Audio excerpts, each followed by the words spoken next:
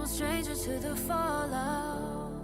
It's what got us here. Ever changing, some chameleon. Blood, sweat, and tears. We'll never make it if we fall to everything that brings us down. With a comeback is now. Blood, sweat, and tears. Fight for what we want. Doesn't matter the cost. Every day, put in work. Blood, sweat, and tears. Nothing comes overnight. Strength in numbers start to line. We don't bow to fear. Blood, sweat, and tears.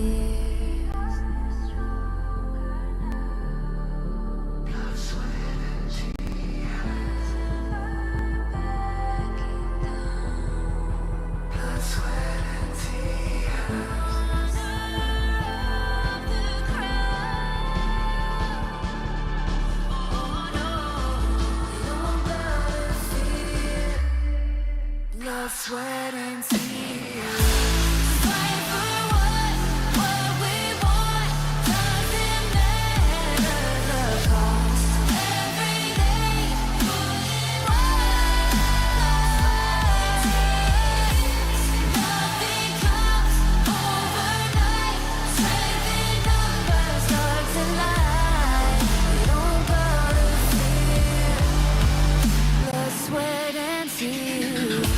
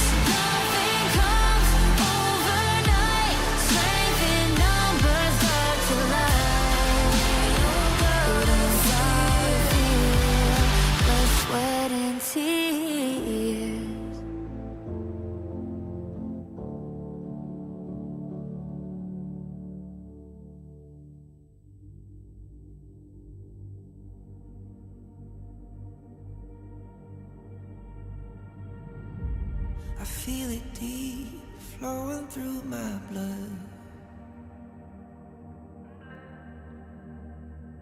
Rising up to become someone. And taking it all on my own. What a sweet victory. And taking all of my control. Awaken something deep in me.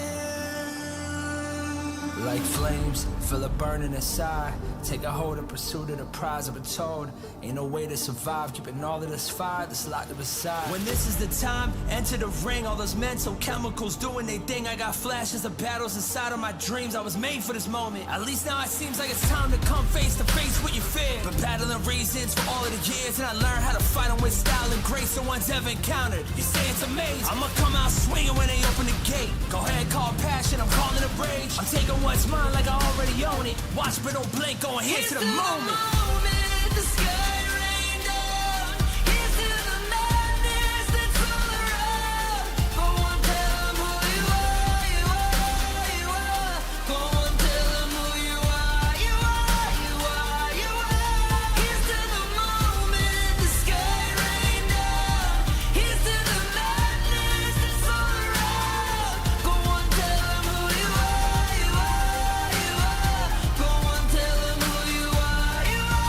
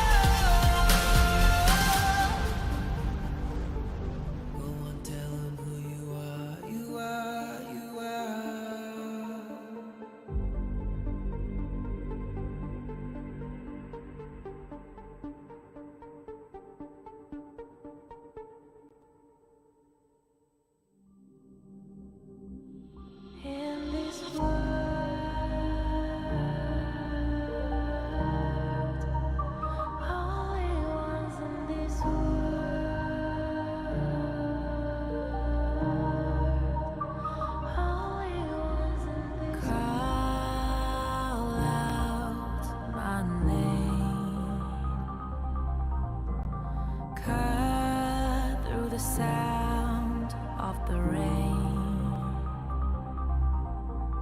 No matter how I feed the flame, you know I feel the darkness and the pain. All of the ways we tried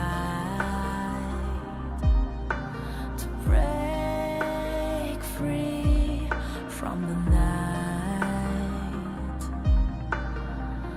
you know we made it out, we found the light. I fly so high, light up the skyline. Let's do it this time, like it's a whole new vibrant world.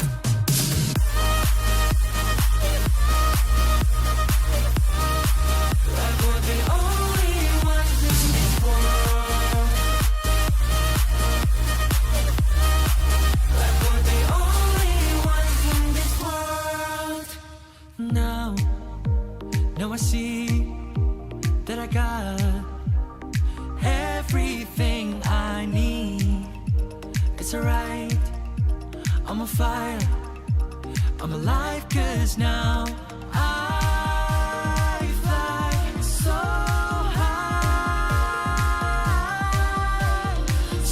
high, light up the skyline. Let's do it this time, like it's a whole new colorful world.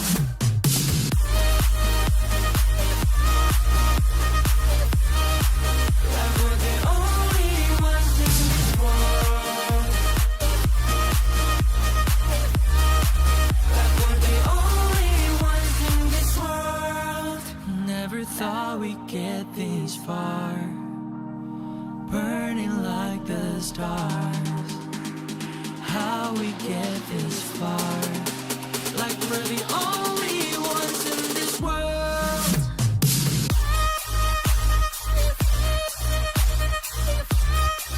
Like we're the only ones in this world. Like we're the only ones in this world.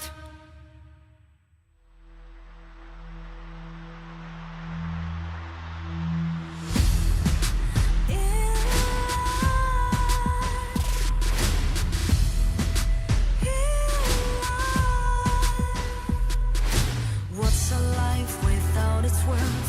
Compromising with what hurts inside. When you let fear decide your fate, you don't choose which. Congratulations, Team Secret from Malaysia!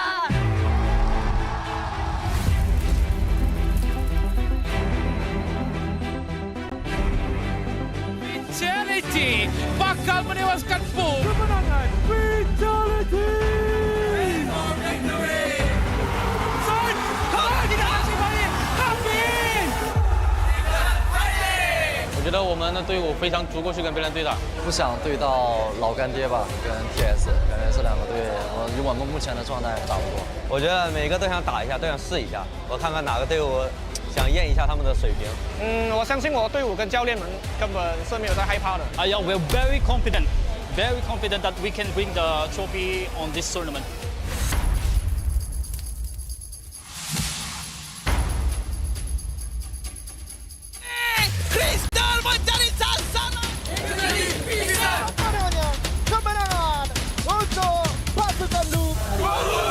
Esse sentimento agora de felicidade que a gente meio que chocou pessoas que acharam que a G ia ganhar, então acho que a gente vem assim e eu me sinto bem feliz com isso. Obviously, it was a very tough journey. We have very low time to adapt to, so obviously it's just a honor and a pleasure to know that all our effort has been worth it. 不认识，一个都不认识，所以说没什么道理怕，知道吗？干就完了，别让我拿到我的绝活，不然有你们好受的。 Então o recado que eu deixo pro próximo adversário aí é que é bom se preparar porque a gente não vai ter piedade de ninguém aqui. 给他们准备个 surprise。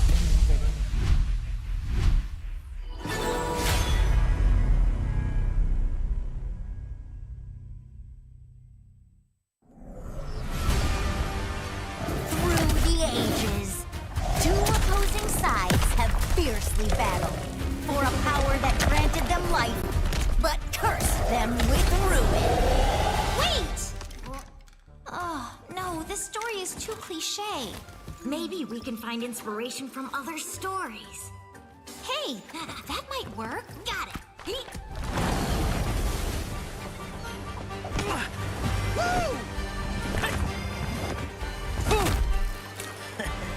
Oh. This story is adventurous, but lacks excitement. How about this one?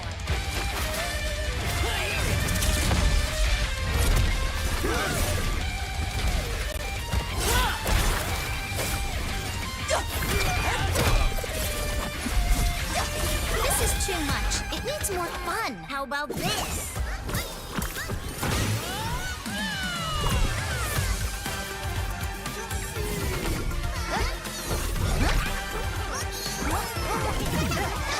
That's enough!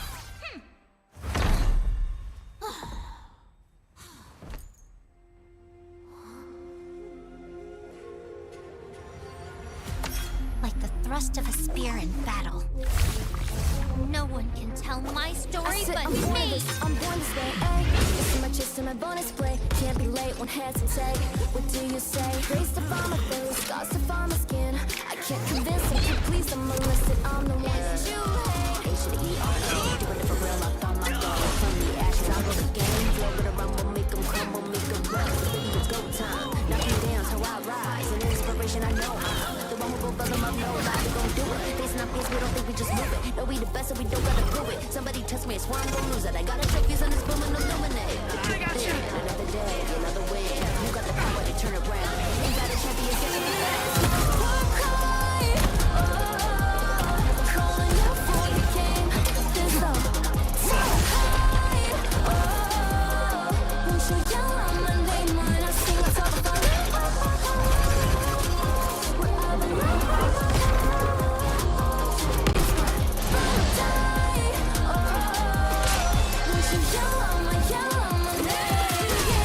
Cry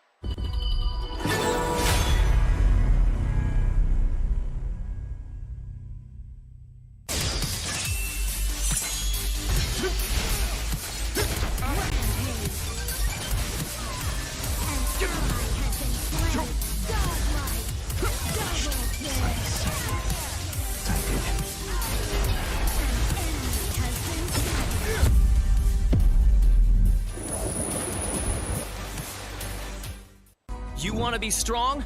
Learn from the pro now. When you're attacking a tower, you might accidentally target an enemy. Or when attempting a tower dive, you end up targeting the tower and minions instead. Professional players execute such impressive moves effortlessly. While you may feel overwhelmed and get killed by the tower, your control settings might be holding you back. Change the recommended basic controls to advanced. This activates extra basic attack buttons for minions and towers. Turn on Show Enemy Avatars to accurately select the enemy's avatar for the kill, and better assess vision exposure. Give it a try and play as smoothly as a pro, easily crushing the enemy faction. Learn from the pro. Learn more from Honor of Kings Global Esports. All I need is a target.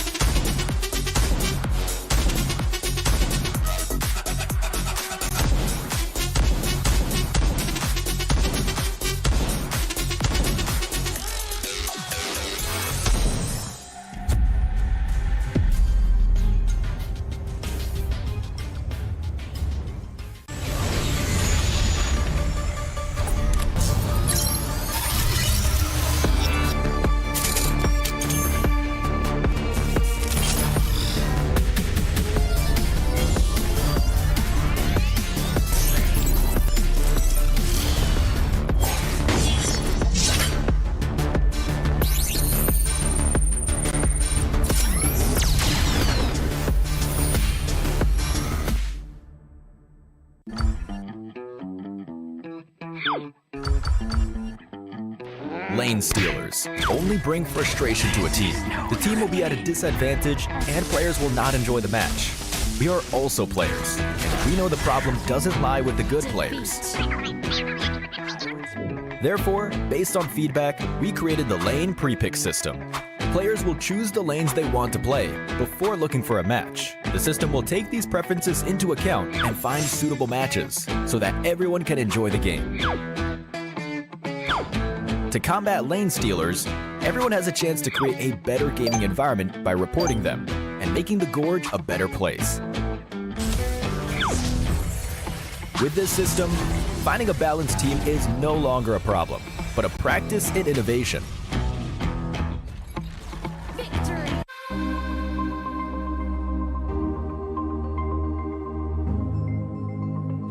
Honor of Kings is the world's most played mobile MOBA, featuring intense and fair team-based battles, high-end graphics, a deep roster of diverse heroes, and a variety of gameplay modes, all combining to offer players an innovative mobile gaming experience. One of our main goals is to develop Honor of Kings for a global audience. To achieve this, we continue to add localized content to the game, such as collaborating with popular franchises to bring new regionally inspired heroes, skins, in-game events, and more to our worldwide community. While we are members of the development team, we are also gamers, meaning we want games that foster fair, competitive environment and reward players based on their skill. This is also our North Star when it comes to developing Honor of Kings, ensuring that the game's mechanics, heroes, equipment, and more are well balanced. The game has been designed from the ground up with a mindset that all elements that affect gameplay can be earned through effort and time spent, such as hero unlock and the Kena system. This core tenet ensures that Honor of Kings remains fair, competitive, and most of all, fun. In addition to accessibility, we believe that a good PvP game needs to maintain friendly and fair matchmaking for players of all skill levels. This is why our team focuses on both game balance and matchmaking optimization. In fact, we review the community's gameplay data every 2 weeks to help us determine how best to balance the hero roster's skills and stats. It's like adjusting a precision clock to make sure everyone experiences the competitive fun of each match. Maintaining a safe, competitive environment makes for a healthier Honor of Kings community, where players can meet friendly teammates and respectful opponents in every session. Our team is passionate about ensuring that players can cooperate effectively in each battle. With a feature like map lane pre-selection, a reward system for positive play, the ability to report bad actor mid-match, and an easy-to-use Conwheel interface, all designed to foster safe, cooperative matches based on good sportsmanship. We also want Honor of Kings to be a platform where players from all over the world can realize their dreams of high-level competitive gameplay. Alliances, leaderboards, and other social features allow our challengers to meet like-minded friends and show off their skills. Meanwhile, our partner program and its incentives allow content creators to stand out and become rising stars in Honor of Kings. The esports ecosystem provides a global stage for all professional esports players to compete. These systems combine to form the game's ecosystem, building a stage for players from all over the world to shine. This is what Honor of Kings means to us. We look forward to meeting you in Heroes Dark as we come together as one strong, competitive, and awesome community.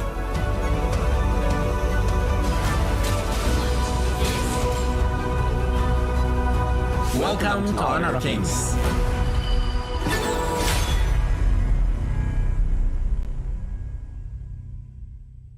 You want to be strong? Learn from the pro now.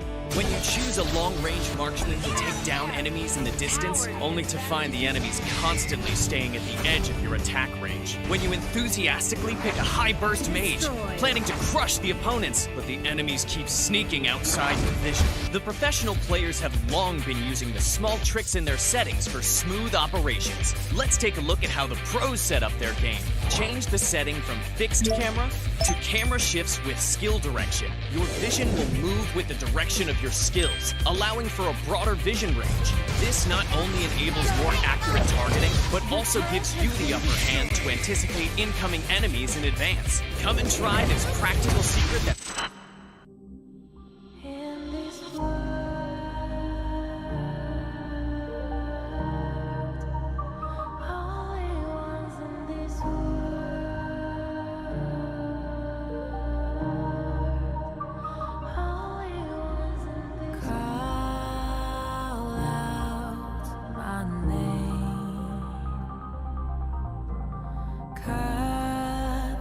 sound of the rain.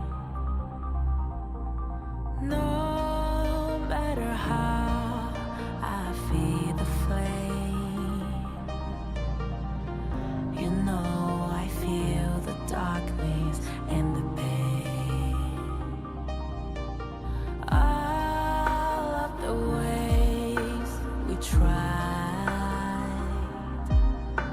to break free from the night, you know we made it out, we found the light. I fly so high,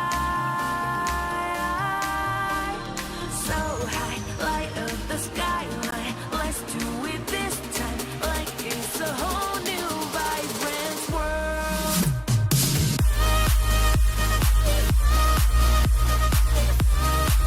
Like we're the only ones in this world. Like we're the only ones in this world. Now I see that I got everything I need. It's alright, I'm on fire, I'm alive, 'cause now I fly so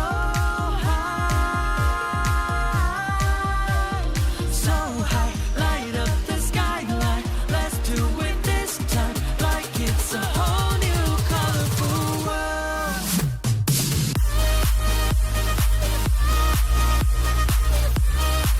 Like we're the only ones in this world. Like we're the only ones in this world. Never thought we'd get this far, burning like the stars. How we get this far, like we're the only ones in this world.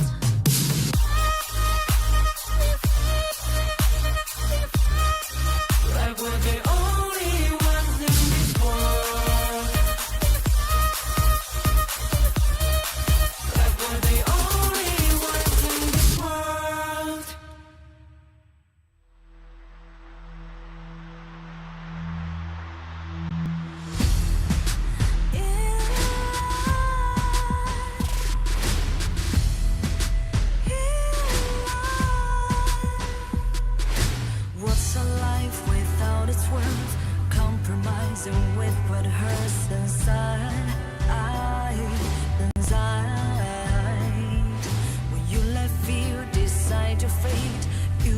choose which path to take in life.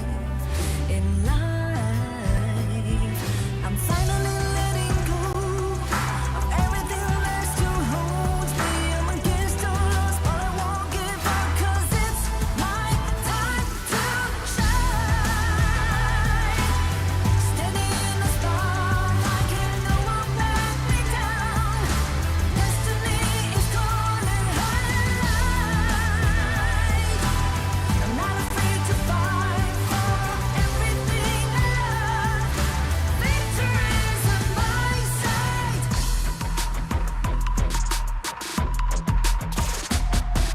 The more we lose, the more we gain. The more that nothing stays the same. In time, in time. Can't love ever, can't forget. What you see is what you get. Sometimes, sometimes. Gonna show the world tonight. The light that shines inside us. We're against the odds, but we won't give up, 'cause it's our time to shine. Standing in the spotlight.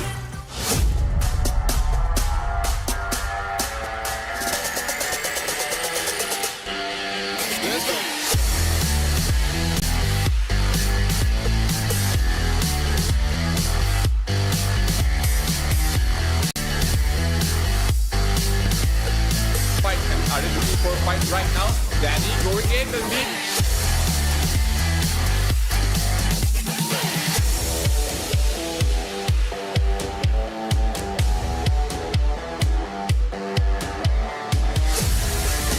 Well, confidence by Fang. Fang doing the time damage from Danny as well, taking down the win sheet as well. Niap is looking.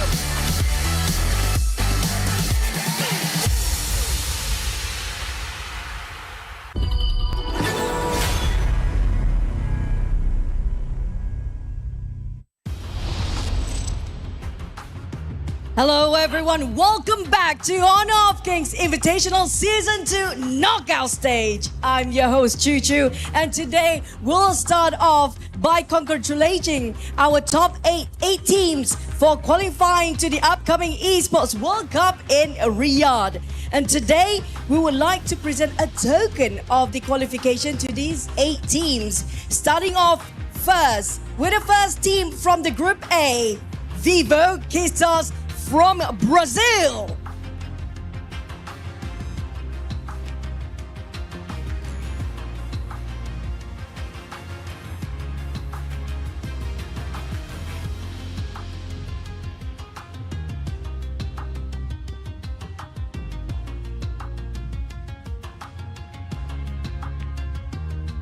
Congratulations. Next up,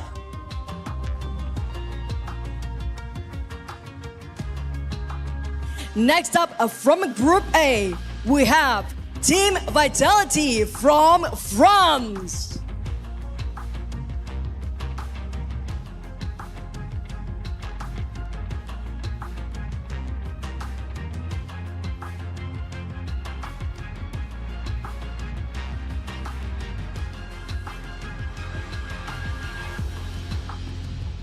Congratulations.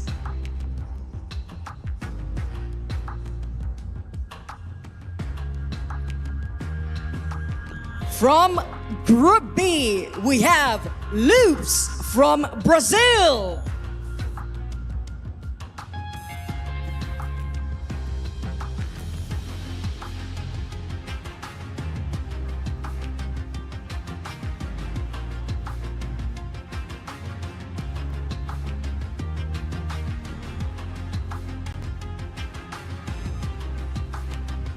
Congratulations.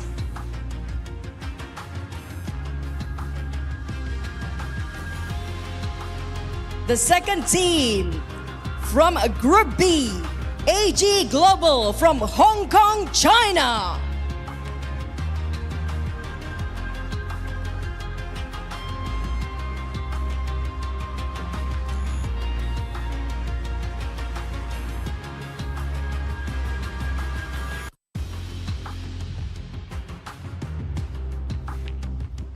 Congratulations.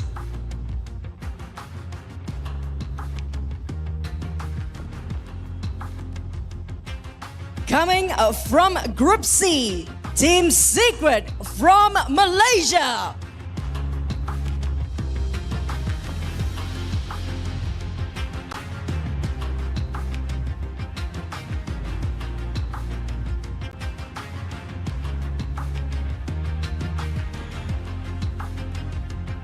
Congratulations.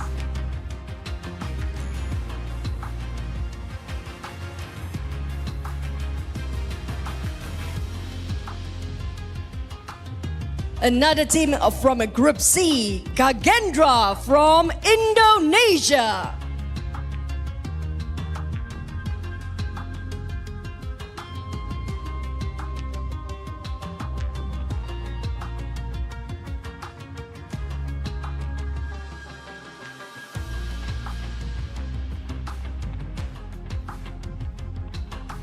Congratulations.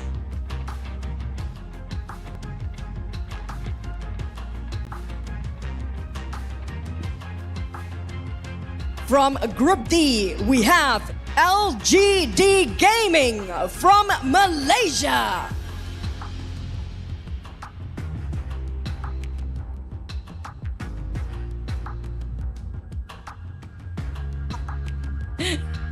Congratulations.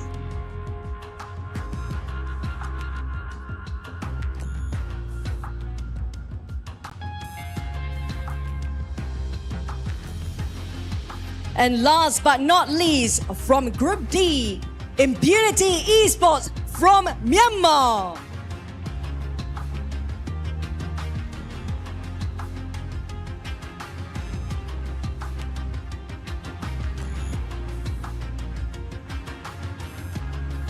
Congratulations. Now, I would like to invite all 8 teams representative to come to the center of the stage for the photo op.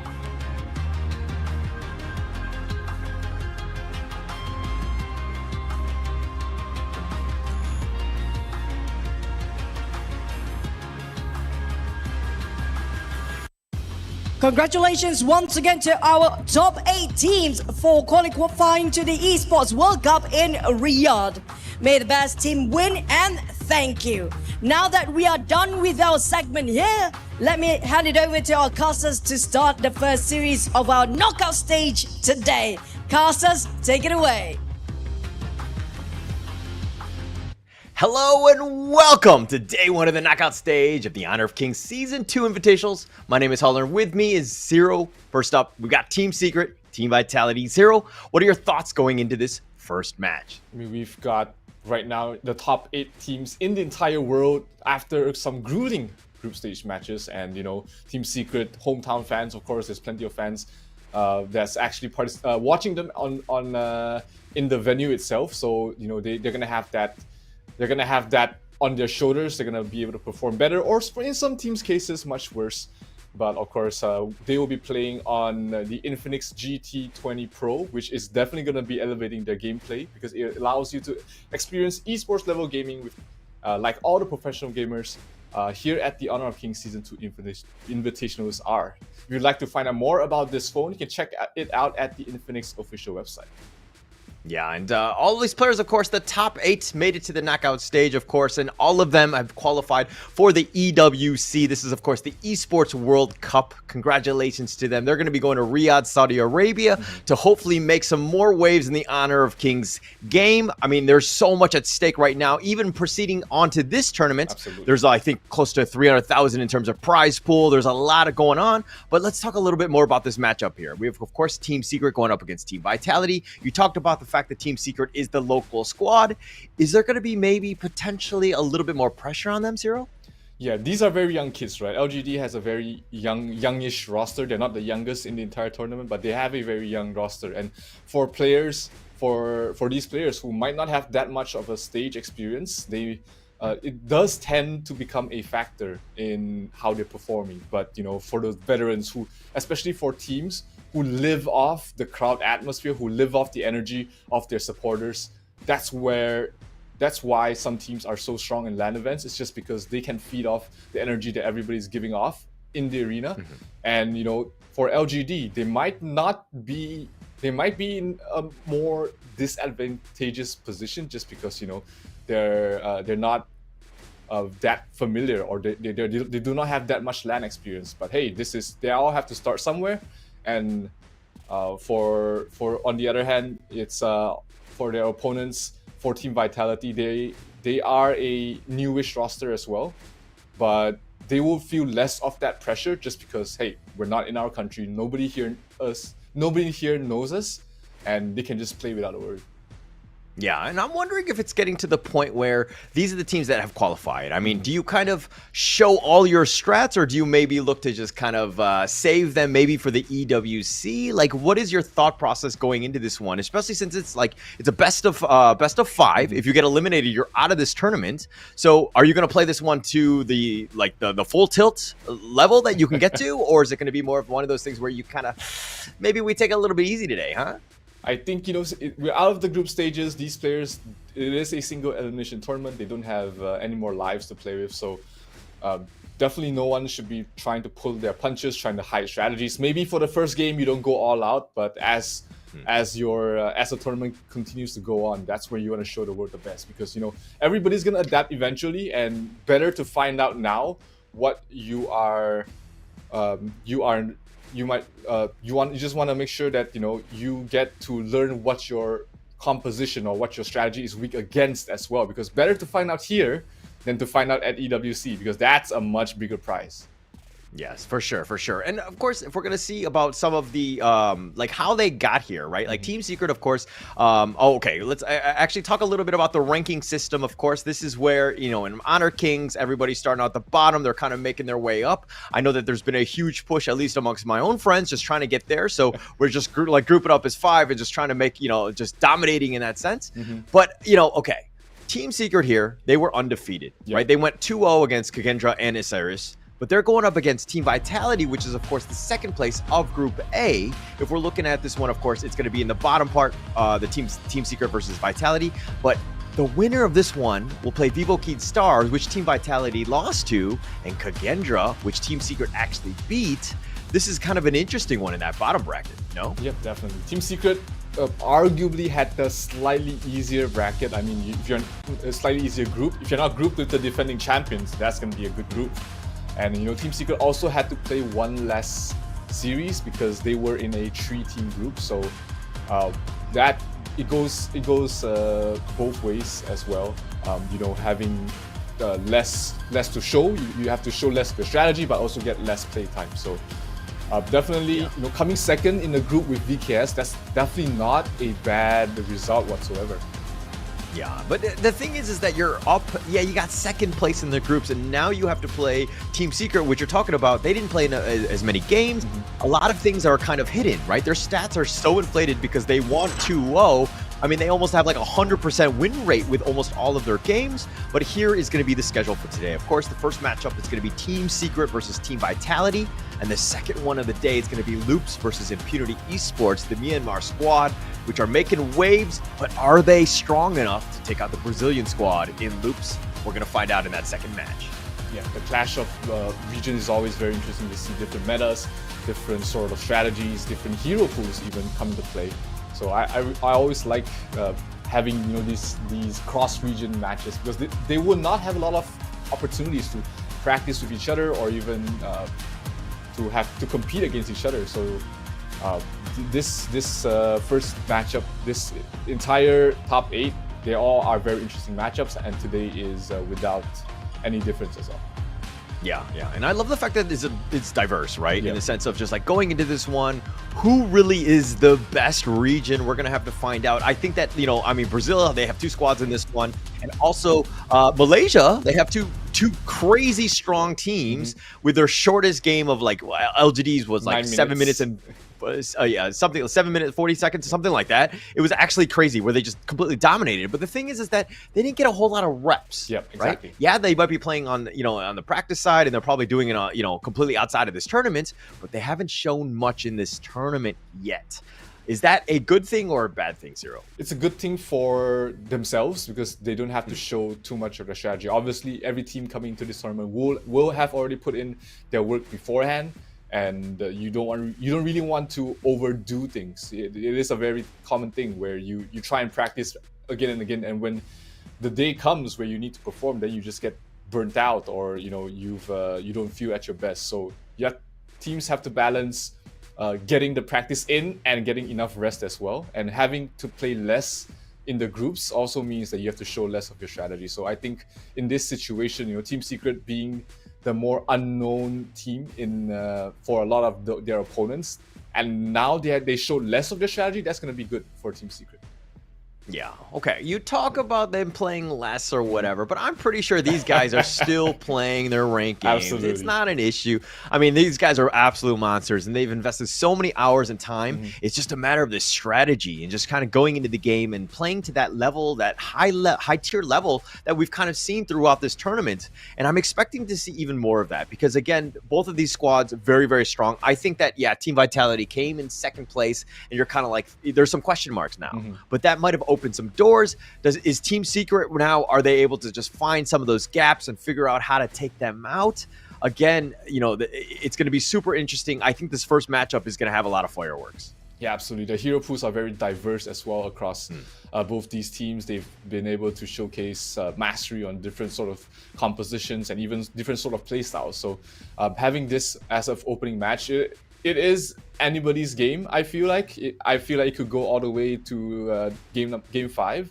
So definitely looking forward for this match to start. Okay, now going into this first one, Team Secret, Team Vitality, do you have a favorite?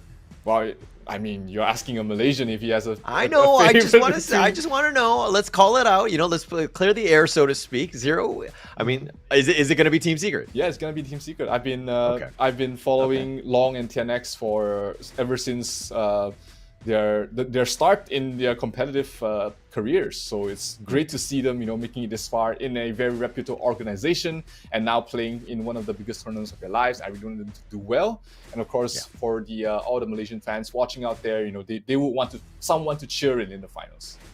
Yeah, and it's going to be super interesting, right? I think it's great to have. I mean, I wish I had a local team or a team that I can get can kind of cheer for. I kind of am neutral throughout. That said, I think that Impunity Squad from Myanmar had kind of earned my heart, so to speak. I think they played really well in the group stage, so it's going to be super interesting in that second matchup.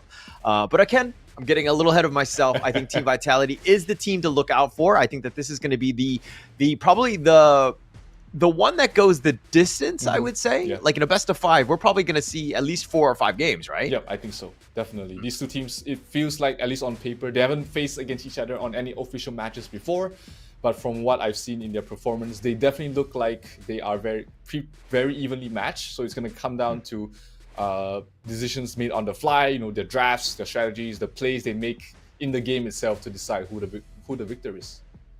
Yeah. Okay. So, I mean, it's going to be interesting seeing what they do. But again, you look at, Team Vitality is going to do the VOD replays of all of the games that Team Secret have. And it's just like them dominating, them having 100% win rate with all their drafts. You're kind of like, okay, who do we ban out?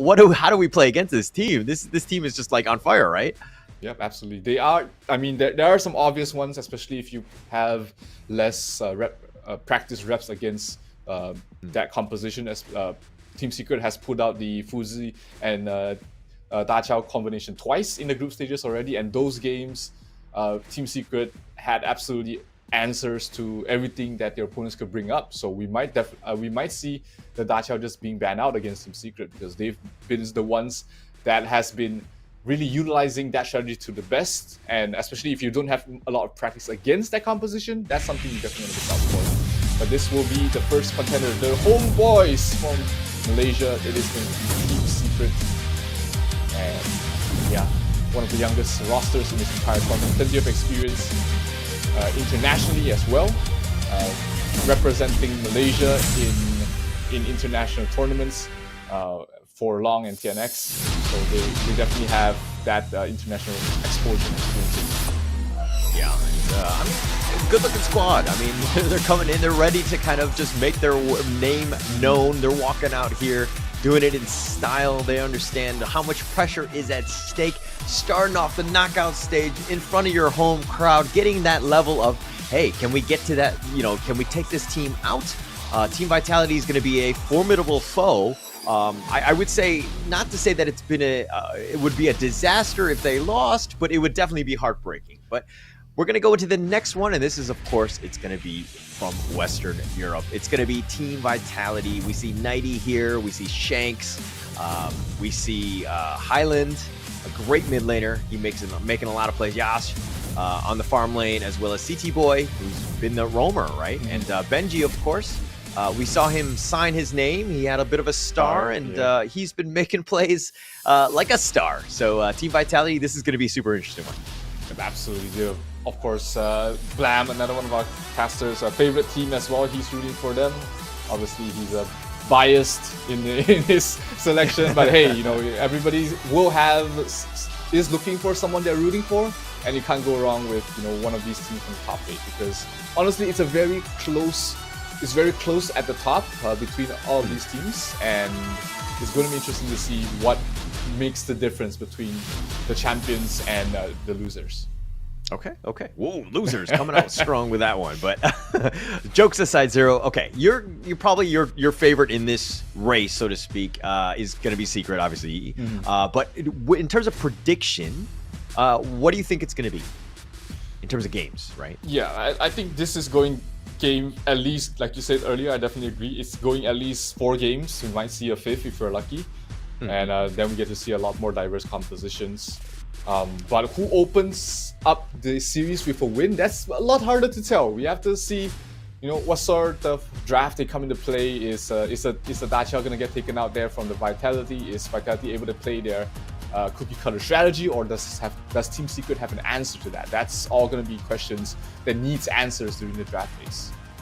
Okay, well, it looks like it's going to be Team Secret, Xuan, TNX, Lung, Sun, and of course, Yuhan representing Team Secret. But I was kind of thinking more on the lines of like predictions as of 3-1 in favor of Team Secret. Okay. Oh, but first the lineup. Yep, Team Vitality, their opponents in the first round, in this round of 8, 90 in the clash, Shanks in the jungle, Highland in the mid. We have CT Boy playing the marksman, and Benji on the roam. And yeah, like it's like 3-1, but I expect myself to be wrong even when I say that, because Team Vitality definitely has what it takes to force this to game number 5. But I think ultimately it will be a Team Secret victory. Okay. All right, you heard it here first, Zero, with the call out. I mean, some of the stats, again, heavily favored in front of Team Secret just because they played very, very well, right? In terms of kills, they've gotten quite a number of them. And average kills of 14.3, that is actually pretty crazy per game by Team Secret, just absolutely dominating their opponents.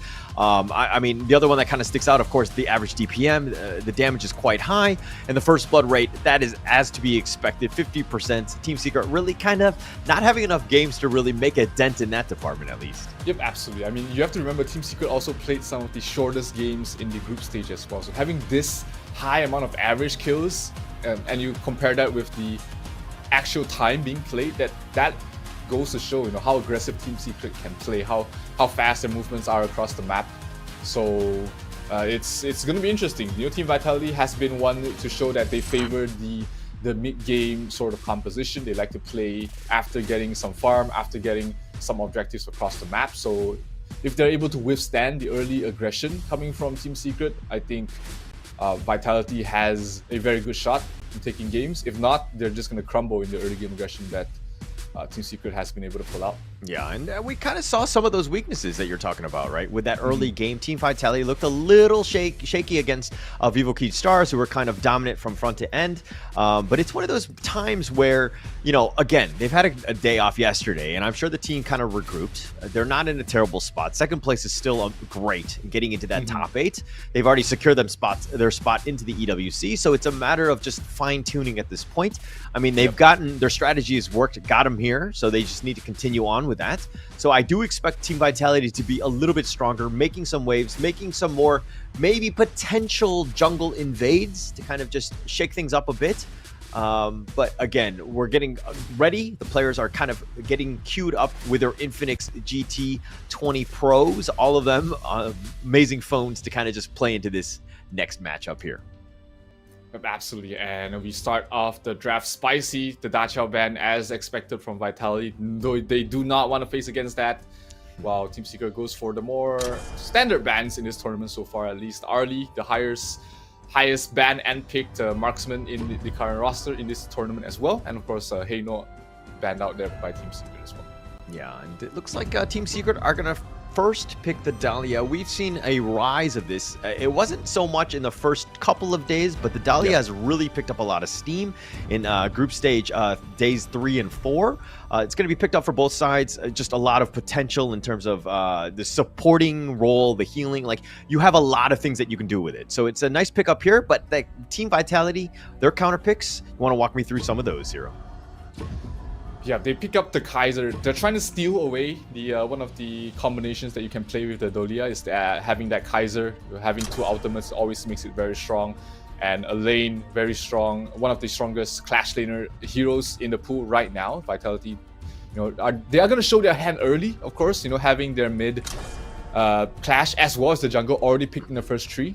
And, Vitality has been the only team to win with the Shangguan so far. So definitely a hero that Highland is very comfortable with. Definitely a hero that he can play very well. It's just not a fantastic sort of utility mage at the moment, but it brings other users to the table, and Vitality seems to really like having that hero in their roster. Yeah, crazy actually. Shangguan's been picked 6 times. It has a 17% win rate. I think Team Vitality was the only one that has actually had some level of success with it. But okay, on the other side, Team Secret, D-Renjie and Lady Zhen, both of these are very meta picks, right? D-Renjie was top 4.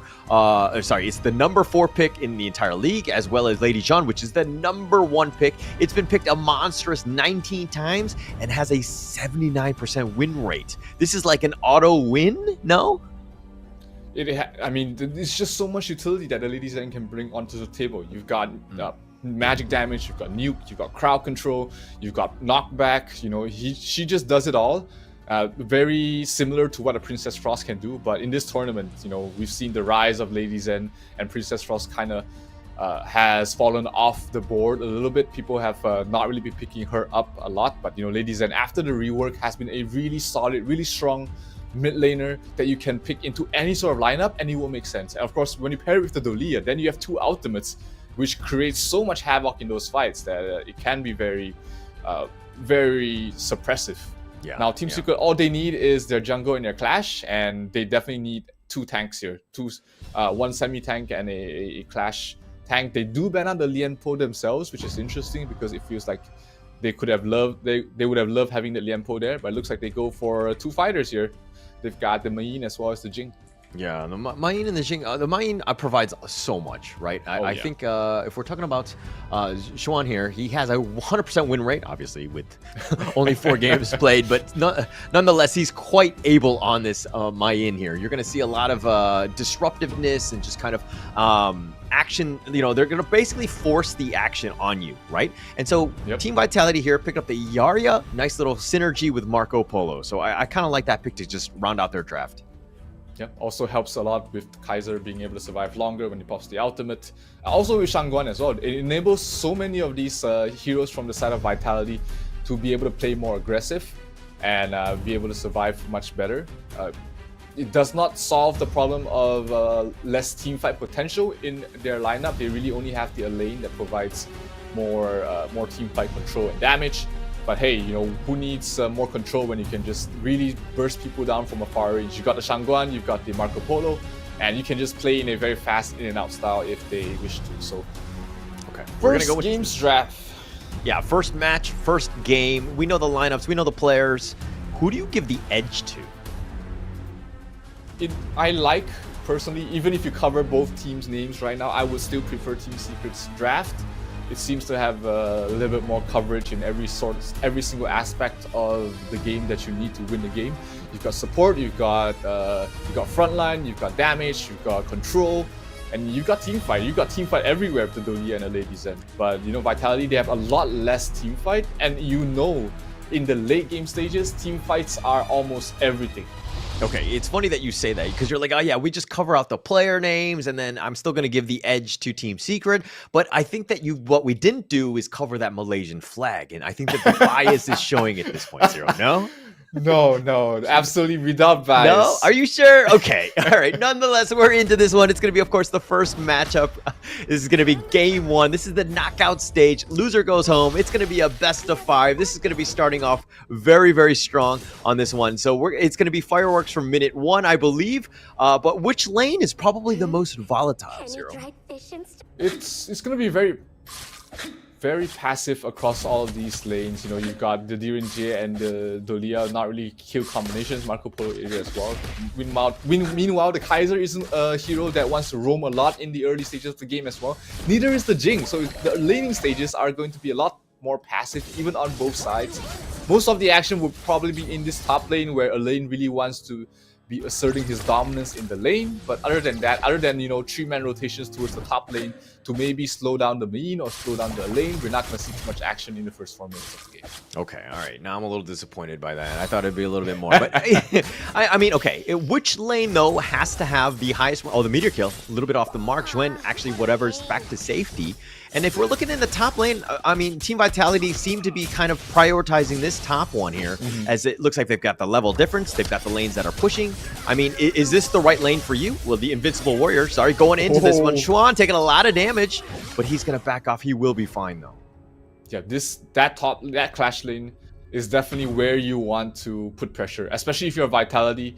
You want to stop the Mei getting to the mid lane, the mid game very comfortably, and that's why you see the Jing helping the Mei out so early on. She wasn't really fully focusing on farming. She was providing backup to her team, knowing that, hey, I just need to get this Mei to the 12-minute mark, and she's going to carry the game for me. So good read from both sides. And it ended up really just being a trade of HP, and nobody's going home wounded. Okay. All right. Now from Team Secret side, which of the players needs to really pop off? Really needs to control this game and just kind of take over?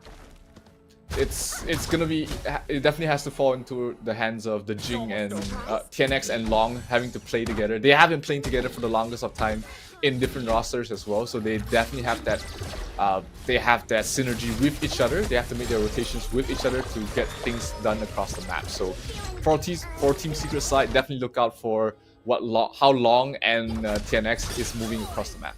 Okay, all right, let's reverse it. Let's talk Team Vitality then. Which of the players here needs to have the best game ever to take this game 1? That's definitely, it has to be Highland on a Shangguan. Shangguan early game, if you snowball, the game's over right there and there. If you get the Shangguan 3 kills in 8 minutes, you know that you're in for a rough time. But if they're able to punish the Shangguan every time she goes for an aggressive tower dive or an aggressive kill, then, you know, this hero really does fall off. He doesn't provide a lot if you're playing her from behind. And, you know, Highland has had some good game, has had at least one good game on that hero, and that hero is not easy to play at all. So he definitely has, he knows that hero in and out. So it depends on how Team Secret is going to be able to shut her down. Yeah, there's a huge skill cap on this one. The dash forward by TNX has shown in the mid lane, but it does have a bit of a level advantage. I mean, level 7 versus, okay, CT Boy just hit level 7 in return, so they'll just look to continue to push. But as you said, really not a whole lot of action in the first 4 minutes. It looks like the Tyrant is going to be started here. This is going to be scouted out. So the Ode is going to connect, and TNX will take the Tyrant, and that was very quick. Yeah, 4 hero rotation downwards. Jing even had to use the ultimate to make sure that they are able to secure the first one. They got it very fast, and that's going to mean that it's just going to be a more passive gameplay after picking up that Tyrant. But Team Secret takes a slight lead for now in terms of the objectives across the map, but not by much. And here comes Highland going for a kill on towards Long. The damage, that was what exactly we're looking for. Highland trying to get that 3 kills in 8 minutes. He gets it off in a good start, getting a kill on towards Long. Okay, but Benji, the support with the Verdant Protector, actually stole the kill. Your thoughts on that one? Do you kind of, slap the hand of Benji at this point for stealing kills, huh? Well, it is a Yaria. You can't really... We talked about Highland needing to get some kills, but she gets killed. She gets killed herself in towards the mid lane. Jing going in, getting a quick kill. Oh, CT Boy gets a nice kill on towards Xuan as well in the top. Oh, the roaming that's gun gonna be huge. The Fevered Barrage is doing some work. Xian actually flashes away. He's going to be the Death at Sunset. Connects on onto the 3. Does the Meteor kill, and he does knock him up, but not enough damage. And TNX will limp away, but he will survive. That was close for the side of Team Secret. They did not expect the rotation coming in from 90. And that was a good call from 90 as well, making that teleport towards mid and walk towards down, towards the bottom lanes, seeing that CT Boy has already top lane locked in and already pushed up. The tier 1 tower will fall for the top, so Vitality, they move their clash, but they don't lose too much farm on the Kaiser, and they managed to get the first tower of the game as well. That's going to bode well for them heading towards the mid game. No, very good, right by Team Vitality right there. I think forcing it out. I mean, yeah, the Tyrant was taken or whatever, but you got more of the kills, and of course, taking that top T1 is super important. You've just kind of created some space.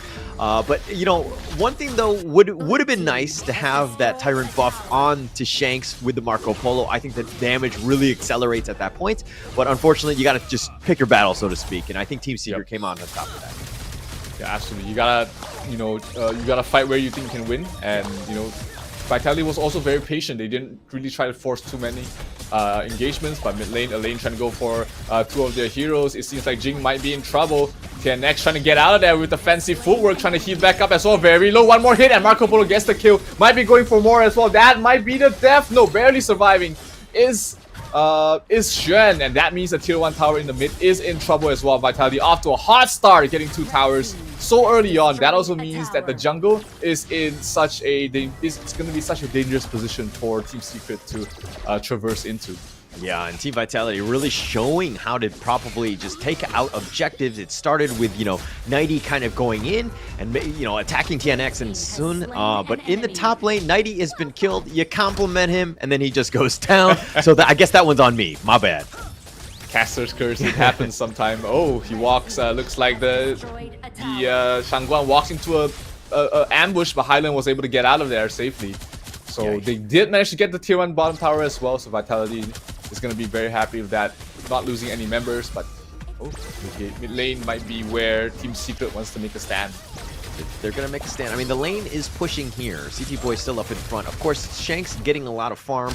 Level advantage over Soon is something to take note of, right? I mean, Soon had died, so he does need to play a little bit of catch-up, but Shanks having that Benji just kind of, basically just protecting you at all points, it just makes things a lot easier. But in the top lane, something to take note of, Team Secret, again, trying to make a rotation, trying to force it out. Maybe you take this Crimson Cone. They will take this one. They do have the image, but on the backside, it looks like they've got 90. 90 actually went in too deep, tried to go 1 versus 5, not able to do it. He's going to be killed, and it looks like they're going to back off here. They have the finishing stroke trying to go in, but it looks like Highland is going to be the first to fall in that one, and Soon will die in return, so it's a 2-for-1 in favor of Team Secret.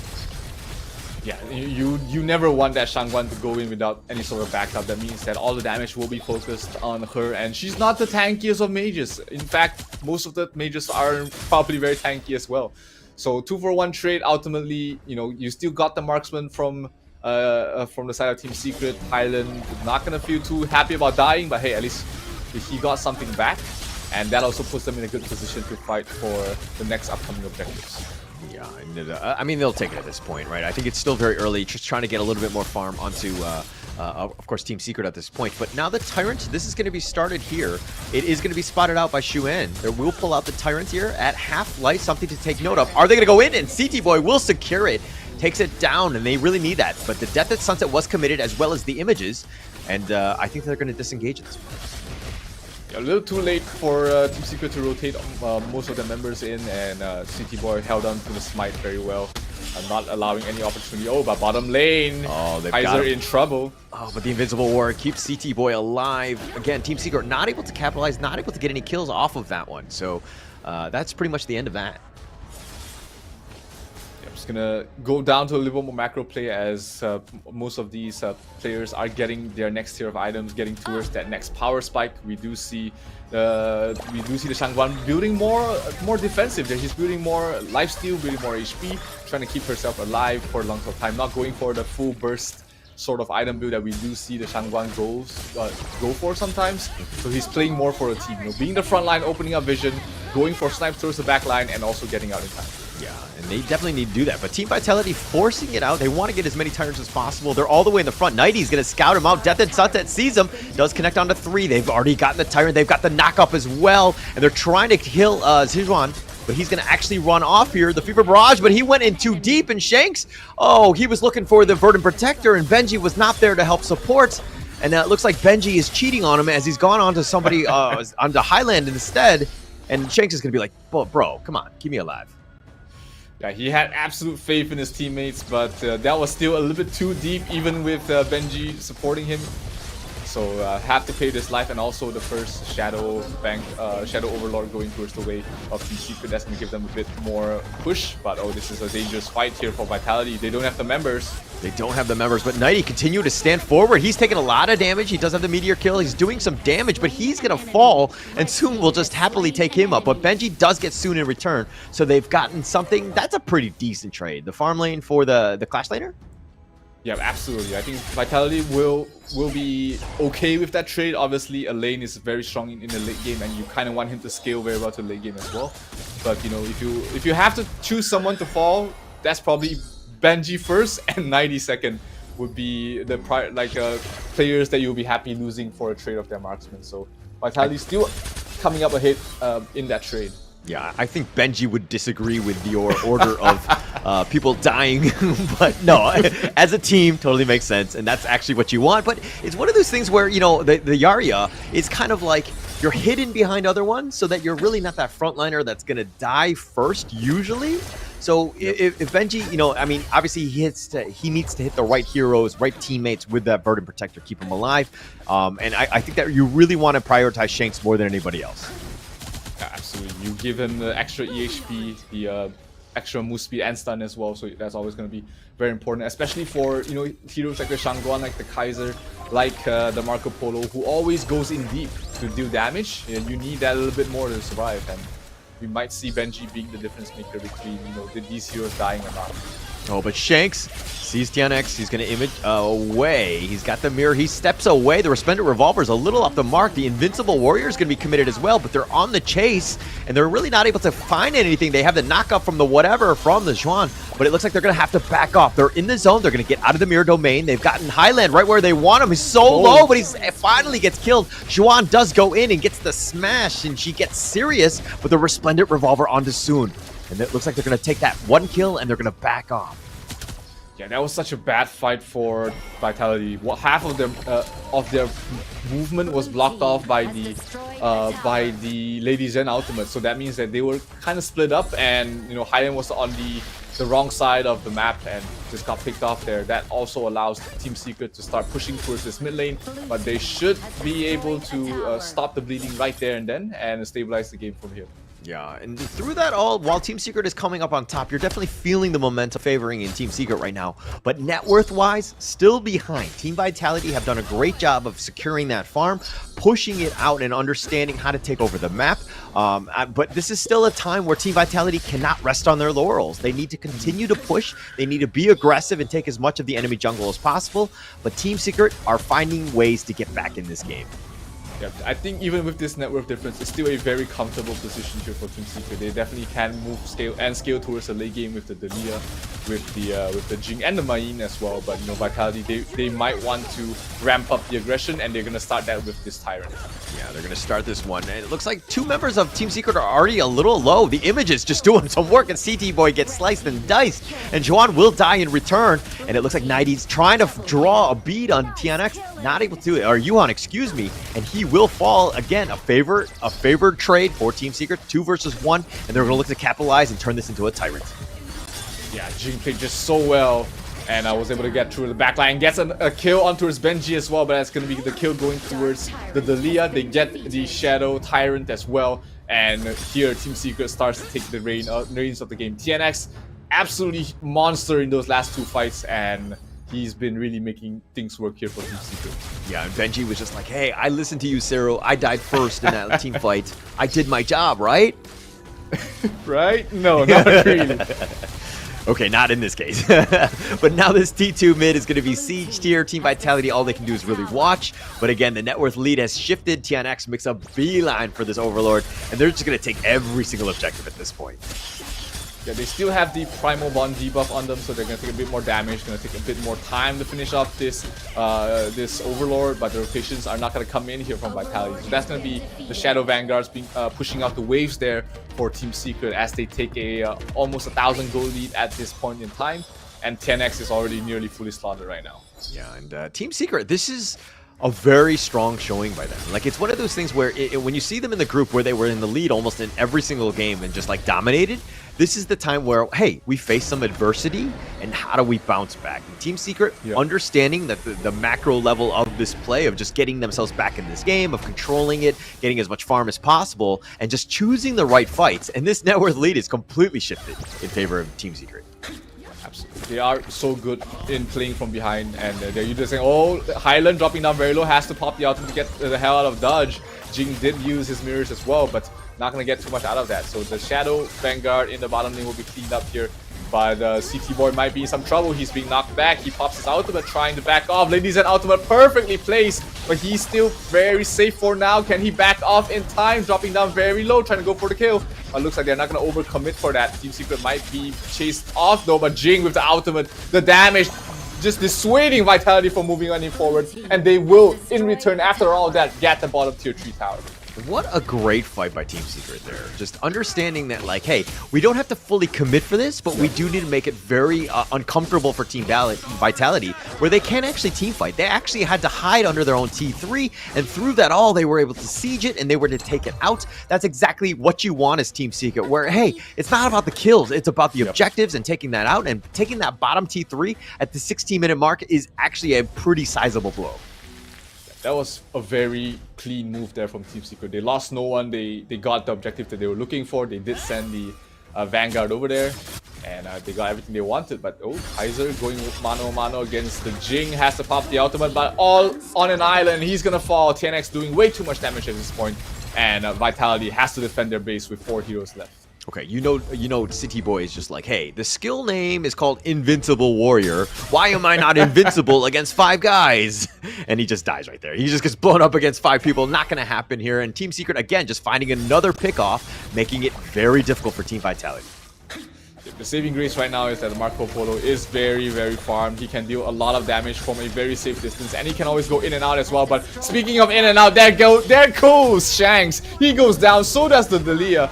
Yaria, and they're gonna lose the tier 3 tower as well. This might be all over here for Vitality as Team Secret looks to strike first in the first game of the best of 5, and they will take down the Crystal and take the opening win in this series. Yeah, Team Secret almost seemed like they were possessed. They were kind of angry, and they were just like, okay, we found the openings, we know how to do this, and we just close the game out. We know how to finish it when we have that lead, and it made it very uncomfortable for Team Vitality to kind of get themselves back in the game. I think Team Vitality was, they need to figure out a way when they have that lead to continue on with that lead and to push that advantage, instead of giving some sort of space for Team Secret to get themselves back in the game, and they were able to do that very easily almost.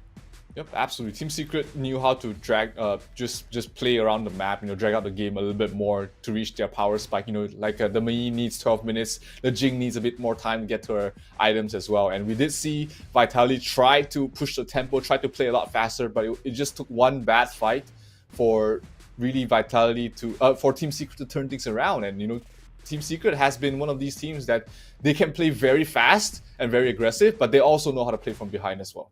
Yeah, and I think it really comes down to the draft here. I mean, Team Secret understanding the limits of each of the characters that they chose. I think there was a huge impact in terms of Lady Jun. I think you have to ban her, right? You cannot be playing against this, or even pick it yourself. Maybe you give yourself a chance, because just the amount of the Ocean of Tears, like the terrain blocking stuff, making things difficult, plus the destructive delusions just left and right. I mean, with the Dahlia combination is just too much, right? And they need to really look into that for game 2 in terms of the draft. Yeah. This is why Lady Zen she is the most banned and most picked hero in this tournament so far. So you gotta put some really focus on it, especially if you're not a team that plays that hero. If sometimes you can just open up with a ban on the Lady Zen. And in 9 out of 10 times, that's going to be the correct decision, just because of how strong she is in the current meta. Okay, well, going into this one, let's check out the items of that game. I think it's going to be the tail of the tape in the sense of just like how they've kind of picked it up, right? In terms of TNX having the most net worth, the Jing, like you just saw how much damage was done. This is my MVP. I mean, 8-1 and 4, like there's no one else, right? It has to be TNX, right?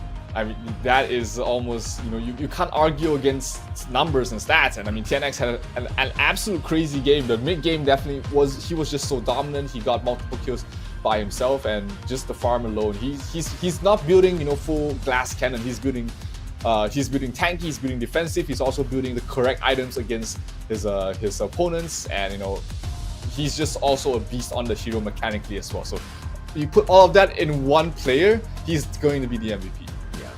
For sure. And he just showed up, right? I mean, like Loong was, you know, 8,000 net worth, had very little, but the 019, I mean, he didn't die very much.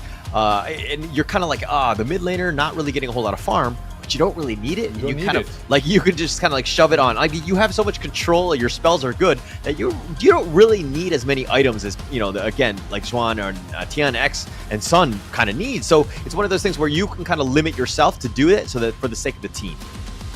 That's the power of Lady Zen, you know, that with no net worth, she can do almost the same thing as she would with 13,000. So take a look at the stats here. You see Lady Zen on top of the damage dealt for the team, and she doesn't even have full items yet. That's how crazy this hero actually is, and that's why, you know, you gotta really put some focus on it on the draft phase. Yes, for sure. And I think that Team Vitality were like, hey, we have the Elaine, Nighty can just jump on her and get onto him. But Team Secret, the way that they were playing is that they were actually the initiators of all the fights. Team Vitality had to react to everything that was thrown at them. They really couldn't find the Loong to just kind of to jump on him and to kind of take him out. And Loong's positioning was flawless. I mean, look at this, the 25,000 damage taken, the lowest across the entire, you know, board, right? Like, it just speaks volumes about the fact that, you know, he can be doing the damage and he can do it from a safe spot.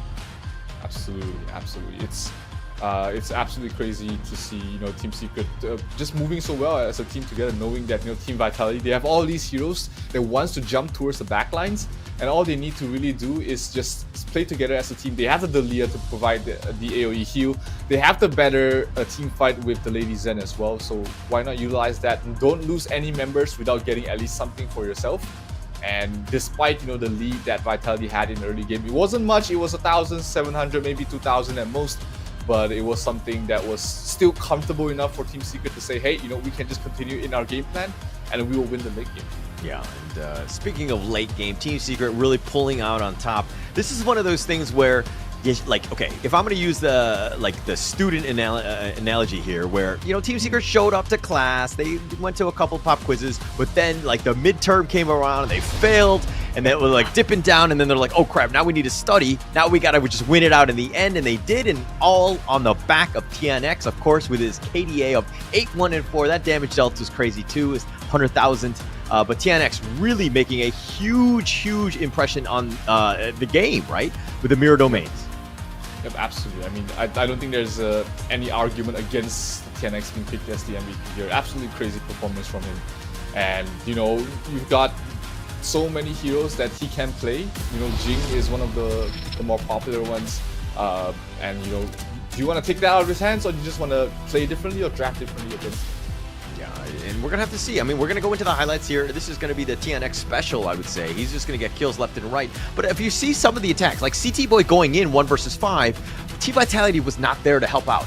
Nighty goes in as well. Then they're like, okay, we'll just focus on this. We'll just eat this free food, so to speak. It's a 5 versus 1. We're able to take him out. But they isolated very well in terms of the attacks. Like, yeah, he goes in, Shanks. He had a nice Fever Barrage. It was in the heart of the enemy team, but where was everyone else? Like, he doesn't want to be that focal point. He wants to be kind of like, let, you know, Elaine go in, let the CT Boy Kaiser go in, let them kind of attract attention, and then Shanks can kind of just clean up everyone else, right? He doesn't need to be going in first, and they seem to be not on the same page. Yeah, exactly. I was just about to bring up that point. It's like, is that, you know, you see this lineup from Vitality. They have 3 heroes, actually even 4 heroes that really want to jump towards the backlines, but they never seem to be doing that together as a team. And I definitely agree with that statement that, you know, it doesn't seem like they are taking these engagements together as a team. Feels like, you know, one player says, hey, let's go in, and then you have 3 other players and will be like, hey, let's be a bit more patient, wait for a better opportunity. So when you're playing something like a composition like this, trying to play aggressive, everybody needs to be doing the same thing, else it would just be like what we've seen in this, almost the entire highlight was just players dying by themselves. Yeah. Okay, in a team fight, you want to get it so that you have a numbers advantage somewhere, right? There are different pockets of the fight that are going on at the same time. And if you're seeing what happened, if you isolate the large team fights, those fights are in favor of Team Secret almost every time, right? There'll be like a Nighty will be somewhere, he'll be fighting 1 versus 3, and then you trying to want to get numbers elsewhere. But those other 2 from Team Secret are staying alive, right? So it's like their positioning is good, understanding the coordination of who we need to blow up is just very, very well coordinated by Team Secret. Yeah, Team Secret definitely looks like they are looking like the better team in terms of just playing together, not even by composition or draft. They're just they feel like they are doing everything. They have a hive mind, right? They are being controlled by one puppet master, but everybody knows their role. They know what they need to do, and it's been fantastic to see them play so well so far. But something else that's fantastic to see, that's already here. I've been playing some games on him as well. That's going to be the Yao. That's already released in the global server. It's now available to all. So definitely, if you like flashy heroes, if you like fighters yourselves, pick yourself up the Yao, and you're going to have some fun with it. Yeah, definitely. And he's a lot of fun to play. I mean, I've only kind of just tested him out a little bit. I did get to play around with him a bit, and just the potential for outplay is just there, right? And I think the Shining Star living up to it, he's going to earn you a lot of stars. So definitely look to pick him up in the jungle, especially. So he's a lot of fun. Yeah, very flashy skills. The movement's beautiful as well. True. So yeah, I can't wait for Yao to make his way to the competitive scene. Not in this patch, obviously. They are playing in the previous patch. You don't want to introduce new heroes in the middle of a tournament for sure. But in the next one, definitely we'll be seeing at least him make his debut in the competitive Honor of Kings circuit. Definitely. And but we're still not over with this one. I think that was a very good, strong statement by Team Secret with that win. Now, if you happen to be Team Vitality, what do you, your coach, Zero, okay? Tell Team Vitality what they need to do better in this game. Other than be Malaysian. So they need to shake off that last loss. You know, it is a best of 5. You gotta take one game at a time. Just not really forget the entire loss, but remember the good things, learn from the bad ones, and then just move on to the next game. It is a best of 5. It's not a global ban pick, so you still have everything to play for, and it is you know, just gotta put one foot ahead of the other and focus on the next draft. You gotta draft a bit better. I definitely feel like, you know, Team Secret had won in the draft in the previous game, so this game, you know, gotta start off from the beginning, get into the game with a good draft, and then move on from there. Okay. Well, speaking of which, it looks like Team Vitality have stolen the same playbook, or at least the first pick of the Delia here, looking to change things up. Team Secret, this is not just with everything seems to be reversed right now, with Elaine being picked up by Team Secret, and of course with the Lady Jean just kind of rounding it out. You just got to go with the Lady Jean no matter what, right? Yeah, it's just like, if it's not banned, definitely pick it up early. It seems to be the formula that has been working out for all of these teams. Vitality gets a very scary combination themselves. They got the Dolia Kaiser combination, and that was something that they didn't have in the previous game. They did have the Kaiser, but without the support of the Dolia. Probably as a block pick away from Team Secret, but this time they get the full combination themselves. It's going to be fun to watch, but the Team Secret seems like they are trying to make a point here. We can play your heroes, but better.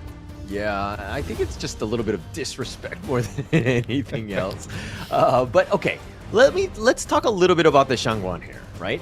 Team Vitality, we know that Highland can technically play him, and he did have that one really good game.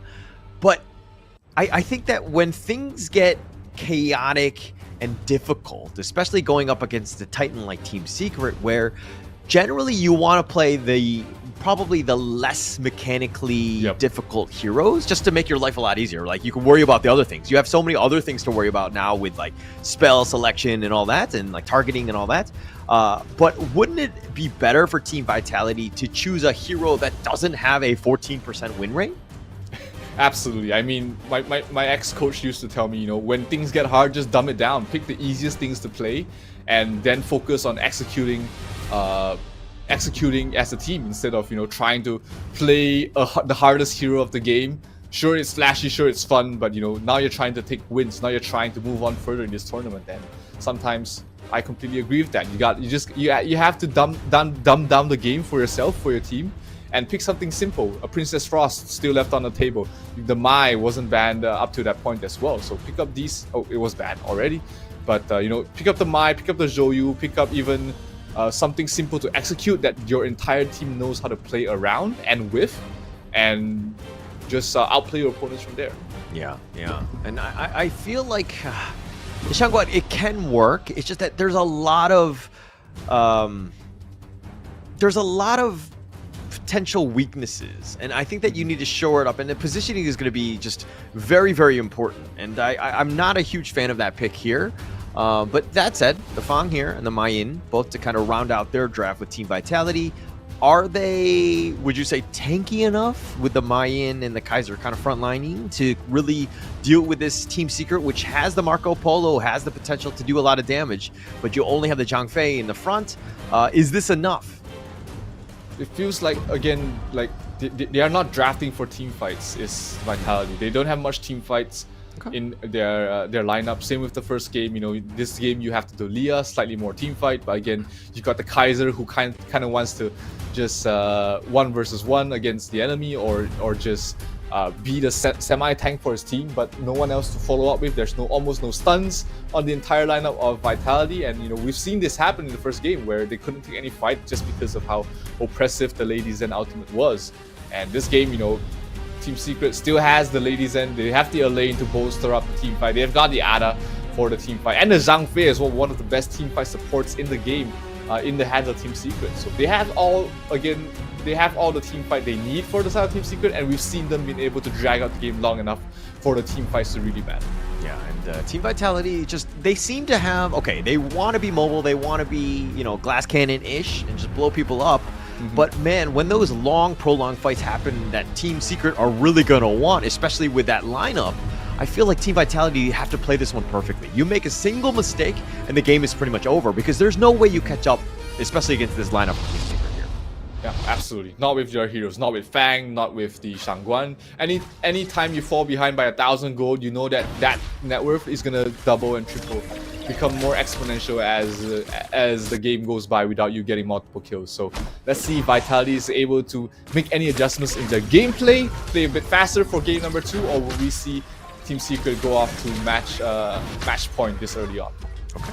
Speaking of matches, this is going to be the first match of the day. Game 2, of course. Can Team Vitality bounce back? TNX, I think, actually got the steal. He's going to take that one out. And in the bottom lane, Soon and Shanks, Shanks just getting scurried away. But talk to me a little bit about this Zhang Fei here. Yeah, Zhang Fei is a very strong team fight support. He doesn't provide a lot in the first few minutes of the game. He only really just shields, a little bit of knockback. But how most teams are playing the Zhang Fei is really as an aggressive support, invading the jungle with your own jungle. You know, just really starving out your opponent's jungle, giving tempo to your team, information as well. Because he's such a tanky and also mobile hero that, you know, he can really just go on his own into enemy territory and still feel safe enough that he knows that he's going to be able to back off. Yeah, actually, I'm a roamer. I just spam Zhang Fei myself. I just love the hero. I think that there's just so much potential outplay with him.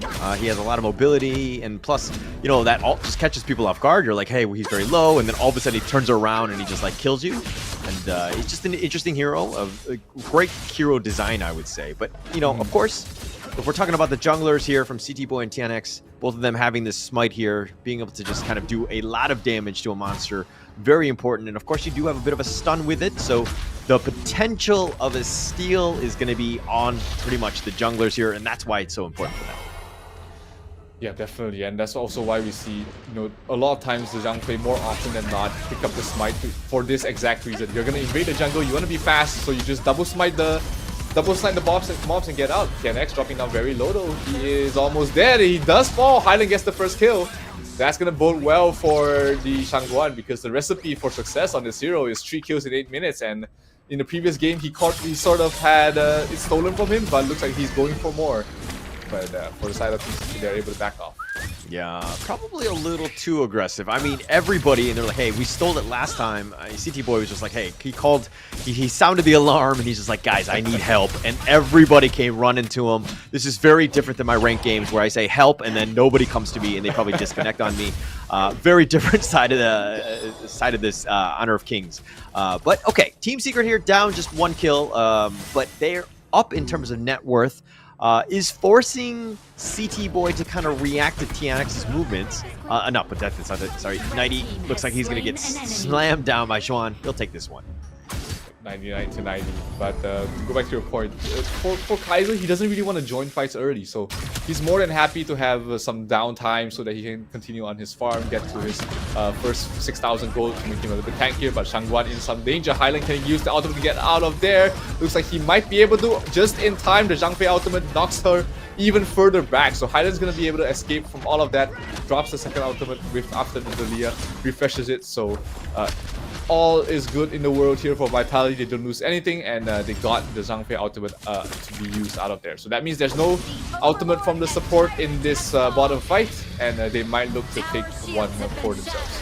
Yeah, they're going to try to take the Tyrant here, and it looks like they're going to take this one. TNX will secure yet another one. Again, using that smite, very important for him to do so. But I just want to kind of comment on Yuhan's, which is the unbridled outburst where he pushed away Highland. As a Zhangfei spammer myself, I have done that many a times. I feel like I am an Honor Pro player myself. Mid lane, Highland in trouble. Arthur will be able to finish him off. TNX off to a good start as well. Getting the kill, might be getting a second one. The block was not enough. Rotations from CT Boy coming in was a bit late because he was more focused on getting the Overlord. Not the most important objective this early on, but the goal is still go for them. But the trade-off was they lose their mid lane. Yeah, and that's going to be a pretty sizable gap at this point, right? Highland, again, you need to, what was it? The 3 kills at 8 minutes. We're already almost at the 5-minute mark, and I think he only has a single kill. He's definitely behind, and that's going to put him back even further. But look at this invade. Team Secret, not afraid. They're going to be super aggressive, trying to steal as much as possible. The Invincible Warrior has been committed. The Ghost Ship has been used just to kind of push him back and to dive him back. Now Highland has to use the finishing stroke in defense, but he's stuck in the tower. Okay, in the cave, excuse me. But he dashes over the wall. He's gonna be fine. And it looks like Team Vitality are looking to just back off at this point. Highland has to thank his lucky stars that they did manage to pick up the Dalia for himself. Getting a second ultimate got him out in case they were continuing to chase. But still, a lot of utility being forced out here from Vitality, and Team Secret is still very healthy. They want to pressure this bottom tier 1 tower. Sun's already doing so much damage towards the Dalia, but no one else to back them up in this push, and they're gonna back off. Yeah, and while TNX did have that death early, he's still a level above. Okay, CT Boy just hit level 9, so he's gonna catch up to him. And it looks like TNX gonna be pushed away with the Ode, but again, the TNX, his presence has been felt even in, obviously in game 1. You're definitely feeling it in game 2 as well. He's just putting a lot of pressure throughout all of the different lanes. Yeah, he's playing this Arthur very well, knowing that he's strong early game, playing aggressive, opening up the jungle, looking for kills, and that's been able to keep Team Secret in the lead for now. But here comes TNX, trying to finish off 90. 90 able to back off and flash away to safety. A couple of common skills being utilized there, but no one is falling from that. Team Secret's gonna back off for now. Back off, and Xuan will look to go for the meteor kill. He actually misses, and now he has to death at sunset just to keep himself alive, just to hide the shame of missing that meteor kill. But it looks like the Crimson Golem has been taken here. City Boy has used his Invisible Warrior. He's still up in front, and he's gonna get shot down by the Resplendent Revolver. But I think Team Secret will get away with this. Yep, nothing that Vitality can really do. They don't have any stuns. They can't stop anyone from backing off. And again, the jungle has been constantly pressured by the side of Team Secret that, CT Boy is suffering. He doesn't have his blue buff, he doesn't have his red buff at the moment. He's going to go for the blue buff right after this, which gives Team Secret an opening. They know that, Kaiser's going to be in the jungle, so they can pressure bottom or even pressure mid while he tries to get that. Okay, but the net worth lead is only about 1k. It's not the end of the world. Unbridled Outburst going to be committed here. TNX goes for the ghost shift, but he actually has to back away. The Blade Storm will zone everybody away. Now, Team Vitality down about 1k, and yet they're the only ones that have taken a tower in this game. So they're still kind of in it, if you know what I mean? Yep. 1,000 net worth lead at this point isn't insurmountable, isn't huge. It's half an item away from everyone else, but here a lane going towards the backline, trying to finish off Hyland. Hyland in some trouble. Can he pop the ultimate in time? Looks like he will not. He will fall. Xuan will be the one to pick up the kill, but have they overextended? No, they have not. CT Boy will fall as well, so it's a 3 versus 5 fight in towards the mid, and we might see Team Secret getting the first tower of their own themselves. Okay, Xuan here just kind of flexing. I mean, playing really well, getting the back line, just cutting off the angle of retreat. And Hyland not able to finishing stroke away, but okay. Oh my gosh, he flashes away soon. Does have the shield from the Leaping Savior. Benji's on the other side. He's not going to go for this one, but that was actually pretty close for Sun. Yeah, it was a close call. I mean, Team Secret has been invading this this Might Golem again and again. Has been able to get it every single time. Team Vitality tried to punish them for that move, but again, Team Secret able to get away with highway robbery, and that also allows Xuan to push out the top lane. Seeing 4 heroes in the bottom already, he knows that, hey, I can push out this top, not be in any danger whatsoever, and potentially get that top tier 1 tower. Okay, looks like they're going to start the Overlord here. TNX will start this one. They do have the portal play from Zwan, who's going to be in the bottom lane. Will show. It looks like, oh, Hyland gets the steal. Okay, we'll take that.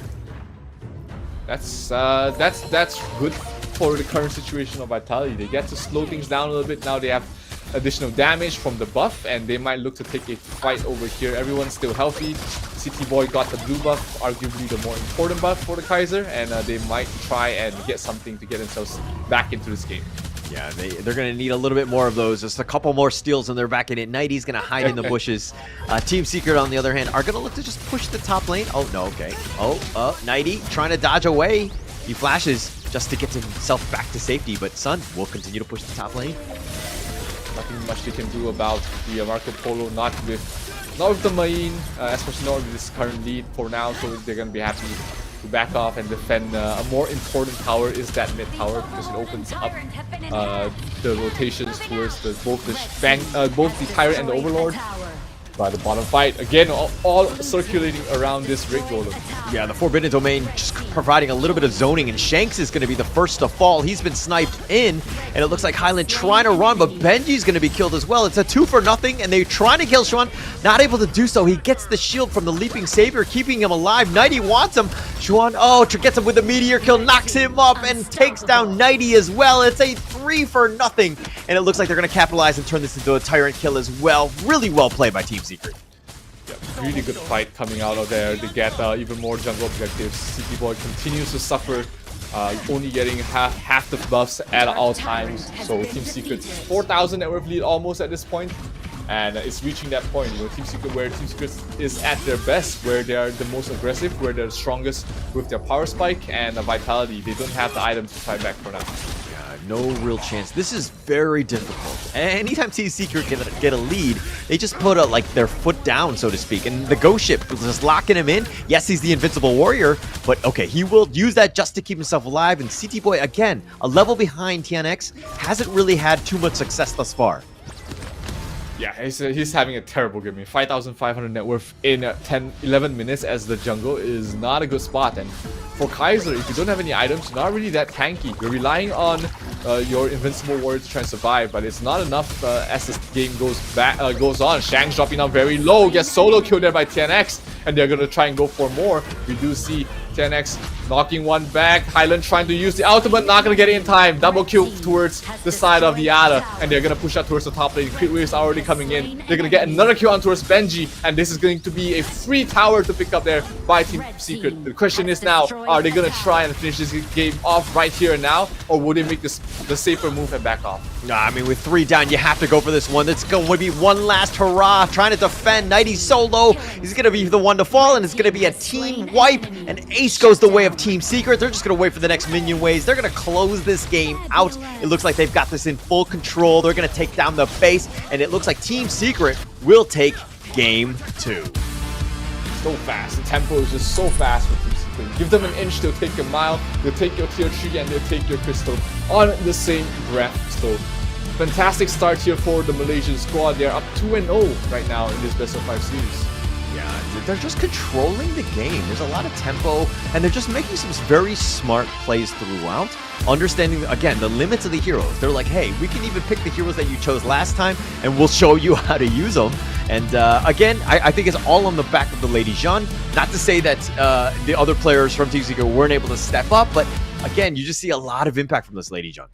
Yep, absolutely. I mean, mid lane has been phenomenal there for the side of Team Secret, and once again, TNX on the Ada. I mean, he was amazing on the Jing, and he makes Ada looks like an absolute tier 1 jungle hero, which he's not really, because he's a little bit limited in his late game prowess, his late game scalability. But when you end the game in 10 minutes, what's a better hero than Ada to do that for you?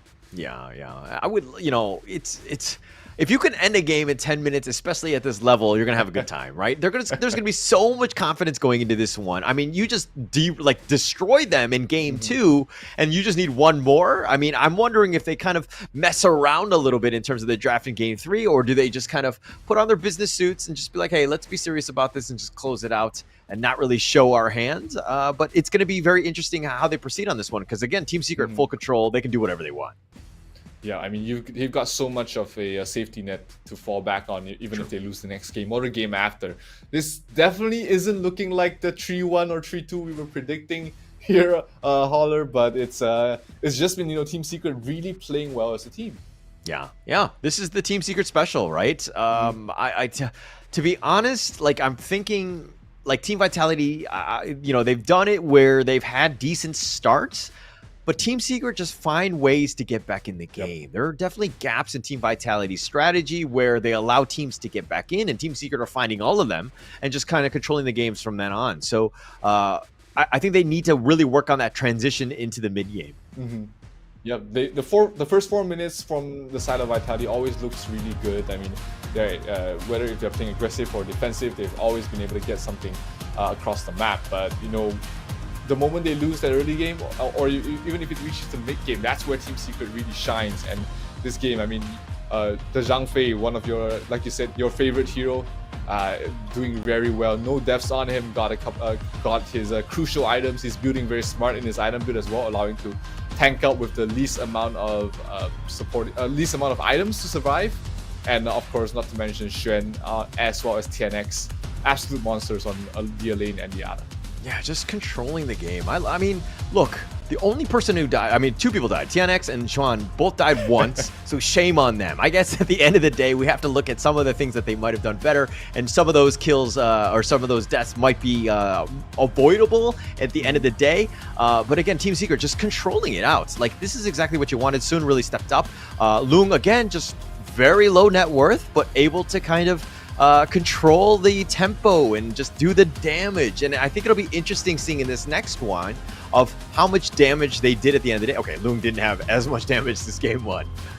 Yeah, just because the game ended a lot faster, but he still is the top across both teams, and also taken the least damage across all the other 9 players as well. And that's Lady Zen, 1 Horror staff, and you're ready to go. Take the fight anytime. I'm ready. I'm gonna be happy to join these fights, because it means that I get to utilize my low scaling skills, sure, but they're gonna provide so much value in these fights. Yes, it's all about the value, right? Just trying to do as much as you can.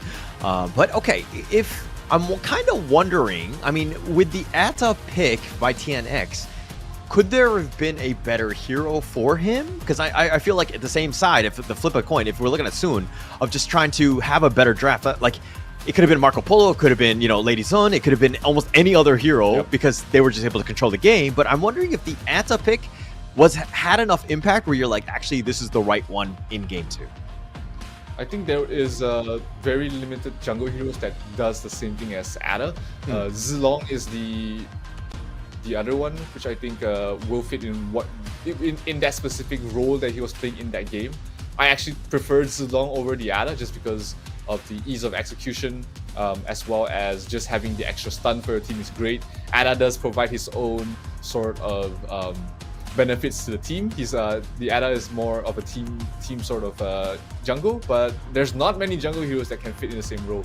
Dun is probably the more popular one, but I'm not a huge fan of Dun at all. Okay. Well, to be honest, day 4, Dune had quite a showing. There were definitely some good games with him, so I think it's kind of like hit or miss depending on the team. But okay, who do you think is going to be the MVP from Team Secret, right? I think he could be the Clash laner this time, and yep, it is. It's going to be Xuan on the lane. Had a very impactful game, especially in the laning phase as well. So in this second game, it's a lot harder to call. I mean, everybody did their jobs well, and if you have to pick someone out of the entire bunch in this particular game performance, it would be Xuan for me as well. Okay. I mean, the 5-1-5 definitely helps. He was so disruptive. He was getting solo pickoffs on the phone. So he was just kind of going in, and we'll see the Team Secret's highlight reel, so to speak. But they started it off just being aggressive, invading the enemy jungle, making Team Vitality. Like, CT Boy doesn't have that blue buff to start things off. It's going to be rough. Oh, this is actually the second one where they do end up making them pay. But again, Nighty not able to get away. Xuan had so many good death at sunsets. Absolutely.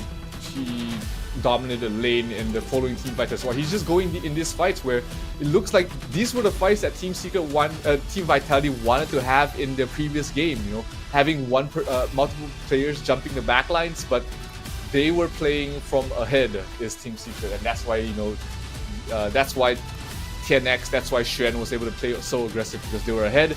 They built properly in terms of their net worth, and they were able to help the team win the fights. Yeah, and look at Xuan again, just with the solo kill bottom. I think it was on Shanks, just forcing him out, understanding his target priority of killing him, and then once he was 1v1, then he would deep death at sunset and get himself to the team fight. And Xuan here somehow surviving with literally a sliver of life, and just managed to kind of just force the issue, right? Shanks on the run, no real way to get away. And this happened countless times. Xuan was just like, okay, this is my guy. I'm just going to continue to make Shanks' game miserable. I'm just going to have a tough time for him. And again, Shanks did really not able to get any sort of farm because he was focused from the first target in any sort of team fight. Yeah, absolutely. Great aggressive play here from Team Secret, able to close out game number 2 in a relatively quick fashion. I mean, the average time of the games throughout the group stages has been 15 minutes. That's the average time spent finishing off games. And Team Secret, they are one of the reasons it's so low. It's because they've been able to end their games really fast and really just skewing the average game time a little bit in the shorter side. So this game number 2, definitely a strong showcase for Team Secret. Yeah, and Team Secret here, of course, I mean, they started at 5 p.m. and they're just like, hey, we got to rush off. We got a good dinner to go to. So we're just going to close this one out as quickly as possible. They've done so well, right? But if we're going to talk a little bit about this next one here, of course, give us a follow on the Honor of Kings Global Esports. There are plenty of prizes that you can win. All you need to do is, of course, follow and share, and to have yourself get a chance at winning some Infinix gaming gadgets, and of course, some other rewards as well, like the watch, the phone, the headphones, all of that stuff. Please do follow, and it's like one of the easiest ways you can win those prizes. Don't forget skins as well. I've been trying to get my hands on the Zilong Dragon Ascendant skin. That looks so good. But hey, this might be my chance, and you guys might stand the same chance as well. That's why you gotta be part of all the social medias, like what Holler said. Yeah, definitely follow and share, of course. And, just going in, there's going to be a lot more tournaments coming in, so it's good to get as much of the announcements and everything that's coming on in terms of Honor of Kings Esports. It's going to be great. Okay, but now let's go back to the game here, right? I think for this Game 3, I think Team Vitality need to do themselves a favor and ban out the Shangguan themselves so they don't potentially pick them. Yeah, that's one way to go about it. Or they have the first pick this time, so pick up the Lady Zen for herself. You don't ban it. Either force Team Secret to ban out the Lady Zen, or you pick it yourself. You have the first pick. You have the advantage in the draft having that first pick. So we've all seen Lady Zen in her full glory, and so far she has 100% win rate when being played on the blue team. So this time, okay, Vitality, they're playing on the blue team. This is potentially the last game of the tournament. This is the time to bring out all the stops, and you either ban it in the first phase or you don't ban it. Let Team Secret ban it out, and potentially move on from there, because in these two games we've seen the power of her. Okay, yes, the power is just too much. 81% win rate, highest picked throughout the entire tournament. At this point, the win rate is getting higher and higher and higher. I do not want to see Lady Jean in my ranked games. So what do we do? Who do we petition? Who do we talk to, Zero? You just have to go with the flavor of the tournament, and it's fun to see. In season 1, it was just Princess Frost every single game, and I was talking. Me and Blam, we were talking about why is nobody picking Lady Zen? That's the next best thing to Princess Frost, and now Lady Zen's taking the spotlight. So next up is going to be Zhou Yu. So when are people going to start picking up Zhou Yu? Yeah, soon, hopefully. We're gonna have to change this one up, but of course, this is gonna be Game 3. The draft is gonna be starting things out. The Da Chao and the Elaine ban from Team Vitality. That's an interesting one. But the Team Secrets are gonna ban out the Kaiser. We've seen, Shanks play that one 2 times already to somewhat limited success. But yes, he was tanky. He wasn't the weakest link, I would say, in that draft. But it looks like Team Secret are respect banning here. Your thoughts on that ban? Yeah, it's definitely, in Team Secret's roster, there's so many heroes that they can play and have performed very well on it. You can't really ban out all of their heroes, so you just have to pick the best and ban the best in that specific scenario of the game. How the first 2 bans have progressed gives you a bit of information, and you just have to work with that in towards the next phase. Arlie finally sees the light of day, being picked up here by Vitality, while Team Secret goes for the Dalia and the Mai. We get to see a Mai in this series as well. Okay, all right. Mai, I expect Lung to kind of it's kind of go with that one. I think Mai has a lot of outplay potential. Again, we'll see where the Mai ends up. But the Main and, of course, the Arlie pick, Team Vitality really sticking to their guns. They've had some success with the Arlie in the past. But again, very sticking with Team Vitality's MO of being somewhat damage dealers, but very mobile, squishy ones tends to be, again, what they're trying to aim for. But they've had somewhat limited success. That said, it looks like they're going to pick up the Lady Jean, hopefully to just steal it away from Team Secret at this point. Yeah, and also it bolsters the team fight. That's what was missing in their previous 2 games. They had no way to really have any form of team fight control. The Lian Po was constantly banned out.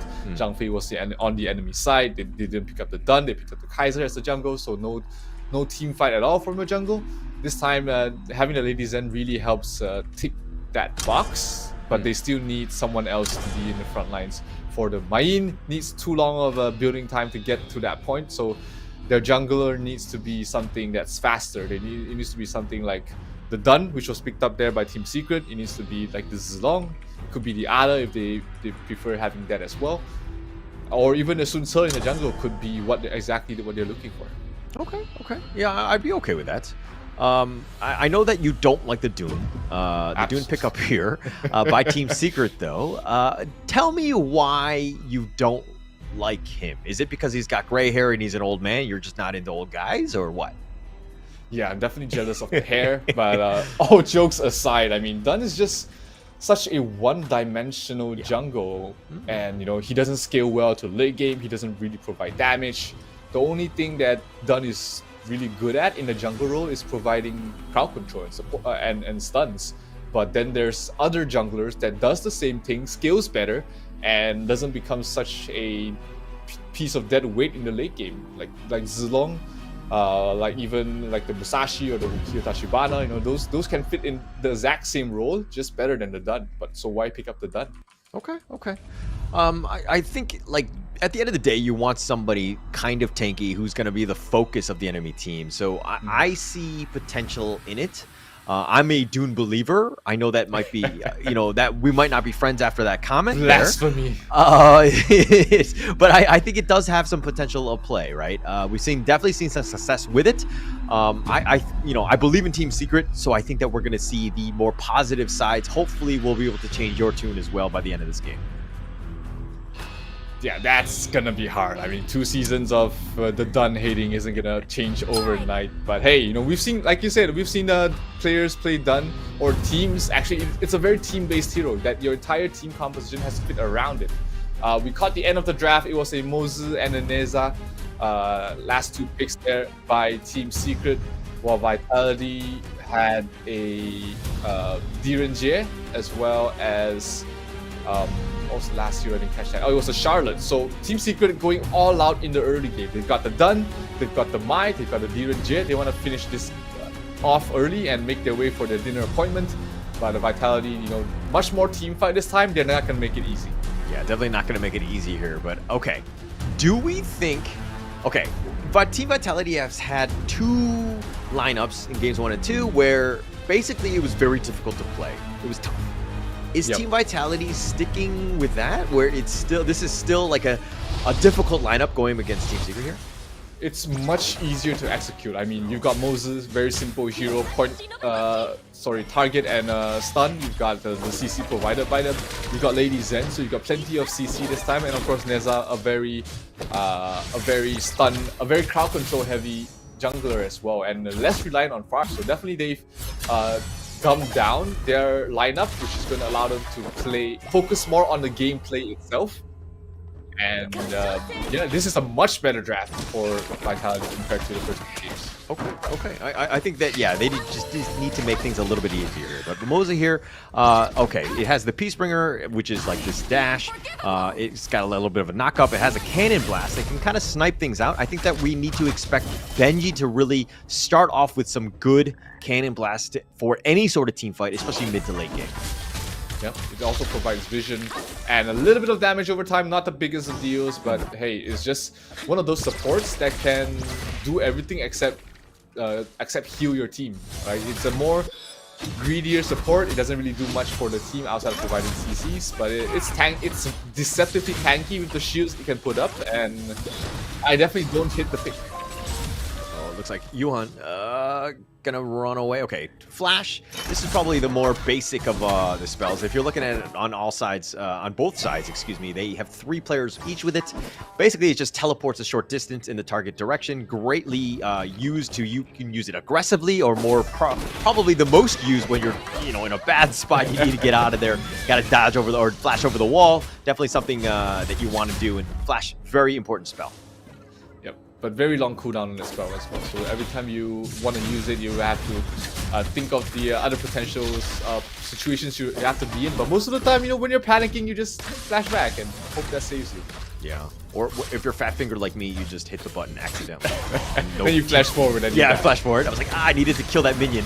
All right, but here we go. The Ocean of Tears, it's going to connect onto him. They do have the knockback. They're going to push him back. CT Boy taking a lot of damage. They pull back. TNX is actually going to be the first to fall. They do get something in return, which is, of course, Nighty and CT Boy, all at the cost of TNX. Good flash from Highland being able to get out there. 2-for-1 trade. Not the best of deals there for Vitality. But hey, it was a 3 versus 4 fight. You gotta take what you were given, and their team fight has significantly improved in terms of Vitality just by having the proper heroes for those team fights. And sure, they lost out in that trade, but it could have gone way worse without those showstoppers of ultimates. Yes, for sure. And Team Secret here, already with a 1.3k net worth lead. Okay, can we talk a little bit about Lung here on the Mai? Played pretty passive in the last 2 games in the sense of just like kiting people from afar and just raining terror, so to speak. Just kind of like orbital bombardments left and right, just doing a bunch of damage, right, on the Lady Jun in the first 2 games. With the Mai though, and is it like it's a completely different play style? I mean, Lung obviously able to do it, but are you okay with that? You mean as the pick in this? As pick in Mai right now? Yes. Yeah. Does it synergize well with the team? Yep, exactly. It fits very well in the team. They don't need more damage. You know, you've got the Dun, and you've got the Dun as well as the Charlotte, you know, being the ones to go in first, you know, and now you have your mid lane that can do the same thing with the displacement of the ultimate, go in, get a kill, get out. That fits perfectly in what their composition is built to do, but the kill from 90 is actually absolutely huge onto his long.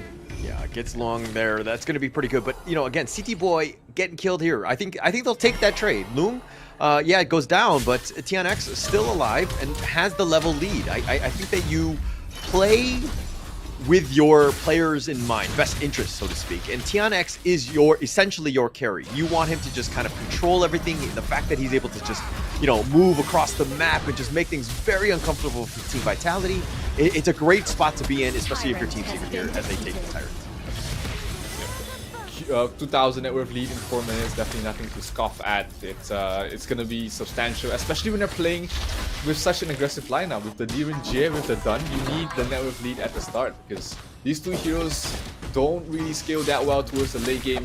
The Mai as well, I mean, the Mai can do decent with enough items, but otherwise, you know, when they're too squishy, when they're not really bursting people down, that's when it's dangerous. Top lane, Shen gets a kill on those 90. Oh, huge backline. We're talking about the Mai and the ability to get a kill. He gets 2 and will be able to back up as well. Long gets a double from the back and almost gets the RD. Oh, the flex there. Loom just making plays throughout. He's just like, okay, I can do whatever is required from me. Now, this net worth lead, 3.3k net worth lead already, okay? Team Vitality, what do they need to do to get themselves back in this game? Do they need to, like, rob a bank?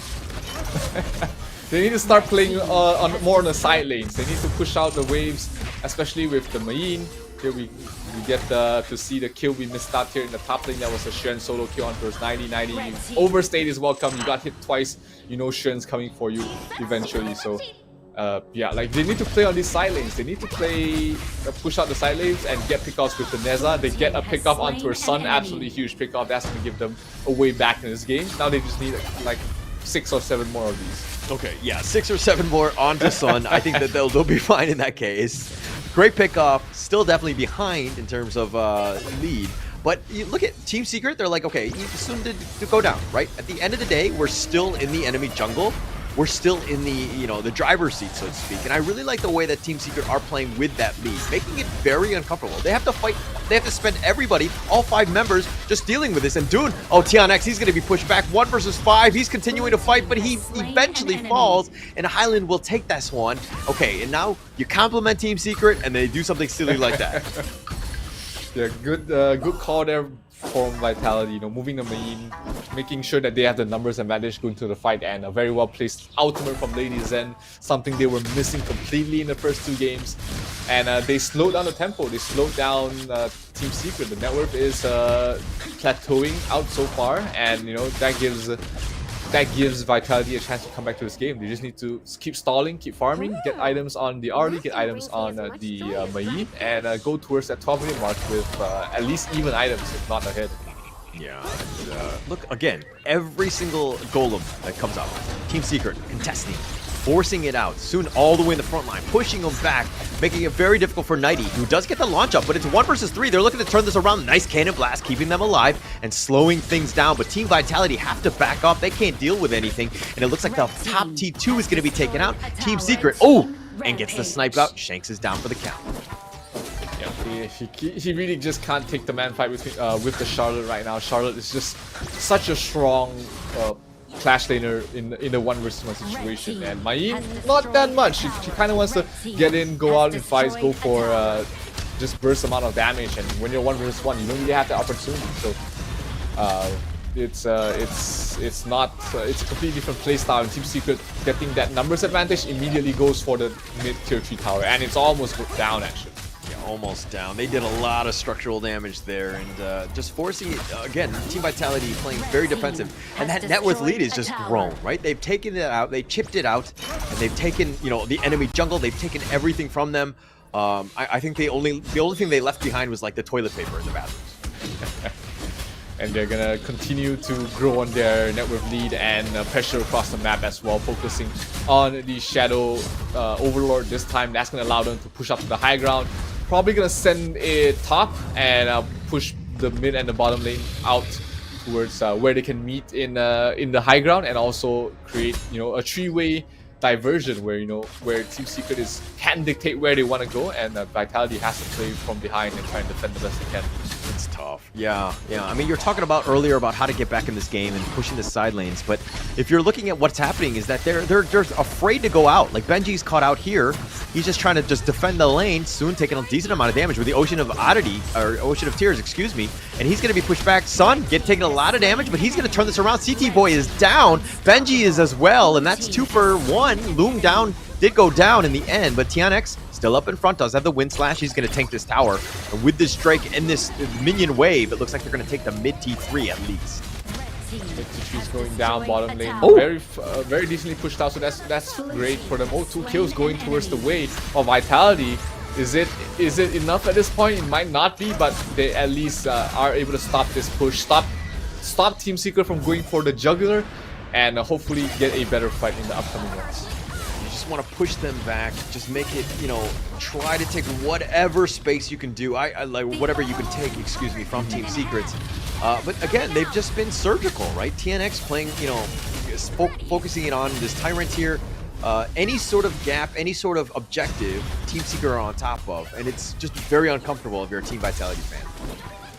Yeah, it is. The fights are definitely getting harder and harder. The net worth lead is still 8,000 towards the side of Team Secret, and they're trying to give chase. Charlotte flashes forward, but a nice ultimate from Lady Zen, as well as the most of that fight they need. Shex to get a kill onto her Xuan. Long caught in the back lines behind Neza as well. That's not a place you want to be in. 4 versus 1. They get the kill. Lady Zen in trouble, but it's still a positive trade here so far for the side of Vitality, and they're going for more early. Oh, Tian. So good in the movements. Nice block coming from Yuhan to keep TNX alive. They still managed to get the blue buff out of all of that, but hey, it was a 1 versus 2 trade. If you're Team Vitality, you'll take that any day.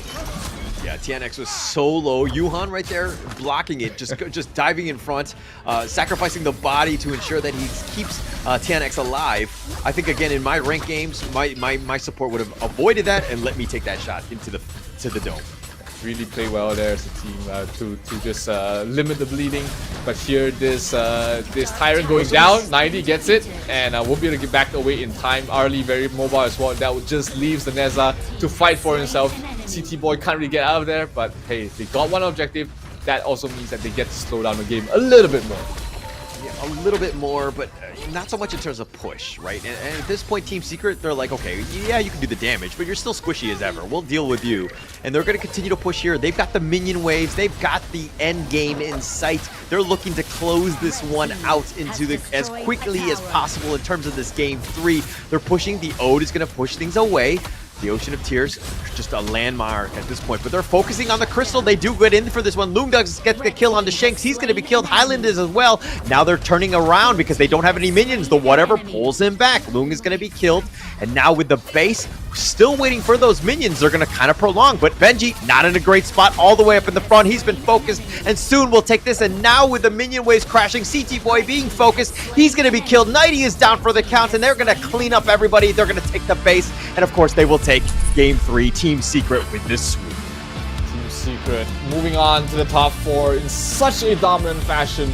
Was never behind in the second and third games, and managed to stall out the game in the first game. Really an impressive performance from the Malaysian squad, and sadly we will lose our only European team in this tournament. Vitality will be saying goodbye to the team in Malaysia as they will finish off in the top 8, but hey, they still qualified for the Esports World Cup, so they have something to look forward to. Yeah, definitely a lot to look forward to. I mean, there's a lot of things that they can watch and check out the replay and then just learn from this, right? This is one of those moments where, hey, yeah, we did some things and in terms of just like shoring up some of the weaknesses that we showed and let Team Secret get back into some of those games. But nonetheless, let's see what they have to say to Team Secret. Here's we'll wait for the entire crew to be up here. You guys back with me on live stage here. Choo choo. Congratulations again for Team Secret of Malaysia. Okay, I'm gonna use English first and then we'll translate. There's gonna be a lot of translation going on. But first and foremost, I think it's gonna be coming out from the side of TNX. Okay, first and foremost, you don't forget your smite. That's good for you. And then for you yourself, because I think he got quite an MVP here today, do you have any favorites for the heroes that you played today? And why do you love to play it so much? Do you want me to translate? You want to say in English? Okay, okay. 没关系，没关系。啊，今天你没忘记你的成绩是吗？还好，还好。然后就是有要问给新的玩家，在外面才刚刚，好像我自己也是新的玩家，对吗？所以你自己比较特别喜欢的英雄是哪一个英雄？还有你有没有对他们有任何提示还有技巧吗？那可露露吧，比较简单粗暴。放技能就可以杀人了。哇，就是这个吧。让玩呢？你怎么打？好像我自己不会打，你教教我可以吗？这个英雄会点技能就可以杀人，真的，1、2、3。Okay, so basically, he's like Nakolulu is actually very for him is super. 对你来说是比较简单是吗？尤其是新的玩家。我觉得很复杂。4个人都可以玩的英雄。Okay, so basically he loved Nakolulu, so he loved to play this hero because one of the many reasons it's a pretty straightforward full damage hero where you can actually just hit and slash and that's going to do the work by itself. So it's basically doable for everybody out there. So Nakolulu, it's going to be the choice of the hero. Now, 队长，我就是要问你 Okay, for the captain, the next question. Congratulations on your winning here today. But it's not going to be easy. For the next stage, there's going to be you versus either VKS or Kagendra. So which team do you want to fight against between these two teams? Now, 下一个阶段对吗？你们可能对 VKS 或者是 Kagendra。如果你自己来说的话，你比较特别喜欢对哪一队？下一个阶段的话，我比较希望打 VKS。为什么呢？因为 Kagendra 我们已经尝试过了。哇 ，VKS 还没是吗？对。Okay, okay. So I asked another question for the captain himself, which was Yuhan just now. I asked which team he wants to fight again if he get to choose for the next bracket, VKS or Vivo K-Stars versus Kagendra. He definitely wants to test it out against VKS. They never tried to fight against VKS before. They definitely defeated Kagendra in a scrims or a different tournaments in that terms. Now, 最后就是你们对你们的粉丝有什么要说吗？尤其是马来西亚的粉丝。谢谢大家，就是支持我们，然后就多多给我们鼓励，谢谢。还有没有了？有一个小爱吗？有没有一个小爱吧？全部一个小爱，对你们的粉丝，全部给一个小爱，你们的粉丝。Come on. 谢谢大家，谢谢大家。So that's gonna be we love you guys for all the fans out there for Team Secret have been supporting them all the way. But congratulations again for Team Secret. We're gonna toss it back to the Casas. Casas, take it away. Thank you so much, Choo Choo, for that amazing interview. And we're going to be going into this one. I think Team Secret was just like still business, right? The business as usual. We understand how to close these games out. It's going to be very easy for us. But they were very professional. 3-0, made it quickly in time just for them to get a quick dinner as well. So Team Secret really just understanding what their priorities are, right? Yep, absolutely. I mean, they didn't mess around. They played for the win in every single scenario of the entire series. You can see, like, even if these players are very young, you know, they are very mentally mature in terms of becoming a professional, and you know, they respected their opponents and played to their best, which is what you will want from your opponent. And yeah, now they're in the top 4 of this in the Season 2 Invitational, and they're going to be facing, like what Choo Choo said, it's not going to be an easy opponent. The winner between VKS and Kagendra, both of them are very tough opponents to face in the next round, but hey, you have to beat the best to be the best. Yes, for sure, for sure. And do you think that Team Secret is probably going to want to play Kagendra again, seeing as that they have had some success with them? They understand what they 2-0'd them, right, in the groups. Yep. Is that something that you would want to do if you were Team Secret? Definitely will give you a little bit more confidence compared to facing the defending champions, who also went almost a flawless group stage. They only dropped 1 map in the entire group stage. So Kagendra would be the easier choice, but sometimes they like to challenge themselves. You know, you want to face the best, beat them early, so that you go into the next stage with a much easier time and also just more confidence in your team. Yeah. Okay. All right. And speaking of confidence with the team, look at this. Team Secret here, almost 4 out of 5 of them with 8,000 net worth or up. Yuhan, obviously the roamer, he's going to be kind of lagging behind and probably scolded later for not keeping up on the average level. But that's the typical Asian dad comment there. But if we're going to go into this one, like, you know, I think that they played well. Everybody was kind of you know, sharing the wealth, understanding the limits, and just this team is really starting to gel. And going into top 4, I think the timing is perfect for them.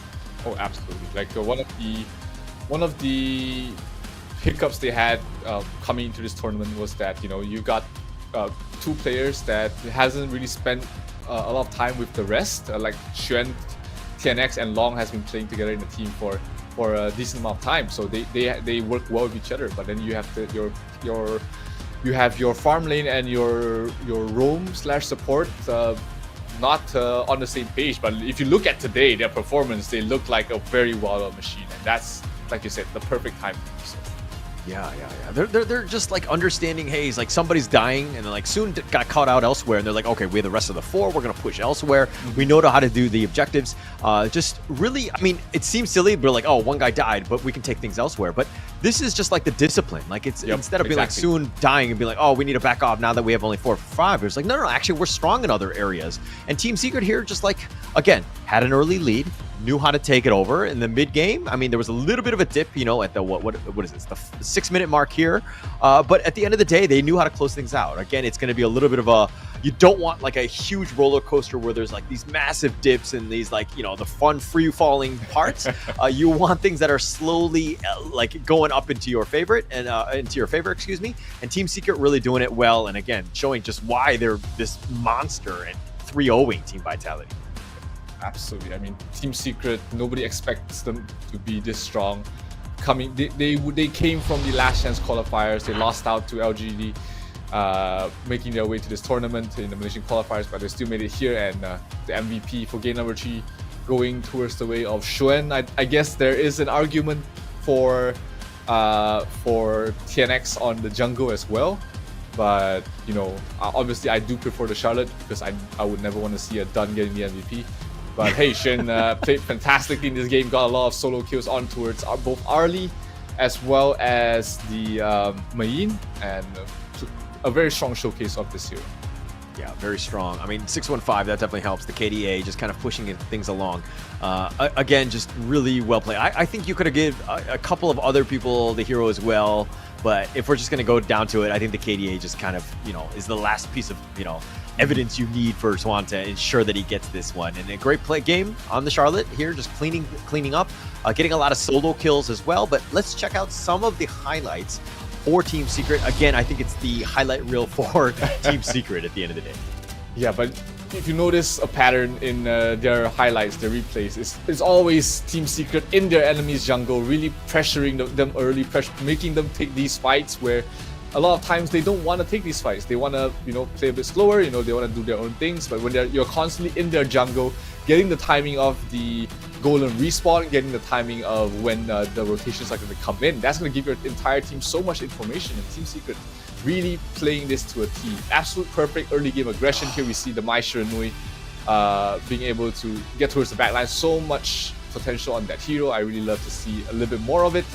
But yeah, like Team Secret, the MO has always remained the same. Play aggressive, play in your enemy's jungle, force the fight to them, and get the snowball and end the game from there. Yeah, and yeah, for sure. Just, I mean, this is one of the fights that kind of wasn't great. But all in all, I think at the end of the day, Team Vitality really just kind of were forced back to play Team Secret's game, which is not what they wanted to do. TNX, I think he does survive at the end. Oh, with which Yuan just kind of jumping in front of that bullet there for him. But Loong, again, showing his flexibility, being able to play almost any of the heroes. Gets caught out there because there's no minions, and Nighty with a nice whatever play. But it's a tough situation, right? And I think even if they won this team fight where Team Secret lost this one, I think Vitality would have had a hard time just coming back. It's just such a difficult situation for them. Yep, absolutely. At that point, you know, it was just Team Secret's game to lose, but they didn't lose, and now they're in the top 4 semifinals of the Season 2 Invitational, awaiting the winner of DKS against Kagendra, and that is going to be happening tomorrow. But today we still have one more game on the stream on this quarterfinals. Next up, we're going to have Loops facing up against Impunity, and tomorrow LGD going up against All Gamers Global as well. Yeah, and Loops here, of course, with the first place in Group B, going up against the second place of Group D in the Myanmar squad, Impunity. Impunity had a lot of tricks up their sleeve, and it's going to be a fun one, right? They're going to catch some teams off guard. Are they able to play to the high level of, you know, the LGD and Team Secrets? I'm thinking so, because of the fact that they're very clever with what they do and how they draft and their play style. So it's going to be interesting. But first up, they've got Loops from Brazil. I think that this is a very strong team. Vivo Kid Stars as well as Loops both being like some tyrants in the Brazilian scene. So seeing them at this level, of course, we want to see both teams move on. But again, only one of them will survive. Yep, absolutely. It's the nature of the beast. It is a tournament. It is one of the biggest tournaments in the Honor of Kings competitive circuit this year. And only the best team can win. Then next matchup looking like a doozy. I mean, both teams have showcased, like you said, some very interesting drafts, some very interesting gameplay as well. And again, this entire clash of regions is always an interesting thing to see. Yeah, and it's going to be the most interesting of like people being like, oh, if I'm from Malaysia, I'll be like, oh, we have the best Honor of Kings region, we have the strongest teams and the players and all that. Or, you know, maybe is it Brazil? I mean, they still have 2 squads left, and obviously one of them needs to kind of survive at least this next one going up against Impunity. Loops Esports here, there's going to be a lot of pressure on them to perform and make sure that they can kind of carry the Brazilian flag into the semifinals. But Impunity is not going to be an easy team to go up against. Yeah, not gonna be easy. They have some very interesting pocket picks. They like to pick up the Dharma. They like to use very flexible supports as well, whatever they need to fit in that existing situation. So it's hard to draft against Impunity because of how flexible their players are in terms of their hero pool, and that's gonna be the next game, Holler. Yeah, and that's gonna be the next one. But first things first. If you're at home, get yourself some pop, get yourself a new drink, get yourself refreshed, because that series is going to be coming up. But first up, we're going to take a little bit of a break. Oh, okay. Okay. All right. Unfortunately, we're going to take a little bit of a break after. Apparently, you know, somebody went to go get their popcorn now, and there's going to be a little bit of a delay. But let's go into a break coming up right now.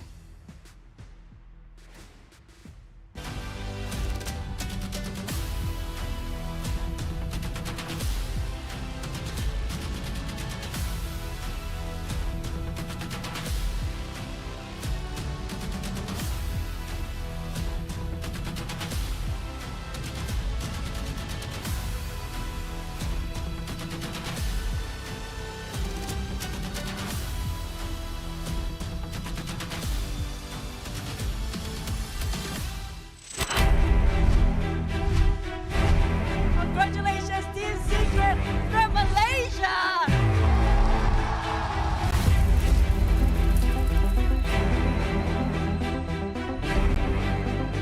Vitality bakal menewaskan Boom. Kemenangan Vitality. Son, tidak kasih balik. Habis. 我觉得我们的队伍非常足够去跟别人对打。不想对到老干爹吧，跟 TS， 感觉这两个队，以我们目前的状态打不过。我觉得每个都想打一下，都想试一下，我看看哪个队伍想验一下他们的水平。我相信我队伍跟教练们根本是没有在害怕的。Yeah, we're very confident that we can bring the trophy on this tournament.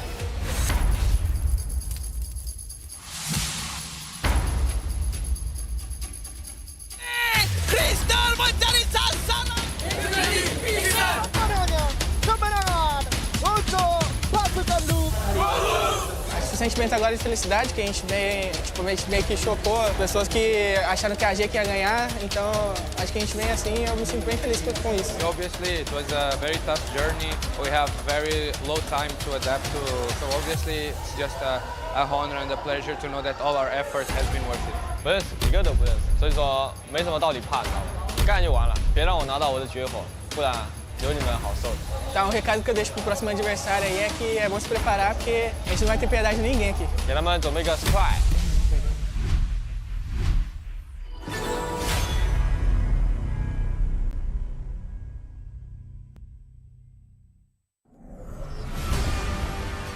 Through the ages, two opposing sides have fiercely battled for a power that granted them life, but cursed them with ruin.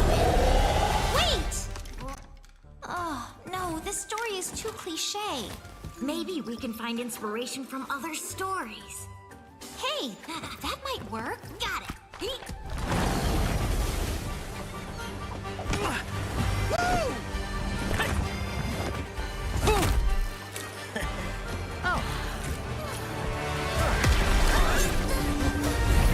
This story is adventurous, but lacks excitement. How about this one?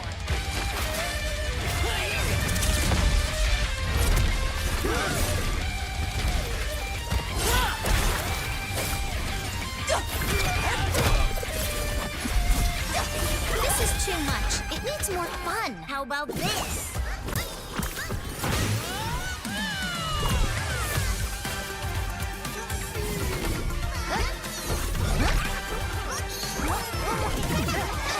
That's enough!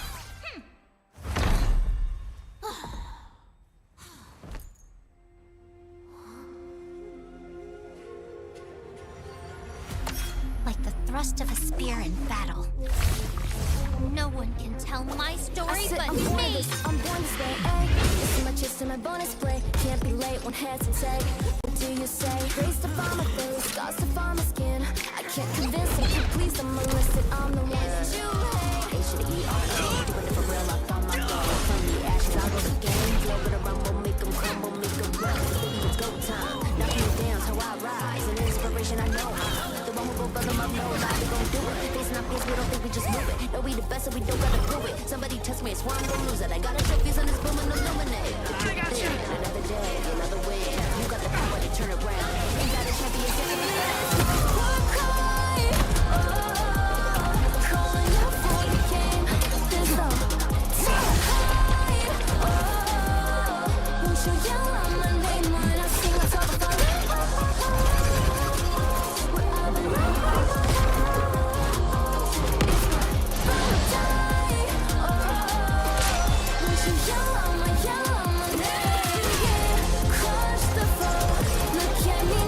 This is my story. A story of honor. A story of bravery. A story of heroes.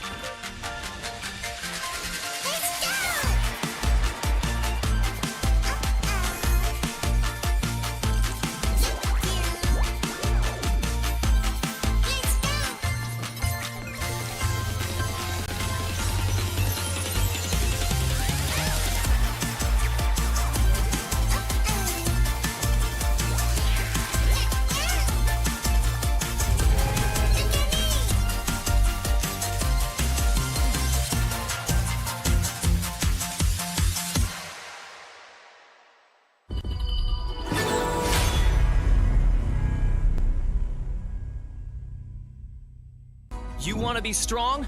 Learn from the pro now. When you're attacking a tower, you might accidentally target an enemy. Or when attempting a tower dive, you end up targeting the tower and minions instead. Professional players execute such impressive moves effortlessly.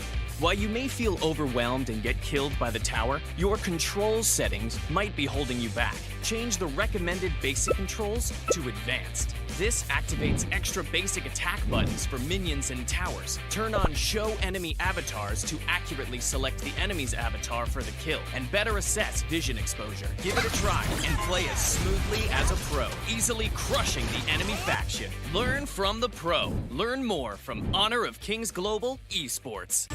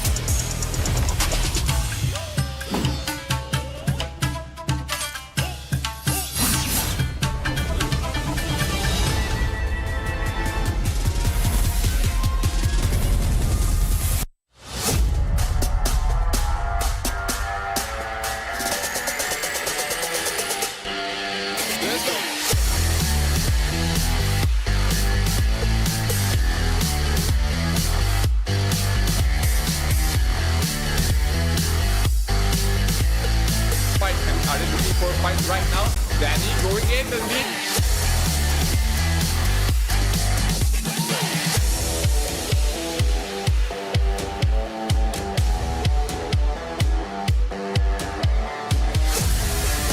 Well, confident by Fang. Fang doing the time damage from Danny as well, taking up the win sheet as well. Niap is looking.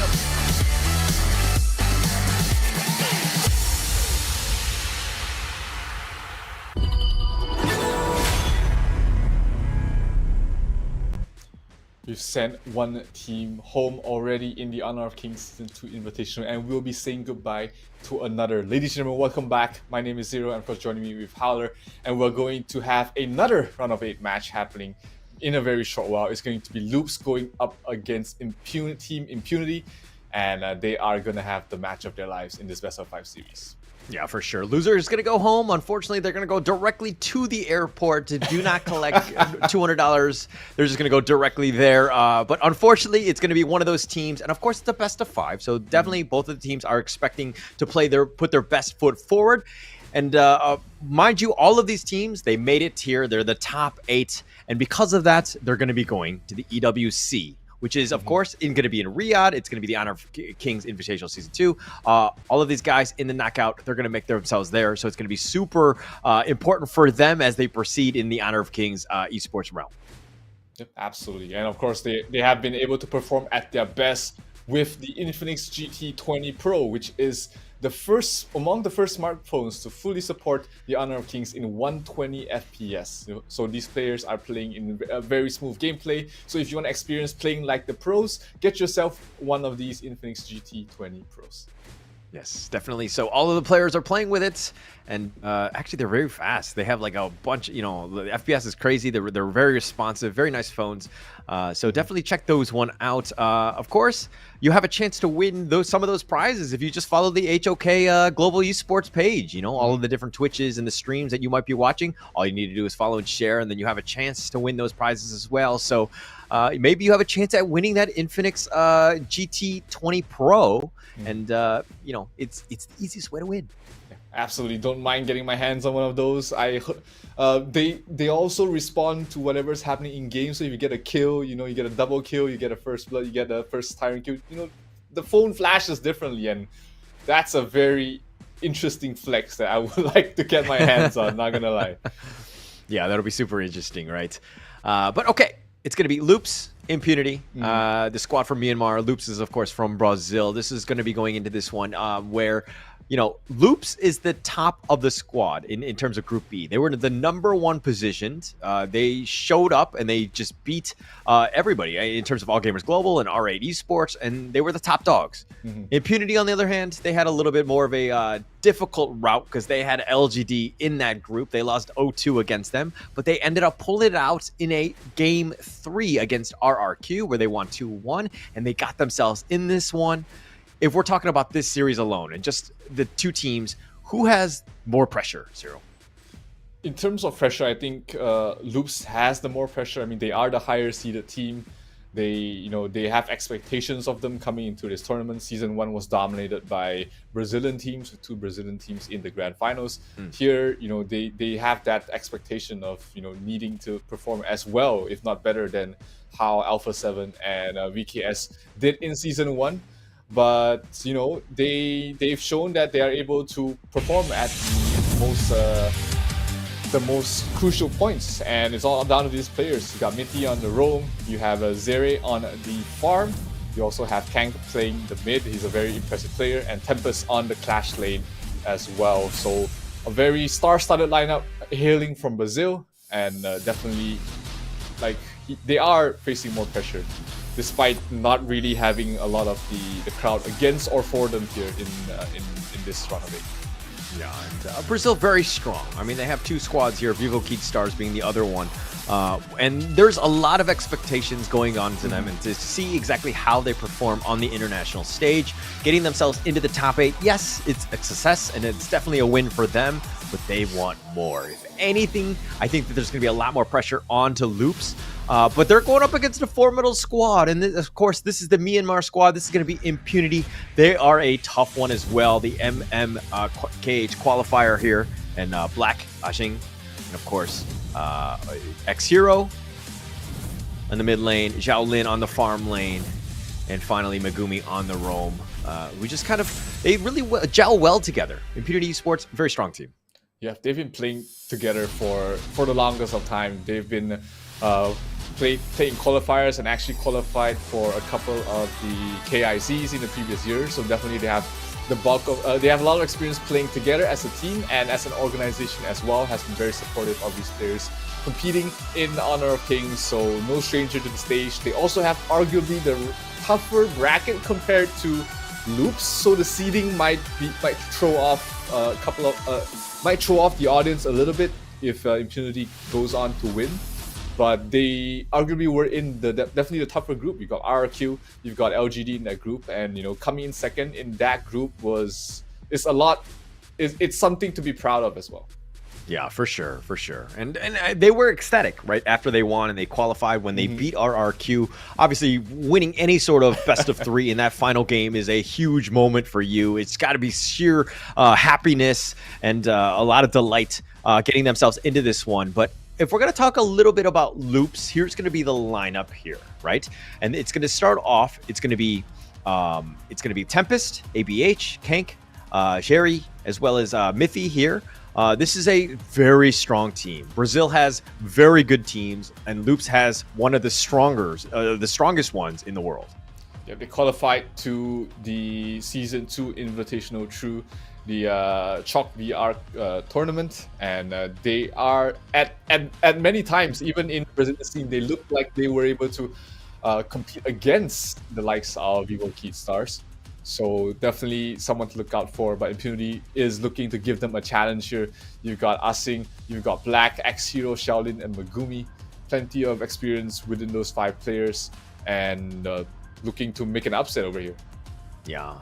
And not just more than an upset. I think they want to make some waves, right? I think they want to go in. If they happen to win out this one, they're going up against potentially the winner of LGD Gaming and All Gamers Global.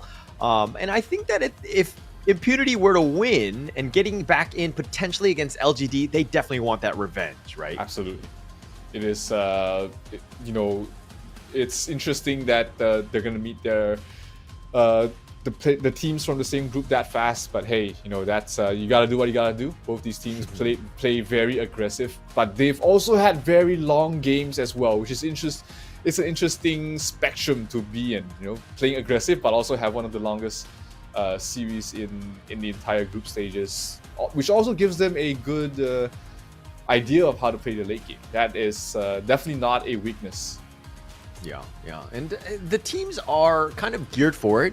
And some teams are like not really sure of what they need to do in the late game, right? Once they get there, they're like, oh, okay, wow, this is actually very different. Itemization is not as important. And if we just lose a team fight, we just lose the game. So we have to play things a little bit differently. So it's good to get that experience, especially early in those group stages. Yeah, because it is harder to get to that late game stage than to win the game early. There's just so many different factors that can affect however the game ends, or even how the game reaches that point. So a lot of different situations that you need to be able to formulate the answers on the fly, or just, you know, kind of, I wouldn't say wing it, but sometimes you really just gotta play with your gut in that late game situation. What you think is the best for your team, the best way to win the game, you just gotta do it sometimes. Yeah, you got to do it. I mean, this is pretty much it, right? I always look at game one as kind of like the tone setter. You want to go with your best foot forward. You need to ensure that you don't want to be behind, so to speak. It's like going into a fight. If you want to be the one that gets the nice heavy punch to kind of start things off, as opposed to being punched and you're like shaken up and you're like, oh, whoa, we're in a fight. Absolutely. I mean, starting off strong is definitely the best way to go about it. And both these teams, they are looking to be the aggressors. They're looking to be the ones to take the lead, and it fits right into both these teams' playstyles. And if you look at the draft, you've got the Luna and the Jing ban from Impunity, while Loops ban out the Heino as well as the Lady Zen. So a lot of meta bans in the first few picks, but a couple of heroes being left out as well. Yeah, and Loops doing their homework. They saw Impunity just absolutely dominate with the Heino, banning it out first. Black had, I believe, a 100% win rate with it. So they were like, okay, this is a respect ban. We need to do this. Plus the Lady Jeanne, of course, knowing that they're going to be giving up first pick to Impunity. So they need to ban that one out, especially since it's such a hotly contested meta hero. Yep, absolutely. And of course, the players are absolute beasts on those as well. But we have a Mankey being picked up here by Impunity. That's going to be a jungle Mankey. And we will have the Charlotte in the clash lane there for Impunity. So very fast tempo lineup here from Impunity. They want to play fast. They want to end this game early. They are going to be playing into a Zhang Fei as well as a Mai. So that might be a wrench in their plans. Okay. Your Impunity, walk me through the logic, right? You see the Mai, obviously, who's going to jump on you. You have the Zhang Fei, the tankiness and all that. But why are you counterpicking with Mankey and Charlotte? What about those heroes kind of like, this is the right, survivability? Like, what is it?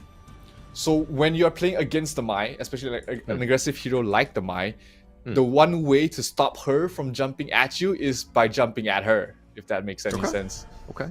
So instead of the Mai being able to pick her fights, knowing when she can go in or out, now you're forcing her to fight, and she's not very tanky. She doesn't have a lot of survivability. Mobility, yes, but she's not very survivable. She excels from poking at a range and then going for the kill later on.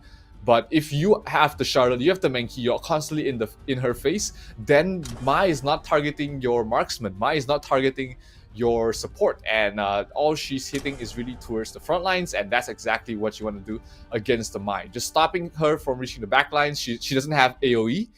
Most of her skills are single target and hits the first unit available ahead of them. So if you put yourself between her and their target, then you're going to really neuter her effectiveness. Yeah.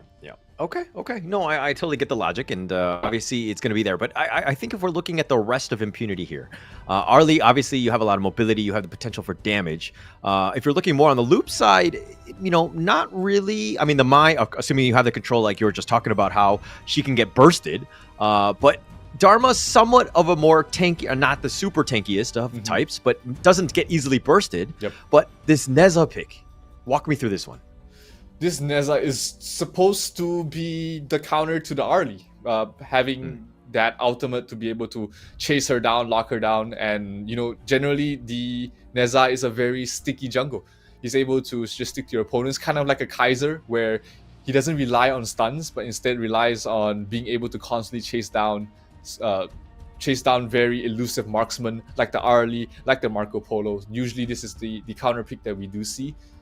Neza a lot less, just because of the scaling of Neza isn't that great compared to like the Kaiser, but it is a lot more faster pace, which is what Loops is trying to match in terms of tempo against Impunity. Okay, all right. Neza here with a 33% win rate. I think Arlie was close to 62. So, I mean, we've seen a lot more of Arlie, as it's been picked 13 times already. So going into this one where you're kind of like, this is the counter pick, with Neza, it seems like all the stars need to align properly to make sure that you do counter the Arlie, because they can just kind of pop off and control the game. Yeah, like when the counter pick doesn't really do well against what it's supposed to counter, is it really countering it? No, not in this case. Lian Po and Princess Frost will be picked up there by Impunity. So that's the team fight that they want. That's the team fight that they have. Looking like so far, at least in terms of the draft, Impunity has the better team fight just with those two heroes, while Loops is looking like they really want to focus on one target down. You got the Dharma, you got the Neza. Both of them jump towards the backline, finish off the Arlie in a single blow, and maybe the Mai just to provide additional damage or clean up. But the game plan is obvious here from the side of Loops. Burst one down, take the team fight from there. Yeah, and they'll control it to provide a lot of... I mean, this is assuming that they are able to create a lot of space with Mai and Neza just kind of being in your back line, so to speak. Let the Marco Polo or or Sherry here just kind of get that space to farm, because at the end of the day, he can control the game. So, now that we know the draft, we know the players, again, I'm going to ask you, which of the teams has an easier lineup to play? I'm always going to be favoring the ones with team fights. It allows you a lot more space, a lot more room for error. You get into a bad fight, Princess Frost drops the ultimate, suddenly you are in a much better position than you were in before. Same thing with the Lian Po. If you get caught out with one member, suddenly you turn around with the Lian Po ultimate, and then you can take the fight from there. But if you are the side of Loops, you overcommit on a single kill, you don't get the kill, then there's no way back for you. You are all in at that point. So easier execution and just a better draft overall that I feel is definitely going to Impunity. Okay, all right. It's going to be interesting, because I think that's going in. I feel like the drafts are somewhat balanced. I don't see like a huge edge. I think it's going to come down to the player movement and just the overall play of the teams, the execution. Yes, that's the perfect word. Yeah. So I like in this case, like if you're looking at Megumi just kind of creating space, but I think Impunity need to do that a little bit more. They need to be a little bit more aggressive to ensure that they've got a lead going into that mid game. Absolutely. If they get a lead, or even if they just match the net worth, match the tempo that Loops is trying to do, then they're really good going towards the mid game. But if they fall behind too much, then we might see Loops just start to snowball out of control here. Arlie, one of the highest pick rate, she is the highest pick rate marksman, and the highest win rate there as well, for a very good reason. Scales very well towards the late game, plays very well in the mid and early game, and almost impossible to catch a good Arlie player because she's just so elusive with the parasols. Yeah, it just makes it very difficult. But look at Megumi going all the way in, slams out, uses the Magma Slam, but they've already put pressure. Okay, in the top lane, it looks like they've gotten Jing, and he's going to go down and Kank with a nice rotation. Yeah, that was probably on asking there. If you know that your bottom lane and your jungle are rotating down bottom, then you want to play a bit safer behind the tower, but it got caught out a little bit too far away from the tower. The rotation from Mai was perfectly timed. They got the kill, so that's going to allow Dharma to get to that level 4, which is the scariest point of the Dharma, because this is the moment where he can really get solo kills on you. Yeah, I feel like Ashing was just kind of like, help, they're ganking me. And they're like, no, I got you, fam. I'm just going to kill this other guy, then not be able to help you out. But Ashing does go down. It's going to be the first kill of the day. And of course, for Loops, if they're going to put pressure on the bottom lane, and it seems like they're trying to get Sherry as much, a little bit of space to kind of keep themselves going, is Marco Polo the way they want to go? Or should it just be some maybe ABH to kind of carry them throughout?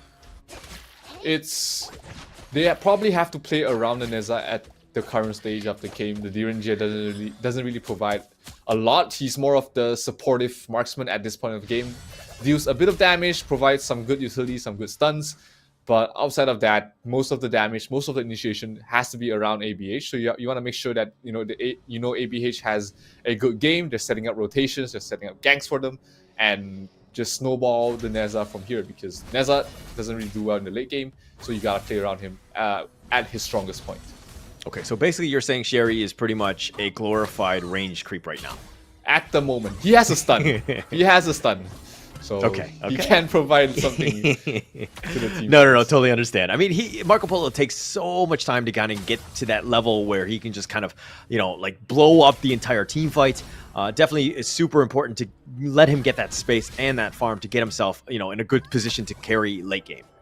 Exactly.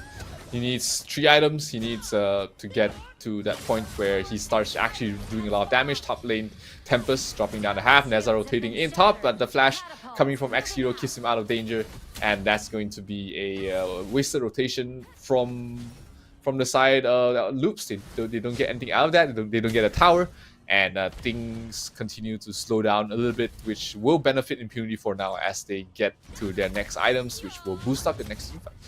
Yeah, I mean, ABH, they're committing the Skyfall, excuse me. And, all at the cost of X-Zero's flash. So at the end of the day, not the worst thing in the world. He didn't lose any minion creeps in the mid lane or anything. So at the end of the day, not too bad. It's something that you will take. ABH, I feel like there's going to be a lot of pressure on him to make a lot of movements, force Impunity to kind of react to what he's doing, because he can take up a lot of space. And getting in with the Skyfalls at almost a moment's notice is going to be key for him. Absolutely, he needs to either start the fight or be right behind whoever starts the fight, because he's crucial in setting up those kills for the Dharma. He's crucial for allowing Mai to go in and go out really quickly. But first, Tyrant finally attempted a rather late attempt on towards the Tyrant, but Black should be able to get it without any issues. XiaoLin also gets the bottom tier 1 tower, so Impunity, despite a slower start, is able to get some decent objectives across the map. Yeah, I mean, taking the bottom T1 and taking the Tyrant, and Black was able to solo that. So providing a lot of space for Impunity to make moves elsewhere, right? They have control, or they're trying to take over the enemy jungle. They've definitely forced the issue where now Loops have to play a little bit more defensively, and they're just kind of hugging their mid T1, just trying to stay alive. Yes, Loops has taken the top T1 and putting a little bit of pressure for Asing to kind of make that rotation that way. But again, I think Impunity are doing all right. Yes, they're down 1.3k, but at the end of the day, they're taking what the enemy's giving them. Yeah, it also doesn't feel like they're down 1.3k. They are the ones playing in their opponent's jungle. Black being a nuisance here, trying to steal the red, but he sees 3 heroes, not going to try and go for it. But just creating pressure across the enemy side of the map. And Black being there knows that, hey, if there's 3 heroes in top, it means that early you can farm however you want in the bottom. You're going to be safe. And that is going to propel the early to a much better farm heading towards the mid game. Yeah, definitely pushing, and I mean, you're hoping to get as much farm as possible, right? They're pushing it across. Oh, the Magma Slam with a Burst Ram. Mithy, he's probably on the wrong side of this. He's going to be knocked up. The Resplendent Revolver just going to kind of scare them away a bit. Impunity probably aren't going to go for the commitment on this Azure Golem just to go in for, but the nice Dream Realm connecting onto 2, and it looks like they're going to back off under tower, and they do stay alive, but Impunity just forcing the issue and maybe stealing some of the enemy minions here. This feels a little bit too forced here for Impunity. They're not in the best of positions around the map. Mankey a little bit too early. There was no follow-up, not from the Lian Po. So just a bit more wasted skills. Some more cooldowns here for the side of Impunity. They were looking for more, at least get a kill and then get the mid tier 1 tower. But just jumped the gun a little bit too early. But looks like they are trying to force it once again. Okay. Now, who do you think has to have the better early game? it definitely is Loops. They have no way back if they have a mediocre early game, because that means that whatever engagement, whatever single target burst that they try to execute on is not gonna be great if they're playing from behind. So Impunity has more ways out even after a bad fight. So Loops is the one on the timer here. Okay. Putting a little bit of pressure on them. I like it. They're probably tuning in. They're like, oh, Zero's saying we gotta go. We gotta do this. And they'll probably push this one along. But in the mid lane here, Black here just being like this giant fur ball is so annoying, very tanky, and just providing a lot of space. Loops getting gone on here with a Magma Slam, finds ABH. He takes a lot of damage, but the Leaving Savior with the shield will keep him alive. And it looks like Loops, again, just backing off, just taking the enemy minions as they come. Yep, really just forcing Loops to play together as a team. The level difference will start to grow here for the side of Impunity. Black is, again, in their enemy jungle, really just being, like you said, the annoying furball that you really need to deal with. But you kind of want to just ignore him at the same time because he's not really doing anything. But he's just annoying either way. So Loops is trying to answer by doing exactly the same thing, but on the other side of the map. Okay, yes, I agree. Oh, the burst ram, the Tremor Slam actually misses, and he's going to go down. And Xeri will take this one, and they got an X-Hero as well, and Xeri with a double kill thus far, and XiaoLin is going to be killed as well as Black, and everything has crumbled for Impunity as they even dive the T2. The Unbridled Outburst is going in, and he's tanking up front, and they get an ace at 8 minutes and 58 seconds. No one was expecting the damage coming from Sheer. I mean, he basically almost finished off the Lianpo with a single skill, and then the follow-up from his ultimate just basically killed 2 heroes. Huge play there by Sheer, setting up the whole fight for his team, and that allows his team to also get the tier 1 in the mid, tier 2 at the bottom, and do some decent damage to the tier 3 in the bottom lane as well, propelling the lead to 4,000 after a very slow mid game. Yeah, what a bit of a mistake there. It's one thing to, like, lose the team fight, but then you lost the entire squad, and that turned into way more than just, the 5 guys that were killed. But let's check out this replay here. I mean, Megumi thought he was going in and thought he could get onto Zero, but he just turned it around. He just had the damage and just controlled him, and Loops was just all over them. They were like, just chasing after them 5-on-1, not letting Ashin get away, and they ensure that they secured that ace there. Yeah, that's going to give them the early lead that we said Loops absolutely needed. That is going to put them in a good position, and that gives them another good fight here. X-Hero, Black, and Asing all fall. XiaoLin will follow very soon as well, and that just leaves Megumi 1 versus 5 against the world. Can he survive? No, he cannot. Kanks gets the last hit. Another ace, a back-to-back ace here for the side of Loops. Unfortunately, the bottom lane is a bit too far out, but they will still be able to get the mid-tier 2, it seems, and continue pushing down the bottom tier 3 tower. Okay, what's worse than one ace? It's a second ace, right? They got him back to back right after the first one, and it looks like Loops are just like, okay, we'll take whatever you're giving us, which is everything, and we'll continue to take the second time. And, Impunity are like, hey, if you die, we're gonna die together. It's ride or die together.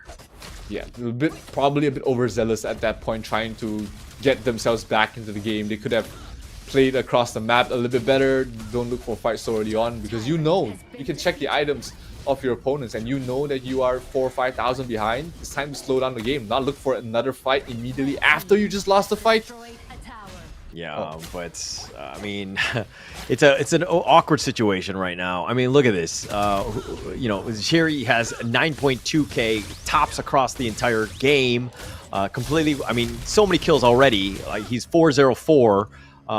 He is not the guy you want to be giving any sort of farm to. So Loops right now in a great position. Yeah, Marco Polo disfarmed with this lead is a crazy hero scaling towards the late game, and you don't want to play with that. He's just so mobile. He does so much damage at a range, and the pure damage also just melts through the Lianpo, melts through the main key. Tempest gets a kill onto XiaoLin. The marksman is down here for the side of Impunity. They lose the mid-tier tier 3 tower as well, and things are not looking good here. 4 versus 5, net worth difference. No other way to defend except with their bodies here. They do have the Lianpo. They do have the Princess Frost to potentially turn things around, but they had to take an almost perfect fight. Yeah, almost perfect one. And the Resplendent Revolver doing a decent amount of chunk damage onto Black. They're going to use the Unbridled Outburst. He's going to cut off the lane of retreat, trying to knock him out. And it looks like the Tremor Smash does go in, but it looks like Megumi's going to be down for the count. The base is wide open, the Dream Roam, but he just runs away. He can't even defend it, and they will take game one. Loops looking very, very strong. Yeah, we talked about that potential, that aggressiveness that Loops can really bring with the lineup, and they turned it up a notch. They went from 0 to 100 in the span of 2 minutes, and they were able to just... That was the shortest snowball in the history of snowballs. It was it grew to the mega big heights it needed to be in less than 3 minutes, and Impunity definitely could have handled that better. But still, props to Loops for not letting go of that pedal. They just went for it once, went for it twice, and just took the win from there. Great first game to start off, to start your series off, because it's going to give you so much morale. Actually, it kind of didn't feel like Loops really did anything special in that one. Not to take anything away from them, but all of the fights were like Impunity trying to go in, and Loops is just like, oh, okay, we'll take this one out. We get an ace, right? And then they were just kind of playing standard again. They were jumped again, and then again, Loops is just like, okay, we'll clean them out again. You know, first time, second time, however many times you want to come at me, but we're just going to continue to clean you up. And Loops just like cleaned up that game, and they just took an easy game one. Yeah, I definitely think that the loss was more on Impunity themselves rather than Loops outplaying them, jumping the gun a little bit. They had the better late game team fight. They had the better team fight. So why take team fights that you're not confident in and trying to force things? Maybe they saw that they were behind and tried to even things out with a good fight. But 9 out of 10 times, unless you have a perfect initiation, those team fights are not going to go your way. The toughest thing about this is that Impunity was trying to force it, trying to do a team fight. And then they got completely thwarted, right? Yep. Loops had the answer for everything. My worry is that even going into game 2 and 3 is like, hey, if Impunity are in the same situation, do they go for it again? Is it going to shake up their confidence? Yep. I mean, I know that this is a long series. It's a best of 5, but it's something to consider as, Impunity go on in this series alone. Yeah, it might haunt them in the upcoming games.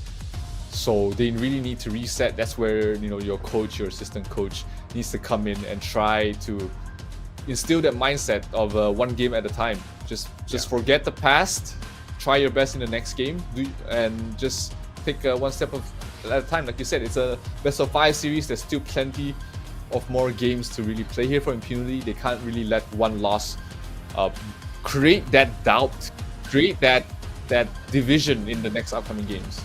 Oh, okay. I was going to say one other thing on that post game. They're like, the stats of Impunity were all like 0-3-0, 0-4-0. I was like, oh my God, this is like my rank game on my side. Like, this is the same KDAs. But let's go into a little bit about the actual stats here. If we're talking about the damage taken, or the damage dealt, Impunity side, really not too much. 47,000 from the XiaoLin.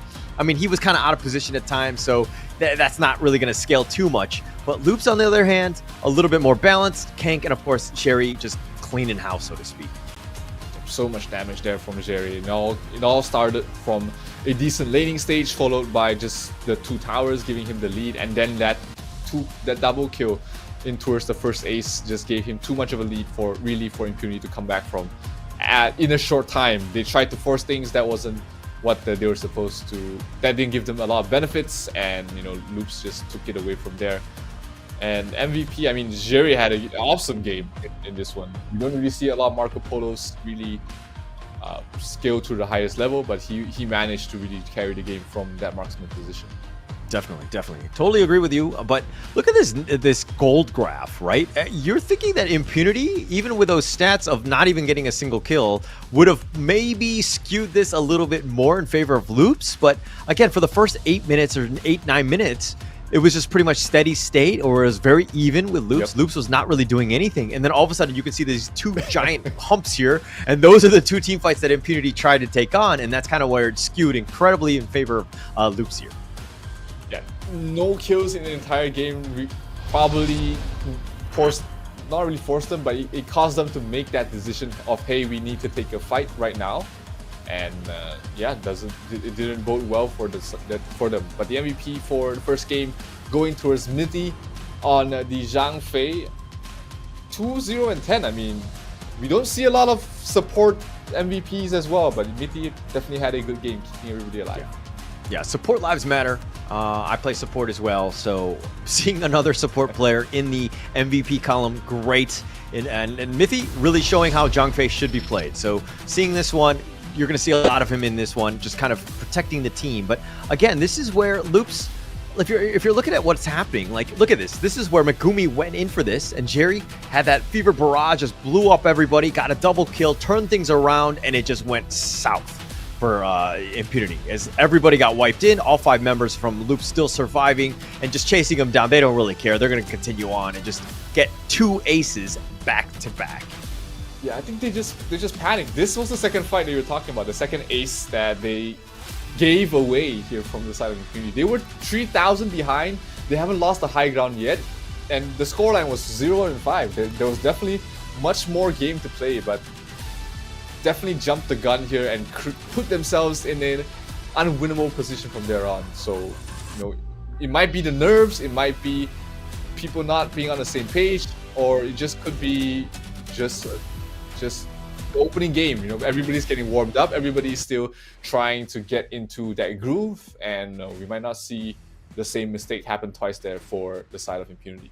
Yeah, and we've learned that Impunity, they lost game 1 against RRQ the other day, and they know how to bounce back, right? I think that this is still one that's going to go hopefully more than 3 games, unlike the last series. I think that this one will go a little bit longer because I see a lot more fight in Impunity, being able to bounce back, right? And that's definitely a skill that you need to have going into this one. The mental game is real, and Loops will be confident going into game 2, but I think that Impunity really need to bounce back after that game 1. Yeah, definitely some things to talk about in this short break. The coach is going to have a few words. Got to make sure the players are at least in the right mindset, because that loss could be tilting to a couple of players on their squad, and they just have to make sure that, you know, they reset, go into the next game with a fresh mindset, and try and win from there. Yeah, for sure. But you know, I think that if you're throwing out a lot of knowledge, and I'm wondering if, you know, if people out there also, if they're able to do some content creation on their own. Zero, I don't know if you do that as well. I know Blam MOBA does, so feel free to give him a shout out as well as a follow on for him. But HOK, of course, Honor Kings, we're looking for the best creators out there that, you know, can understand the game, can teach the game, and can kind of show the ropes, because it's very complex. You're seeing it even at the high level. There's a lot of mistakes that the teams might be making, and you know, it's good to kind of get some of those tutorials and those guides, and to see exactly how to play, like, you know, even the next Heroes. Yep, absolutely. It is definitely look out for your favorite creators, and you know, that's where you learn a lot about the games, learning from better players, more experienced players, and definitely look. If you are one of those creators yourself, make sure you apply to be an official Honor of Kings creator. Yeah, definitely. And looks like the coaches have kind of given their coach speak. They're kind of preparing for the next draft. There's got to be a lot more pressure on Impunity right now. Again, loser goes home after this best of 5 series. I know Impunity are going to want to bounce back. They're going to figure out. Look at them. They're all very serious. All of them are just kind of worried about this next game. I think one of them has their head down, maybe in prayer. I'm not sure. But nonetheless, this is going to be game 2. Is going in. I know the ban from Loops here. Yeah, never want to give the Heino to Impunity. He's an absolutely scary player to put his hands on. Is black on the Heino. They sometimes even play on a clash. So very flexible hero. Loops takes Heino out of their hands, and Impunity will ban out the Mai as well as the Luna on their side. Yes, initial bans. We're gonna see. Like, again, it's just initial. Okay, or the Arlie ban. Okay, Loops is like, okay, we don't want Impunity to run that one. I don't think it was the greatest in the last game, but it's respect. Maybe you just don't want to deal with it because they did have to counterpick it. But Ashing, what are you going to pick here first for? Okay, the Dahlia. Okay, we've seen that time and time again though. Yep, Dahlia openings, especially when she's let through to the ban, is always something that you can always pick in, but that also leaves the Lady Zen in the pool here for Loops if they want to pick up in the first and the second of their draft. So just keeping things open for themselves. Maybe they pick up the lane here. Lane hasn't really been the focus across both these teams, but they do pick up the ladies and they pick up the Zhang Fei, who was the MVP in the previous game. Mithy definitely had a great game for that, and when you pair that up with the ladies, then that's a lot of team fight on the side of teams. Oh, a lot of team fights. And I mean, Mithy is just an all-star on the hero, right? It doesn't really, like, it's difficult to deal with, to counter pick him. I don't think you go that far, right? But you have to understand where he's going to be at any moment. And Loops, Mithy on the Zhang Fei can just pounce on you and just make your life miserable. Yep, absolutely. It's the strength of the Zhang Fei. He doesn't look like he deals a lot of damage, but when he gets to the backline, when he pops his ultimate, that's when you know that why Zhang Fei is an absolute beast here. Lady Sun makes her debut today. We've been seeing a lot of Lady Sun throughout the group stage. Kind of have got quieter towards the later stages of the group stage, but Loops will pick her up once again. Yeah, and late game monster, Lady Sun, we know that just a lot of potential. I feel like Impunity here picked the Princess Frost, and I always look at this as like a poor woman's Lady Jun. Like, she's just not as good in a lot of the different things, and I feel like she needs a little bit of a buff in that sense. But Lady Jun is just so strong, that's why, right? So it's going to be the mid lane here to counter the Lady Jun. I'm not a huge fan of it, but they're probably much better than I at playing her. It's funny because in season 1 we said Lady Jun is the poor man's Princess Frost. So how the turntables after a single season, how things have changed in this entire scenario. But Loops banning out the Guan Yu and the Dharma, so banning out very aggressive Clash laners, and they're probably going to pick up a strong Clash laner on their own. So something like a Byron, something like a lane. It will be the lane being decided here for the side of Loops to make sure that they win that Clash lane. Yeah, I like it. Elaine, I mean, you have that mobility, you have that, technically that meteor kill if you're able to kind of launch him up. And if you can get on the Marco Polo, he's going to have a rough time, especially if Elaine is able to kind of just control him. So you have a lot of options, and the mobility is key, of course. And it kind of rounds out with the Zhang Fei, who's somewhat tanky, and Elaine doesn't want to be focused on, right? So Zhang Fei kind of wants to be that guy. So it kind of rounds out that draft pretty nicely. Yeah, I think Loops definitely looking like it is a very good draft in my opinion. Impunity not doing too bad themselves, kind of missing a more tankier front line. They do have the Kaiser to run in that role, but as time and time has shown, if you shut down the Kaiser in the jungle, he doesn't provide a lot in those team fights. So Zhang Fei already picked up there by Loops. They just need another aggressive jungler on their side to be able to make those early game invades, and I think Loops should have this game as long as it's something like a Zilong, even a Prince of Lanling can come out here. They go for the Jing, and yeah, it's another aggressive one that looks really good in this fight. I mean, again, Jing against Marco Polo, Princess Frost, and Dolia, she's gonna have a field day against these three heroes. Oh my gosh, I love Loops' draft right now. I think it's very meta. I mean, Lady Jun, most picked, we've already talked about. Elaine, number 3 most picked. Jing, a little bit less, but has a 63% win rate with 8 games. What else can you ask for? And then you put Mithy on the Zhang Fei, and things are looking very good for Loops. I feel like Impunity's lineup, a lot more difficult to play, somewhat squishier. They need to get the right initiations, the right team fights. They cannot be making the same mistakes they made in game 1. Absolutely not. It's the first game. I mean, we talked about Impunity had the easier to execute lineup, and they still lost. Game number 2, Loops has the easier to execute lineup, and they seem to have an answer to everything that Impunity has drafted for this game. So are we in for a quick series again here, Holler, or can Impunity prove us wrong? Don't jinx it, man. I want to see this go the distance. I mean, it really comes down to Impunity. They really need to bounce back. Being down 0-2 is almost a chasm that you cannot climb out of. You're going to have a tough time. They need to ensure that they have a good early to mid game to kind of just control them, to give themselves a chance in this series. Absolutely. And here, just for the viewers who are not very familiar with Elaine, why this hero is so strong is that He doesn't need any mana. He's very sustainable in the lane. His mobility is top rations. And when he gets to that 12-minute mark, his combinations of damage and as well as sustainability towards the backline is just so hard to deal with that he is the most popular Clash laner in the Season 2 Invitational. Very popular. There's just so much potential outplay, right? Has a get out of jail free card if you're using him properly.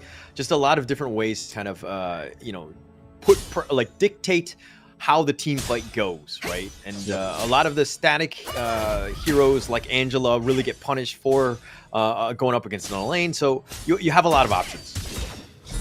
Yeah, top is going to be where both teams are putting a lot of pressure. Oh, Jing in some trouble. Pops the ultimate, trying to heal up the best he can. 2 versus 3 fight, but ABH looks like he's still alive for now. So is Elaine. Elaine hasn't even used his ultimate yet, so he can still get out of that situation.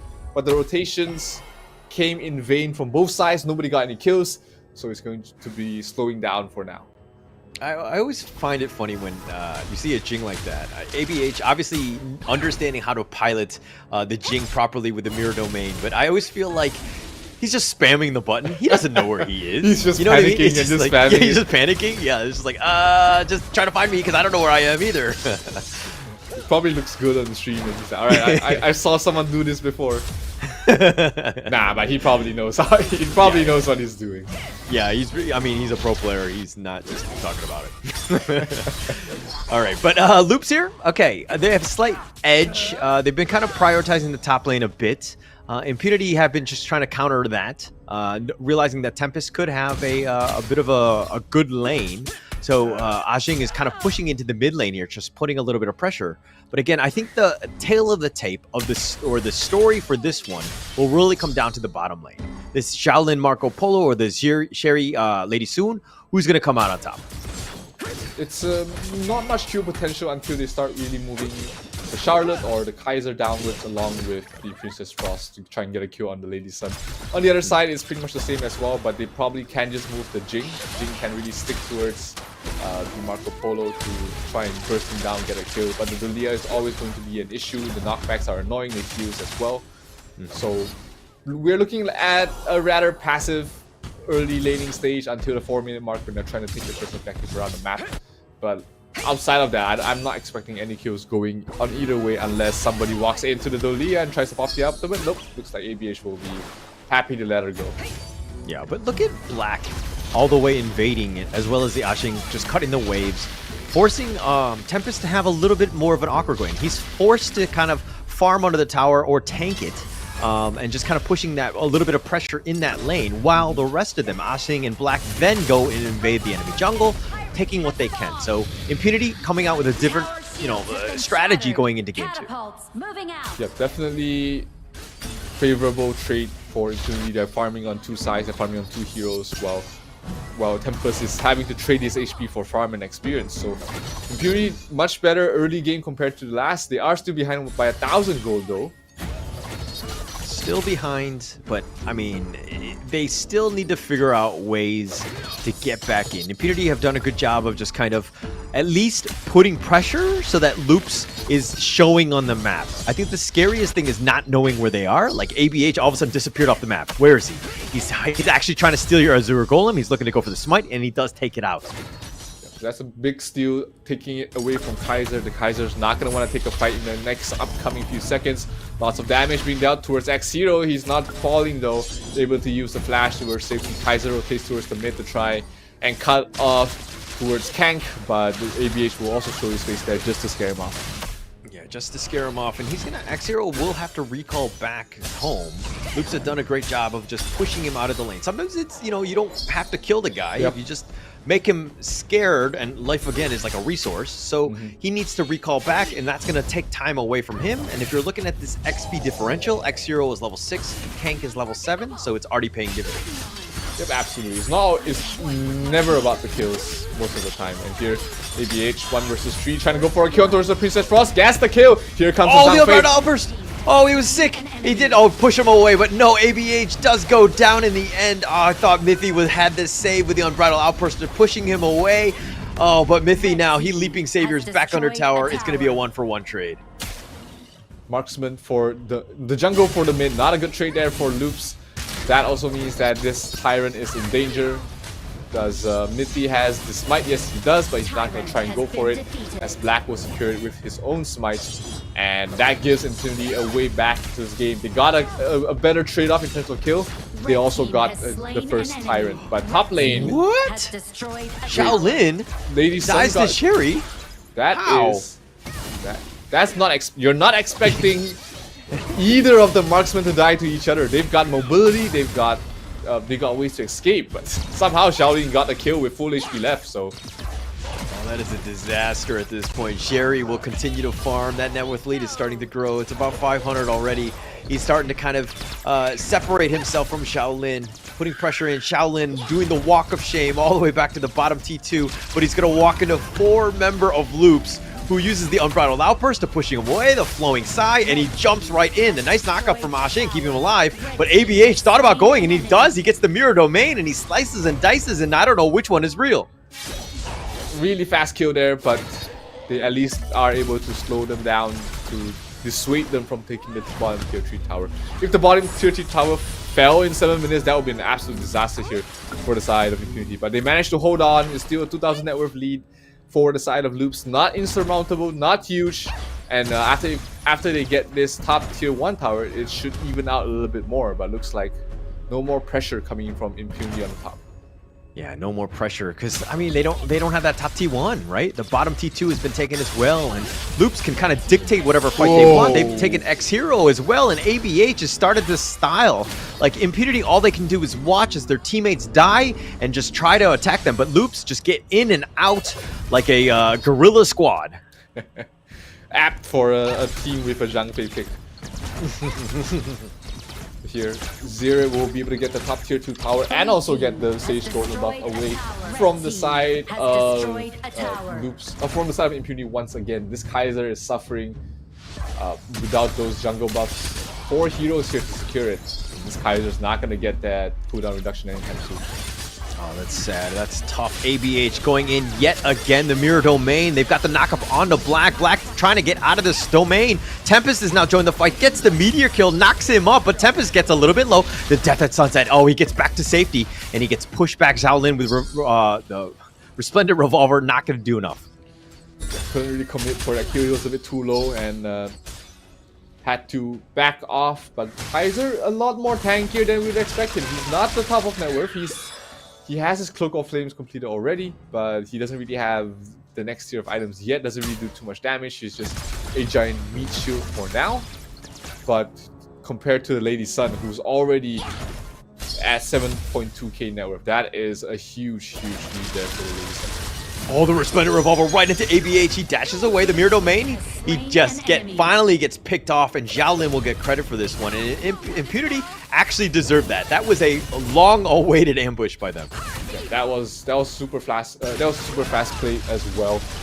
Getting that might enable them to get this mid tier 1 tower to open up the map a little bit towards their favor. Princess Frost drops.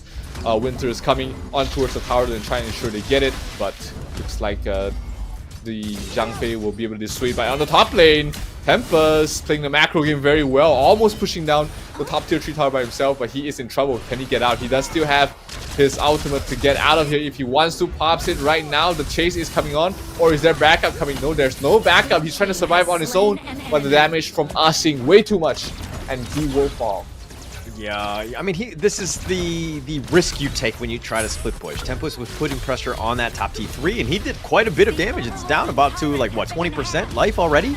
So he's kind of created space for the rest of the team, for Loops again, to just kind of push in the other lanes, and now it looks like they're going to look to take the Overlord here by Impunity. So a little bit of space given, some other space taken away from elsewhere. It's going to be an even trade for the jungle objectives. Tyrant is going to provide you damage, while the Shadow Vanguard is going to help Impunity repair these lanes, especially towards the top lane. You got to make sure to buy as much time as possible towards the top so that they don't lose more real estate and become harder to defend their jungle. Okay, that was a pretty good sequence of events for Impunity, right? The fact that they got the Overlord, they got ABH, they turned it also into a Tempest kill, and they've gotten that T1, right? Yes, They're still behind in terms of the net worth, but these are small steps, baby steps to get themselves back in the game. Impunity have done some decent things in the past 3 to 4 minutes, so they're giving themselves a chance to win. Yeah, definitely. They are not forcing the issue like they did in the first game, so this is already in a much better spot for them. But here's Xere trying to backdoor the tower, will get the last hit, so that's going to be the first tier 3 going down. Also, the Shadow Vanguard is going to fall soon after, basically without doing anything at all. So Loops is still in a good position nonetheless. They are still 4,000 ahead and looking to take more real estate away. But the Jing finishes off X-Hero. He's going to fall. And Impunity will not be able to take the upcoming fight. They lose the mid-tier to tier 1 tower and more of their buffs going towards the way of Loops. Yeah, and this net worth lead is like grown, right? It's 4K right now, but let me just say Sherry actually has a net worth lead of 2K above any other player from Impunity. That's how far ahead he is right now. He's absolutely a monster. You go near him, he blows it up. He backdoors your tower because he has the damage. He don't care. He's 10.4. Look at this. And then next closest, XiaoLin, 8.3, well behind Sherry right now. Yeah, Sherry has been playing like an absolute beast for both these games, in fact. And when you give the Lady Sun this much farm this early, you know that you're in trouble. And Sherry has been absolutely killing it in this game and the previous game as well. Yeah, and I mean, the team only has 5 kills, right?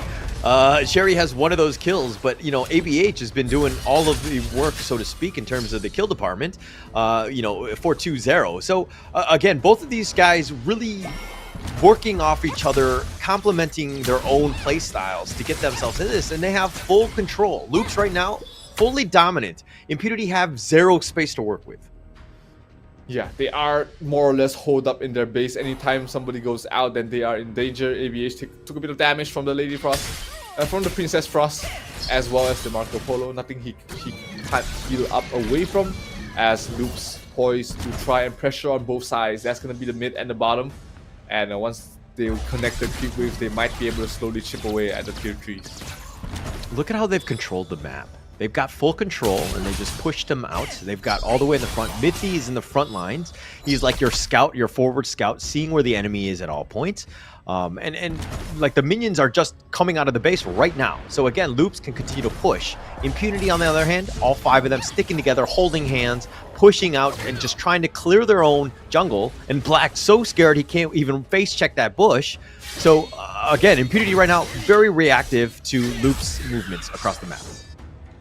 Yeah, and if you're reacting, you're always going to be 1 step slower than your opponent. So Impunity needs to pull out a rabbit from the hat here to try and get a favorable fight going towards them, where they are able to secure the win for that fight in particular. But the Tyrant does go towards the way of Loops, and we might see a high ground attempt with this buff. Okay, the rabbit that's being pulled out of the hat, is it worth 6K net worth? Because I don't think that's going to help them. That's not enough, right? They need more. They need like multiple rabbits at this point. Or they're going to need a bigger hat. No, a bigger hat. Or just a fatter rabbit. Is that what it is? All right, but Loops here continuing to just dominate. They've got a 6K net worth lead, pushing it across. XiaoLin is going to recall back to safety. These Drakes are starting to push. And again, it's just, they've slowed it down. Loops have nothing to do, like, they don't need to force the issue. They have plenty of time. They have full control. They just find that pick off. Impunity gets out of position with 1 guy. They turn it into a 5 vs 4. Loops can then just end the game. Yeah, actually, that's exactly what Loops is trying to do right now. They know that they are stronger at this point, so they want a strength test. They want to take it away from Impunity. They don't want to give them more time to recover. And Am trying to end this game right here and now. Bottom lane got pushed out a little bit, so Elaine's there to fix it. But once the next dragon arrives, that should be the last tier 3 tower standing.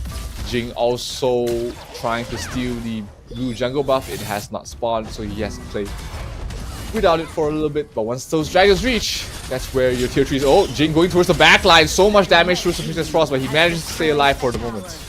Oh, stays for the moment, but he's going to be down. Ashing is going to be the first to fall. ABH will get yet another kill, rack him up. And it looks like Mithy will go into Unbridled Ferali form. He's going to just kind of create the path. They've already got all of the T3s. It is a matter of time. But it looks like Loops have made the call. They're gonna regroup and come back to fight yet another day.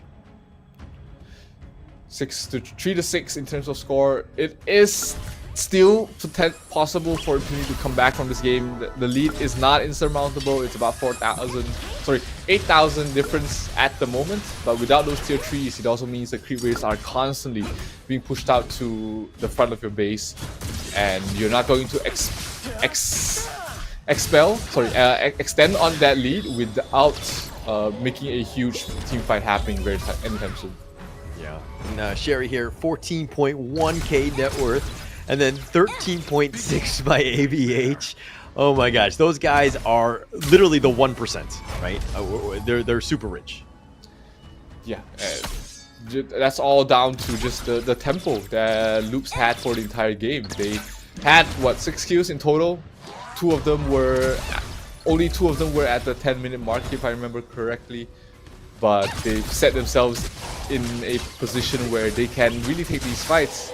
And Impunity still trying to catch up, still trying to play the macro game against Sucker players. Oh, what is this? What is this rapper? Chasing out XiaoLin. He's going to be chased. The meteor kill knocks him up. But Tempest needs to be careful. He's going to be focused down. He's going to be the first to fall. But the base is wide open. Nice play by Ashing, trying to slow it down. But the base is going to be taken out. And Loops will just take him out. And they will take game 2. Clean game here from Loops. Again, another one of those games where you really can't find any fault in Loops' gameplay. It's like they played standard. They played, how you expect a team to play at this highest level, and somehow they are making things easy for them. Okay, my only fault in Loops is that they need to figure out ways to end the game 5 minutes sooner, right?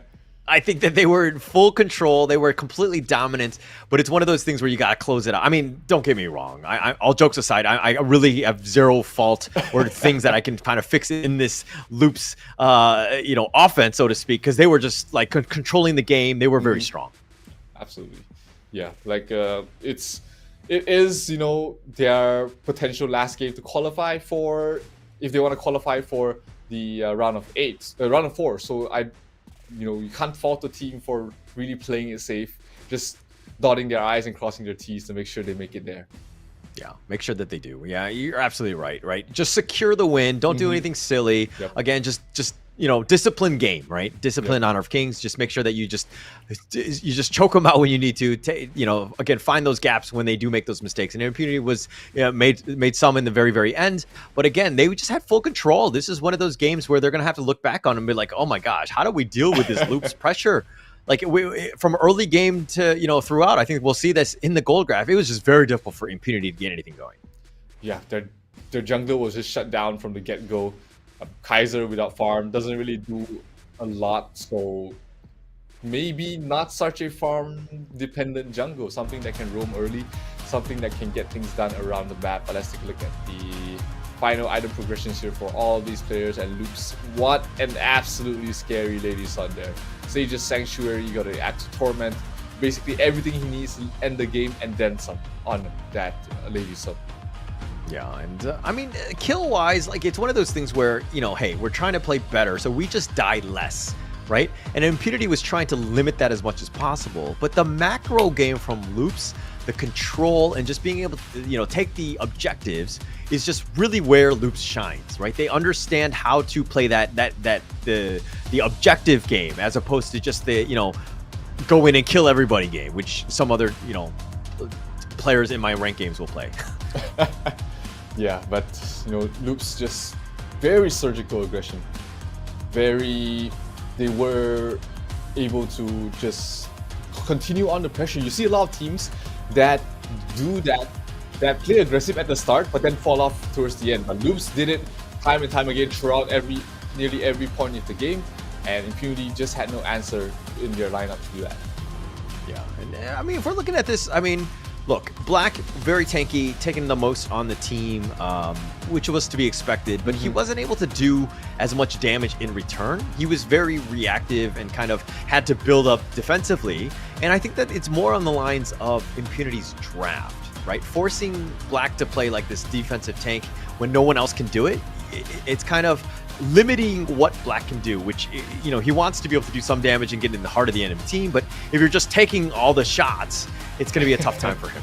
Yeah, absolutely. I mean, it could be a game plan issue here for Impunity. They might have come into the draft thinking that the Marco Polo and the Charlotte will be the main damage dealers, so Black just needs to be a bit tankier, but XiaoLin isn't able to really deal with the likes of the Jing and the Charlotte, and you just don't have enough everywhere else. If you look at the damage split, it's just everyone wasn't really doing huge damage at all. And speaking of the gold graph, went directly in favor of Loops. I mean, just start to finish, just closed out the game. Just very strong, very well-disciplined team, just closing it out, right?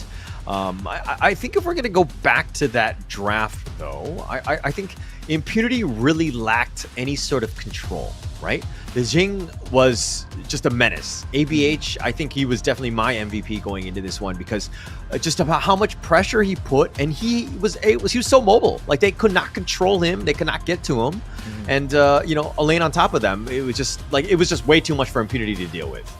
Yeah, absolutely a rough situation for Impunity to be in right now. 0-2 down. Lady Zen gets the MVP for game number 2. It's gonna go to Clank, 103, not the most impressive scoreline, but hey, we know that the Lady Zen is just more than kills. It's the team fight utility, it's the CC, it's the long range pokes that makes this hero the #1 pick in Season 2. Boo is all I can say. I disagree with this MVP. I think it should have been ABH on the Jing. There was more impact throughout. But we'll see the replay and then we'll make another decision on that one. But ABH, look at this one. He's dodging around, just going from image to image. And it looks like Black is like, I don't know how to deal with this. I'm taking a lot of damage. And they got 0 kills out of that rotation. So it's a time wasted. And they got nothing out of this. ABH, 1 versus 3. I don't care. I'm going to get first blood. And he does die in the end, but XiaoLin gets him with that Fever Barrage. But still, it's one of those things where look at how much pressure he's put on. XiaoLin is not free farming because of that. Yeah, it is just too much for them to really deal with. The constant pressure, the diving, you know, you got the Zhang Fei, you got the Jing. They can go in and out really quickly, and the burst from the Jing is absolutely huge. Here's Yabin. ABH did fall once, but ultimately, at this point in time, they're still in a really tough situation just because of how the lanes are pushed out and handled, and Loops never giving up any opportunities. They took every opportunity they've gotten, and it's paying off so far. 2-0 for them in the round of 8. Yeah, 2-0, and they're looking very strong at this point. This is a situation where look at XiaoLin completely on the wrong side. And the rest of Loops is like, okay, we'll let Tempest die, and then we'll just take the base. Like, the base is wide open, and the rest of Impunity are like, oh crap, our base, we forgot about him. We got to go back, and we got to defend, and just not quick enough. So Tempest doing his job, even of pulling out the enemy team, just, again, everybody understanding what they need to do. Yeah, great showing there for the Brazilian side. I mean, I wouldn't say I counted them out, but I thought this would be a much closer series between Impunity and the side of Loops. But I mean, Loops definitely showing us why they are the second best team from Brazil. Sorry, one of the best teams from Brazil, in fact, in this current tournament, and they are looking like they're in a good spot to move on to the top 4. Yeah, it's about the fundamentals of getting themselves into those situations where how to play with a lead, right? And if you think that you're good enough to take on Loop, you think you can beat out Impunity, try your luck. Go to the Open Series. Of course, this is going to be the second split. Registration starts from July 8th to the 19th. All you need to do is register in the Honor of Kings app. So get your team, get your 4 of your other buddies to sign up. You think you're better than these guys? You think you can take them down? Prove it. Get yourself into that split too. Yeah, and you know, it might be the gateway to an upcoming budding career for yourself in the Honor of Kings esports circuit. I mean, that's how All Gamers Global made it here to the Season 2 Invitational. They won the Open Series, and eyeballs are on them. But speaking of winning, I mean, it's Loops 1 game away. They are 1 game away from almost doubling their prize pool won so far. And you know, some teams they tend to, this is where they start crumbling. Yeah, it's tough. When you're in a hole this comes back to the coaching, right? It just calming people down. It's like, you know, if you look at professional sports today, like basketball, they can come down 0-3 or whatever in like those finals, right? It's because of the fact that they're just like, hey, we got to like start over. We have the resolve. We've been there before. Yeah, we've lost games, but it's not over till it's over. And Impunity really need to have that same mindset of getting themselves of just like shake it off. Yes, the draft, the play style, okay, a lot of other things were not great, but let's start from scratch right here and just get ourselves into a, you know, a 0-0 matchup and just look at it as like a best of ones just as we move forward. Yep. Gotta reset, gotta put one foot ahead of the other. Match, take one match at a time is definitely the mindset they need to have at this point, because one final draft might decide how long can they stay in this tournament, and they just gotta really pull out all the stops at this point. Loops draft of game number 3 will ban out the Hano once again, while Impunity respect ban on Aviation's Jing as well as on Luna, and the ladies then will not see the battlefield in game number 3. Okay, for the record, the knockout stage is going to go all the way to Sunday, so we have plenty more games ahead of ourselves, assuming that you do survive, right? That's the biggest thing. You do not want to go home. This is one of those things where you want to continue. The prize pool is very large, and you want to get your fair shake of it, and you need to survive. Impunity right now, with their backs on the wall, need to figure out some way to solve this puzzle that Loops has been throwing at them, and it has not been an easy situation for Impunity. They need a much better draft here. Absolutely not.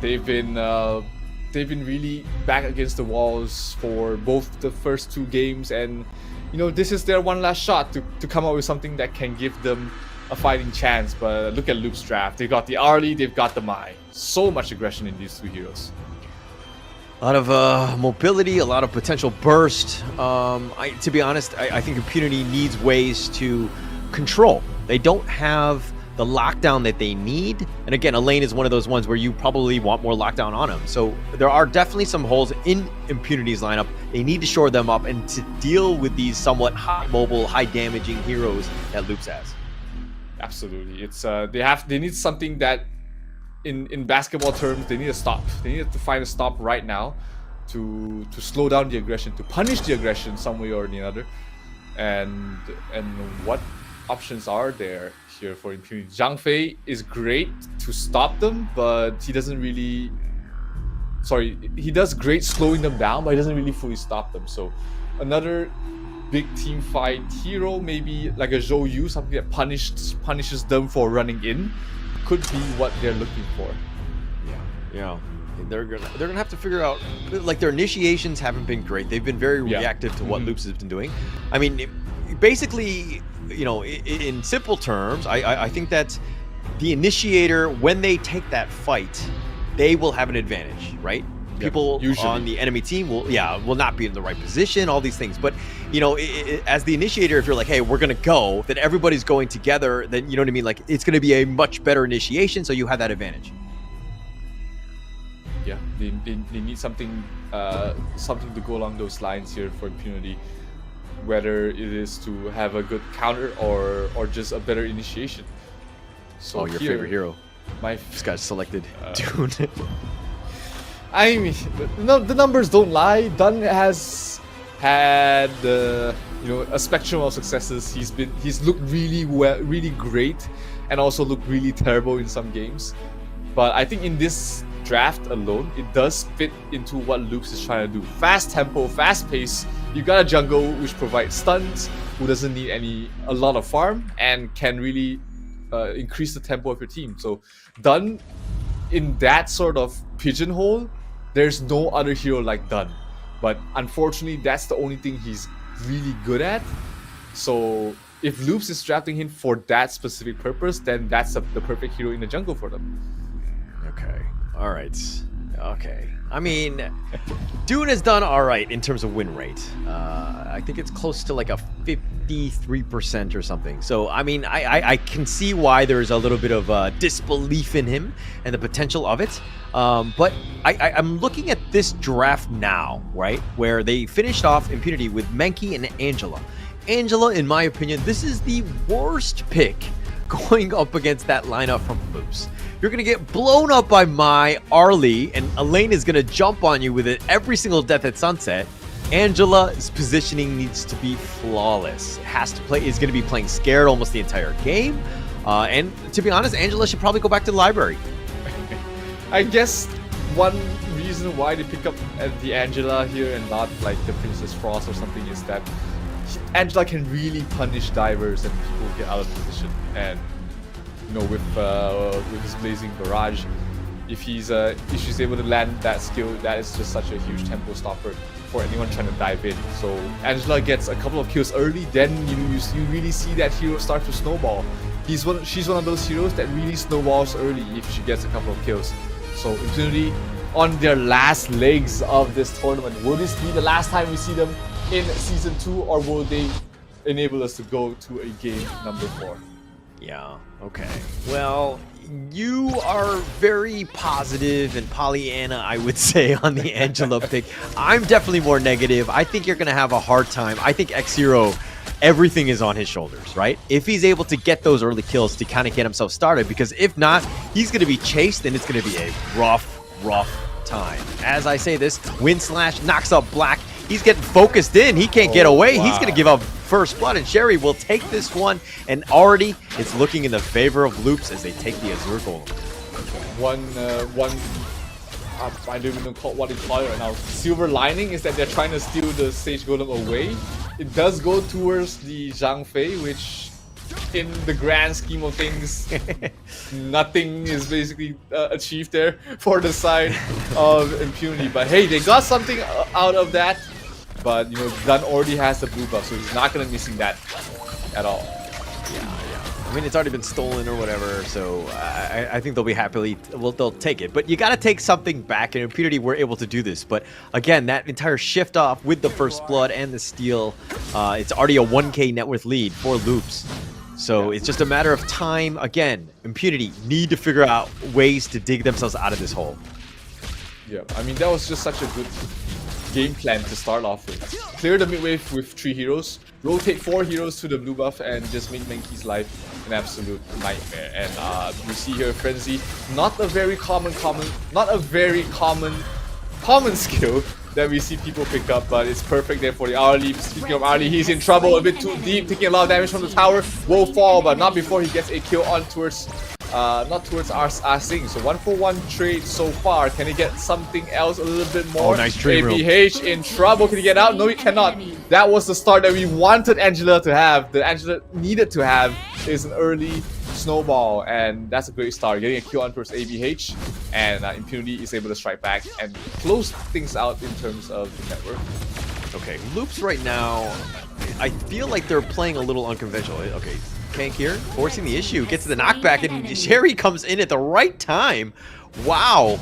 Kank had the bat signal up, and you know, Sherry comes in at the right time for this one, and the Death at Sunset. Tempest somehow survives under the tower, and it looks like the Scorching Barrage just barely not able to hit Tempest here. Good movements there. It's just barely surviving through all of that. Angela still doesn't really feel too bad, you know, just of not getting that kill. Was able to clear out the waves and push out as well. But here we take a look again. Kank really setting things up for the rotations coming in here for Xere, and he picks the fruits of her labor and propels Arlie to the mid game in a much stronger position. What a great play for them. I mean, Loops is just like, Kank is like, sets it up. Sherry already behind because he died, and is like, oh, okay, I'll give you this free food. Come and take it. And the timing on that could not have been more impeccable. So Loops, again, just understanding how to play this one. It's a 2 versus 2 in the enemy jungle, ABH. The Dream Roam from Black just to kind of get in under the tower of the T1, but looks like there's going to be a side rotation. X-Zero looking for that second pickoff to kind of give him that head start that you were talking about, that good lead that you're talking about. But still, he's a little bit behind in terms of the net worth. 2,000 net worth. He needs around 6,000 to really start bursting people down with the Staff of Reprobation. But things are still pretty even in terms of the net worth on both sides. Dunn has to get out of there. And not going to be an issue. Not a lot of CCs from the side of Impunity at the moment. And the first Tyrant will spawn. Loops trying to secure it, but they do have to play against 2 smites on the side of Impunity. Oh, nice Unruly Blade connects, but the Dream Roam gets him out of there. Black is back to safety. Tyrant is about half-life. He knocks up 2, and Sherry just steps away, and ABH will take the Tyrant, gets the smite. He's got the fastest fingers. The Meteor Kill, not going to hit anybody. He's going to be knocked up, and the Enlightenment blows him up, and Tempest will take out Black. And it looks like Black is the only one to have fallen. Yeah, Megumi as well as XiaoLin was pretty low, but they weren't able to dive any deeper behind the tower. So Impunity has to be grateful that they didn't lose anymore. That would have caused probably an uncontrollable snowball there for the side of Loops, but still not a good position they want to find themselves in. 1.5k down in 5 minutes in, and Loops still seems to have their number in terms of these movements across the map. Yeah, they definitely have their number. They're already starting to slowly whittle away at them as they've kind of grown this net worth lead. And look at the map, right? Impunity right now playing scared. They're staying on their side of the river, realizing that, you know, Loops could be anywhere. They could be in the bush. They could be right behind me. I don't even know. Like, they're just everywhere, and they're playing scared, and you see it in their movements. Absolutely. It's been... This is what we're talking about in game number 1, is the mistakes of your first game is making you doubt yourself in the last game potentially. So if you're not able to reset from that, then it might affect your decision making in the games and really cause issues for you. But XiaoLin, able to get that bottom tier 1 tower, the cheeky play that you can do with some of the marksman heroes to really just poke the tower until it falls. But it still keeps Impunity here in the game. Here comes the Maisha Nui trying to go for a kill. Angela pops the ultimate to try to play a bit more defensively. Oh, but the knockback by Dharma. Gets him. Finds Sherry. He's going to be down. He's going to look to back off. The Unbridled Outburst is going to be used. The Unruly Blade keeps ABH alive. And they do get that pick off, and that's a pretty big win for Impunity as they got Sherry down for another 10 seconds. Yeah. Arlie cannot be initiated on if she hasn't set up the parasol. He's just not very survivable if it's caught out like that. So gotta look out a little bit more for positioning, but all in all, not the worst things to happen this early on. It's not gonna amount to too much. It's just the Vanguard, the Overlord Vanguard falling towards the side of Impunity, which allows Impunity to cut down the lead slightly, but Loops still in the driver's seats for now. Still in the driver's seat, and it's just more of like the objectives and the towers that have been taken out by Loops, right? They've just kind of forced the issue of playing, again, Impunity just sticking far behind. They're trying to make some plays. They are getting some kills. They're getting themselves back into this. But again, it's more of Loops just playing very strategic. Yep, they absolutely have. They've been their aggression has been calculated, and they've been able to stop crucial heroes from getting the farm. But here, bottom lane. Oh, Meteor Kill. He's just going to go right for this Death at Sunset all the way in the bottom lane. Kank just trying to stay alive, but X-Zero, Blazing Brilliance, that's going to be aborted. The Dream Roam is not going to hit him. XiaoLin is down for the count already. Megumi runs over the wall, and it looks like X-Zero on the run as well. And ABH all the way in the front. He wants more. He finds Megumi. He's going to go for this one. Kank actually finds Black as well. The Dream Bubble pushing him out, but Sherry will take that mid T1, and they've capitalized off of that kill. Yeah, good engagement there from Loops. They really split up the fights. Everybody was kind of in a small skirmish, and a lane absolutely just feasted on XiaoLin, who cannot get away after using up the flash. So getting the mid tier 1 tower absolutely huge as well for the side of Loops to be able to control your enemy's jungle. And with the bottom, with the Tyrant spawning in a few more seconds, everybody needs to go back and regen to be in a good position for the next upcoming fight. The next one's going to be pretty huge. I mean, if we're looking at this one, the replay of what happened, nice Meteor Kill, knocking him up. They go in for this one. Tempest uses the Death at Sunset, keeping himself alive. And it looks like he's chasing after, gets another beautiful Meteor Kill, ensures that he gets XiaoLin, which is the biggest win for all of that. And then now they're trying to look to start this Tyrant here. Yep, this is going to give them a much bigger lead. Oh, but they catch out Asing. Is he in trouble? He did have to use the flicker, the flash to get out of there. Oh, the Unruly Blade connects. Dream Roam, just backs off. Loops are going to just back off, and they're going to look to take a free Tyrant. They push them away. They forced Impunity back, and Impunity, all they can do is just cry home and just, watch as the Tyrant gets taken here. again, another good engagement. They didn't get any kills there for the side of Loops, but they were able to push them back, secure the Tyrant. Now they can regen and really defend this Shadow. This Oh, Enlightenment! Oh. Ashing gives him the truth, throws it down, blows him up. Sherry was like, what just happened? Yeah, these are the kind of stops that, you know, Impunity needs to do to try and get themselves back in the game. But meanwhile, in the bottom lane, it's going to be the lane pushing all the way down to the tier 2 tower. It will fall. Asing trying to do the same in towards the top, but that's just the tier 1. That also means he's not going to be there for the fight that's about to happen towards the mid lane, unless he rotates, starts rotating in. Dream Roam right onto Kank. Kank dashes away. Hits a Megumi. Tries to go for the Forbidden Domain. The Unbridled Outburst is going to be used to just zone them away. The Death at Sunset. He's going to commit for this one. He goes in. He might have gone too deep. He's got the Death at Sunset. He gets himself on out. The Meteor kill, but he's going to be forced and he gets killed. Ashing will take him down and ensures that he gets it. This Monk is scary and violent. The Blazing Brilliance, more zoning him away. And it looks like Impunity are going to back off here. They might take the Tyrant. No, Megumi just dashes up the wall. Arlie did so much damage, but she wasn't able to fully do the damage, just afraid of dying at that point. Impunity though, backed off after that fight, knowing that their members weren't that healthy. They didn't have any heals compared to Dalia. They might be able to get it. No, ABH will be able to secure the last hit, and the Menki will have to back off. Oh, Ashing once again!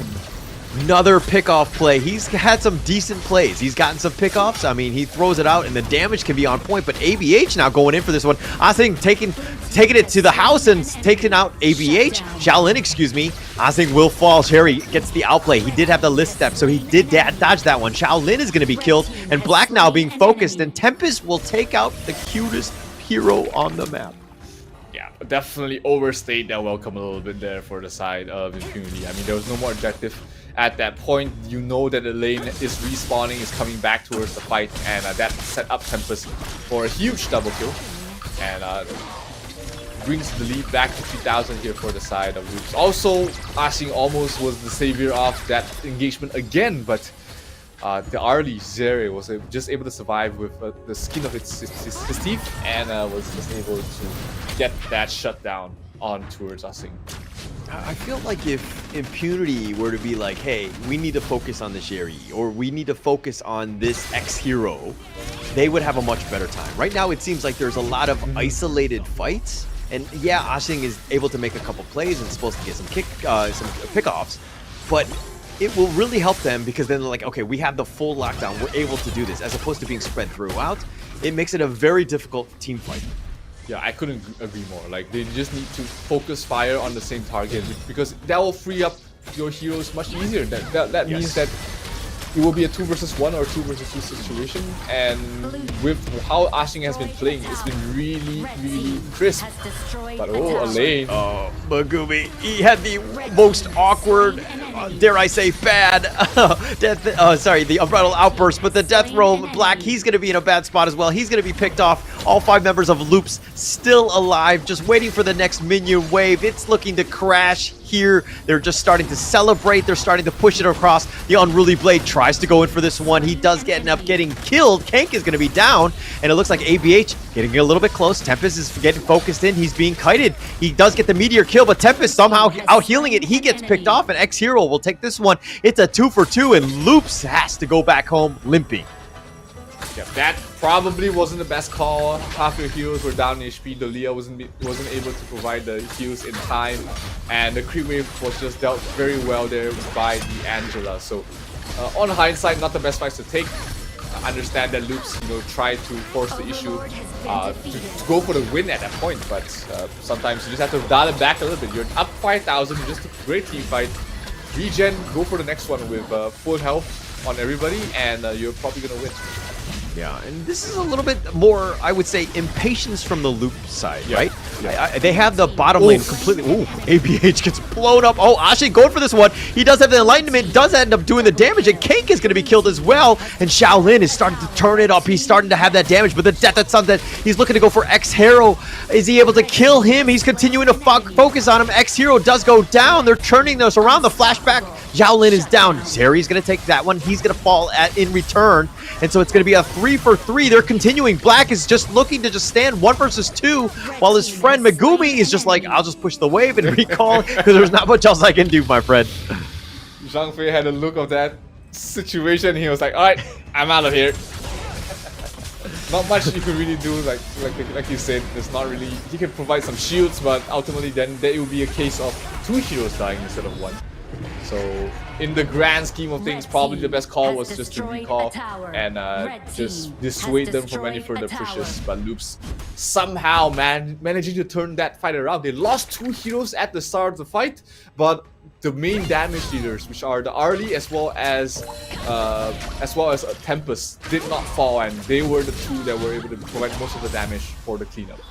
Alright, with friends like Megumi, who needs enemies, right? No, I'm just kidding. He saved himself. He probably the smarter play. It was going to be very difficult for Black to get on out of this one. But again, Loops forcing it out. I think continuing my point from earlier is that last time their gameplay might have been a little bit more boring, right? In the sense that they were very just like suffocating. They were forcing it out, taking away space.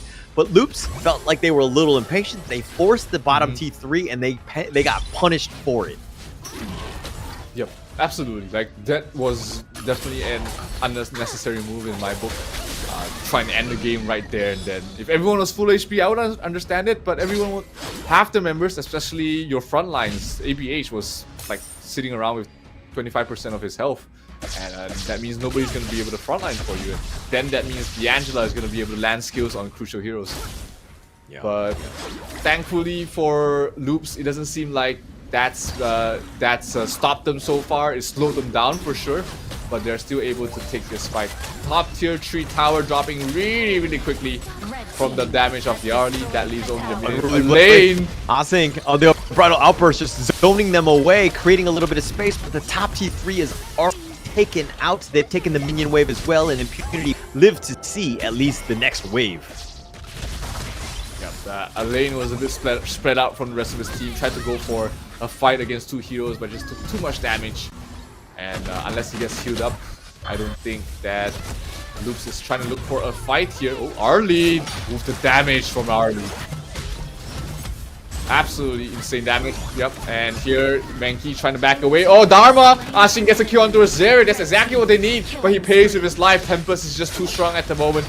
Here, Deer and Jay are taking a lot of damage. Oh no, it's D'Angela that was taking a lot of damage from the Mai, but 1-for-1 trade so far. I mean, Asing has been holding things down here for Impunity so far, but is it too late? Yeah, I mean, 30 seconds, that's almost like an eternity at this stage. I mean, it's 17 minutes in. Loop's still figuring out ways to just take all the objectives. His net worth lead, yeah, it's only 4K. I mean, kind of getting to the point where, you know, everybody's kind of 6-slotted at this point, so not the worst thing in the world, but again, Impunity need to figure out some way to get some sort of pickoff. Turn a fight from a 5-5 to a 5-4, you had that advantage, and this Overlord's going to be pretty massive in terms of just how things are gone.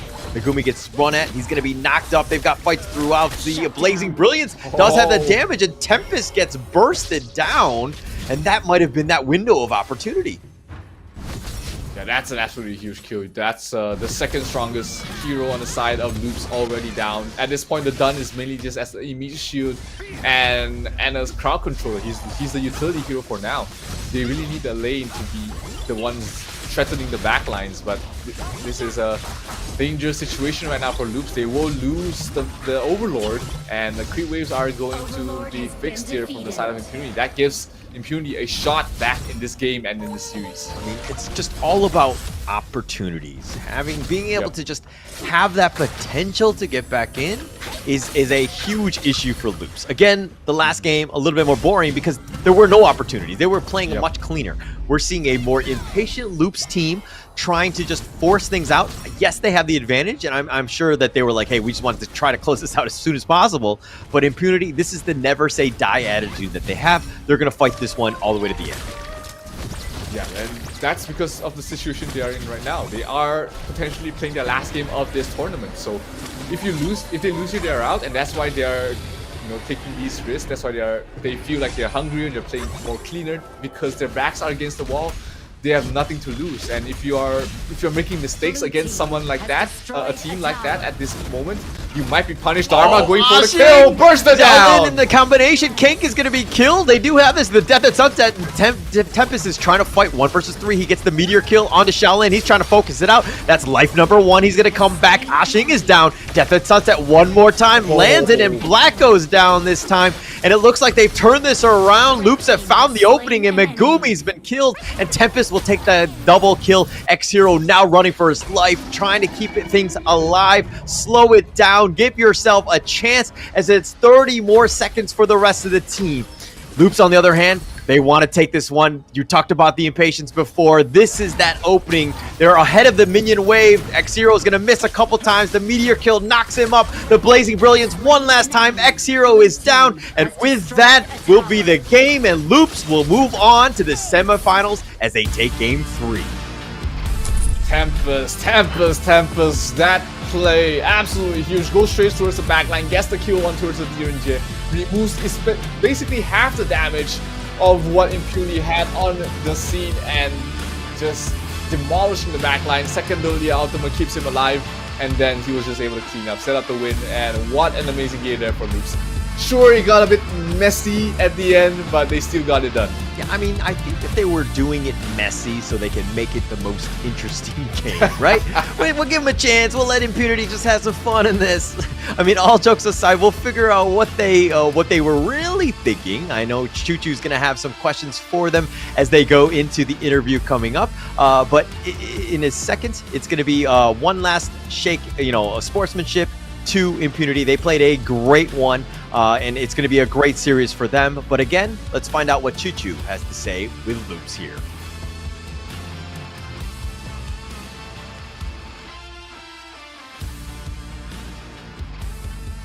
Welcome back with me on Live on Stage here with your host for the Untitled of the event, Choo Choo, and joining me here none other than our translator Andrew, alongside with our winner of the last series during the knockout stage, Loops from Brazil.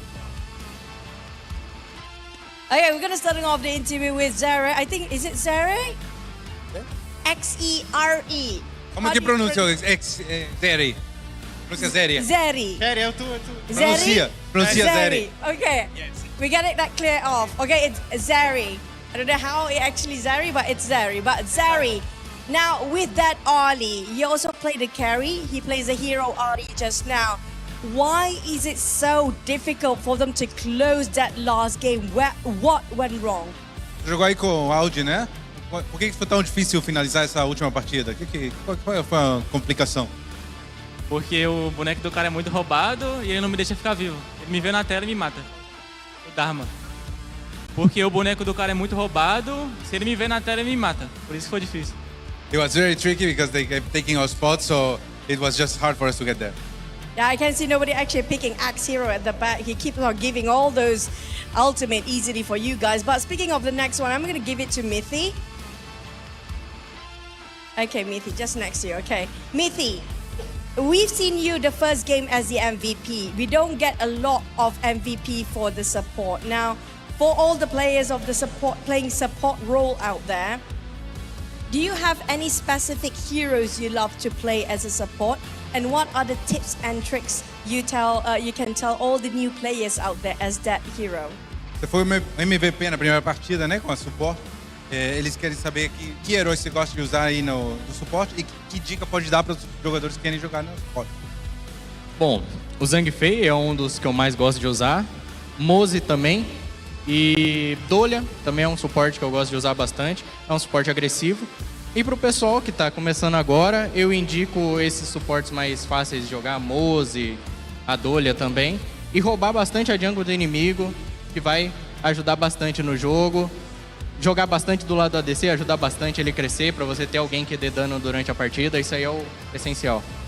I like to use Zenge and Dolha. I love to use those. I think they're really useful for any beginners who, if they want to focus on this, you just have to continue trying up. Make sure you have support so that you can keep expanding and improving your game.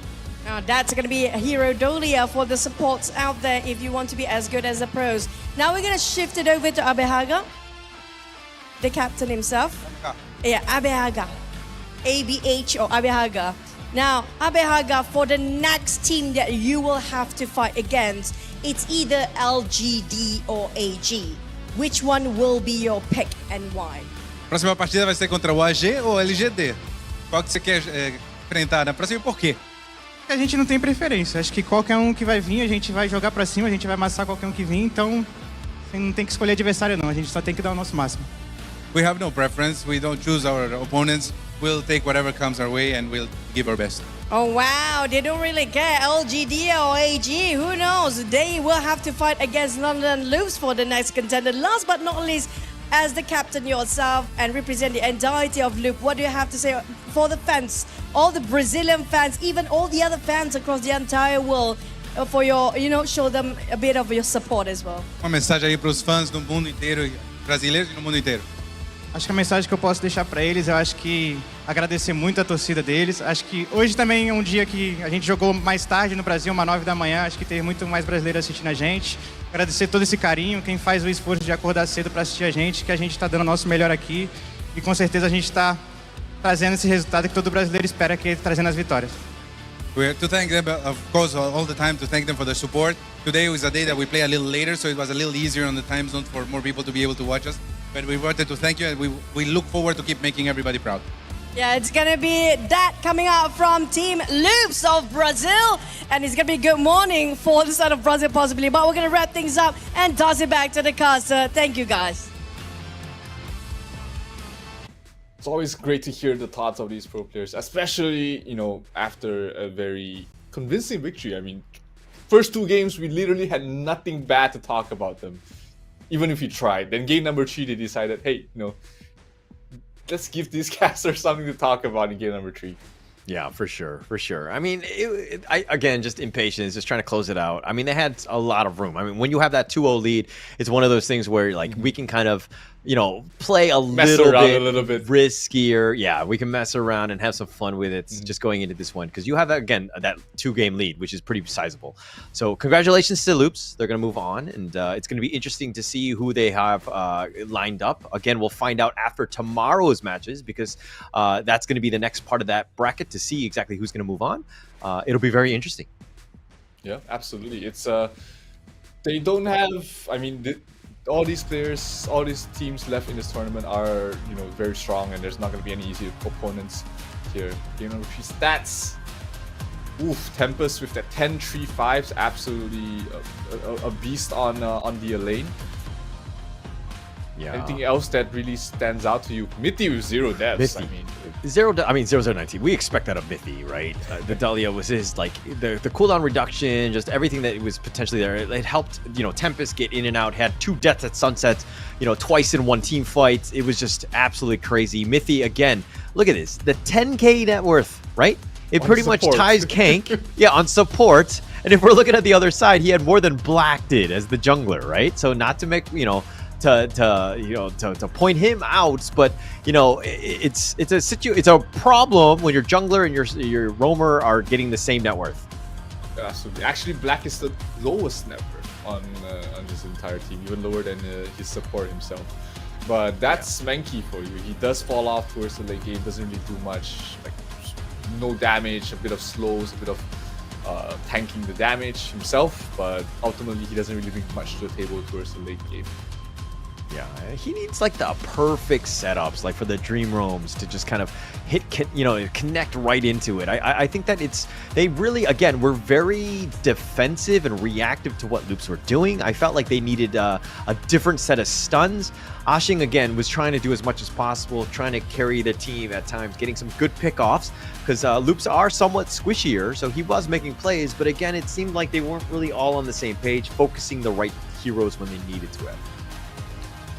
Yeah, it's just, different, players having different thoughts or have different ideas of how to take those engagements, causing that disconnect, that dissonance between both these, all of the players in a set of impunity. But hey, I'm happy to see that Angela actually wasn't that bad of a pick.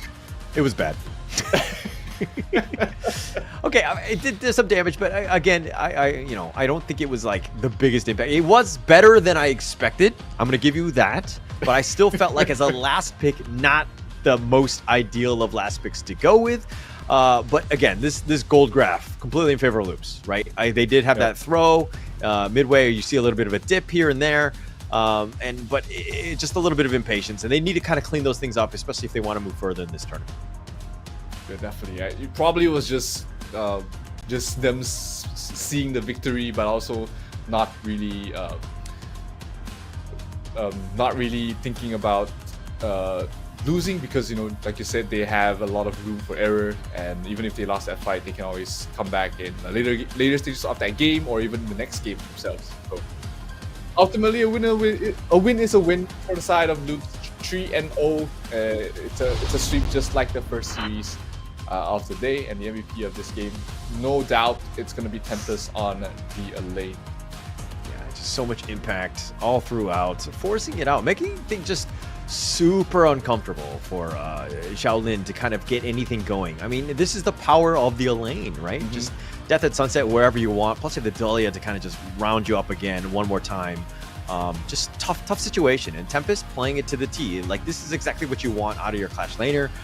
Just being able to do damage and to just put a lot of pressure on the enemy team. Yeah, lane is basically the better Lubu at this point. You know, deals the damage, survives better. Second ultimate always more impactful. Only thing missing is really just a little bit of more control with the ultimate, but more or less it's the same. You see Async here really trying to pull his team back to a fighting chance, and this was the fight that I thought, you know, hey, Loops is in trouble. They lost 2 heroes at the start, but the Arlie as well as the Elaine was really just able to clean up house here. Yeah, absolutely destroyed. It's one of those things where you took the T1, you've gotten what you've wanted. Why are you sticking around? Why are you continuing to fight? You know that they have a slight net worth advantage. They have the damage and the items to blow you up. And, you know, it's a situation where you're like, hey, we want a team fight, but we're still not that strong. We need to play a little bit safer. We've gotten what we wanted, which is that mid T1. Great. But we need to back off. We need to regroup and go back at it. We can't be continuing the fights when they're way, you know, out net worthing us. Yeah, adrenaline definitely came and just caused those issues, and this was the last fight here. Huge pick off on towards Kang there, and here this was where it was the Elaine show, so just fighting against 3 heroes by himself while the rest of his team was just finishing off the Dharma, and as the second Death on Sunset really just icing on the cake there. Really great final engagement there, especially from Tempest on the Elaine, and they secure themselves top 4 of the Season 2 Invitational. Yeah, it's going to be super interesting. Again, they moved on to the semifinals, but they're going to be up against the winner of LGD and, of course, All Gamers Global. That one's going to be coming up tomorrow. And then tomorrow, we're also going to see the winner of Vivo Keyed Stars going up against Kagendra. And the winner of that will be Team Secret, which we saw, again, 3-0 Team Vitality earlier today. A lot of 3-0s, man. I wanted to see a little bit more adversity going into these semifinals. But you know, tomorrow's games will hopefully be much better than today's. Yeah, we've got a couple of heavy hitters tomorrow as well. I mean, LGD has been on a tear, so has VKS. But their opponents might be able to do something about it in the last stages of the round of 8. And then on, we're going to have the top 4, which is looking very spicy. I mean, Team Secret against Kagendra or VKS is promising to be a very good series already. So is Loops against LGD, or even if they ever face up against All Gamers Global, it's going to be a very interesting matchup as well. Yeah, I think if LGD and VKS both win out, and then it's only Brazil and Malaysia into it, and then it's going to be only 2 countries going in with the final, 4 squads, and then the grand finals. That would be an amazing thing, I think. I mean, not to take anything away from the other ones. It'll be very interesting, but I think we're going to see exactly how that one plays out. And of course, all of these teams, because they made the knockout stage, they're going to be making it to the Esports World Cup. And congratulations to all of these teams as they move on for more fame, glory, money, all of the above, all the things that you want as the Honor of Kings Invitational Season 2, of course. This is, of course, the road to the Esports World Cup, and we've gotten you there, and it's with the top 8. Absolutely. And all these teams, they have performed, they have been able to play at their best because of the Infinix GT20 Pro. They have all been playing on that mobile, and like I said earlier, it has that Mecha Loop LED design. It lights up every time you destroy an enemy in game. So how cool is that? Right? Experience a gaming performance like no other with the Yeah. Infinix GT20 Pro. Yeah, so in my games, it would like light up like once every other game. That's usually sad life. It's a cool feature. All right, and also the Yao just came out. Latest jungle fighter, very fun to play. The Shining Star, it's available in the app, in the game itself, Honor of Kings. Please do download, give it a shot. You'll see exactly how much outplay potential you have with this hero. I'm kind of not looking forward to my ranked games going up against a really good Yao, because you can pretty They are much scary. style on other players. Yeah. Yeah, it's definitely one of those heroes you want to have in your roster. It's a fun hero to play, play with as well. So very good. One of those heroes that perform very well in a team-based matchup, and I can't wait for it to be able to be played in the competitive scene as well. So, yep, definitely check, get that hero if you want. Even if you don't, you gotta learn that hero to play against it in the ranked ladder. Definitely. And it's going to be, I mean, you were talking about how it's fun to play. It's also fun to play with. But you didn't mention playing against. And I haven't seen it too many times yet, so I haven't really seen it. But I'm scared at this point, right? I don't want to face it. I think it could be potentially just destroy me and focus me down and make me all sad inside. A good Yao is annoying. The most annoying thing you could ever imagine. He's just sliding left, sliding right. You're trying to keep an eye on it while you're controlling your hero itself, and you're looking at so many different things. It's just, it causes chaos, and we don't have enough of those jungle heroes that causes chaos. I mean, you've got Luna, you've got Jing, and that's pretty much it. Yeah. I mean, it's good to open more doors, right? I think absolutely. The potential opportunities and the options, I think, is actually quite huge. It'll make it way more dynamic. And but yeah, it's one of those things where at the highest level, seeing some sort of styling on that you can do, I think there's going to be a lot of creativity going in moving forward. Yeah. Flexibility as well. It's as more and more heroes get introduced to the Hero's Gorge, that's where the game gets more and more interesting, right? We only have 14 marksmen now. We gotta bring in all the other ones in, because the marksman pool is pretty stale at this point. Yeah. Okay. By the way, are you a farm laner? Like, what do you mainly play? What's your role? I'm versatile. I just don't like playing Clash. Clash is like my least experienced lane. Okay. Yeah, I usually farm or roam. But yeah, depending on who I'm playing with. So yeah, cool. Good stuff. Nice to know that you're versatile and you're very good at this game and all facets of it. So it'll be interesting.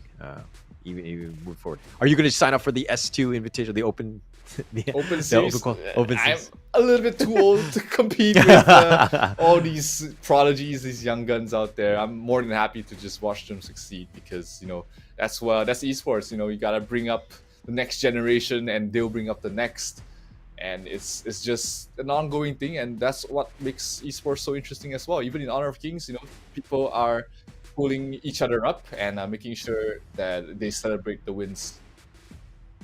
Okay. All right. Well, let's check out tomorrow's schedule. A whole bunch of games will be coming at you. It's going to be LGD versus All Gamers Global. It's going to be 5 p.m. plus 8 GMT. And then the second series will be Vivo Keyed Stars versus Kagendra. That's going to be happening potentially 7:40, but we'll see how the timing of that first series goes. Unfortunately, this is going to be my last cast for the S2 Invitational, and this is one of those things where Zero, Kindofu, and of course Blam will be taking over, and they'll take you to the rest of it as well as the grand finals. I'm curious to see which one is going to come out the victors, and I'm looking at either Malaysia or Brazil, but I'm thinking Malaysia at this point.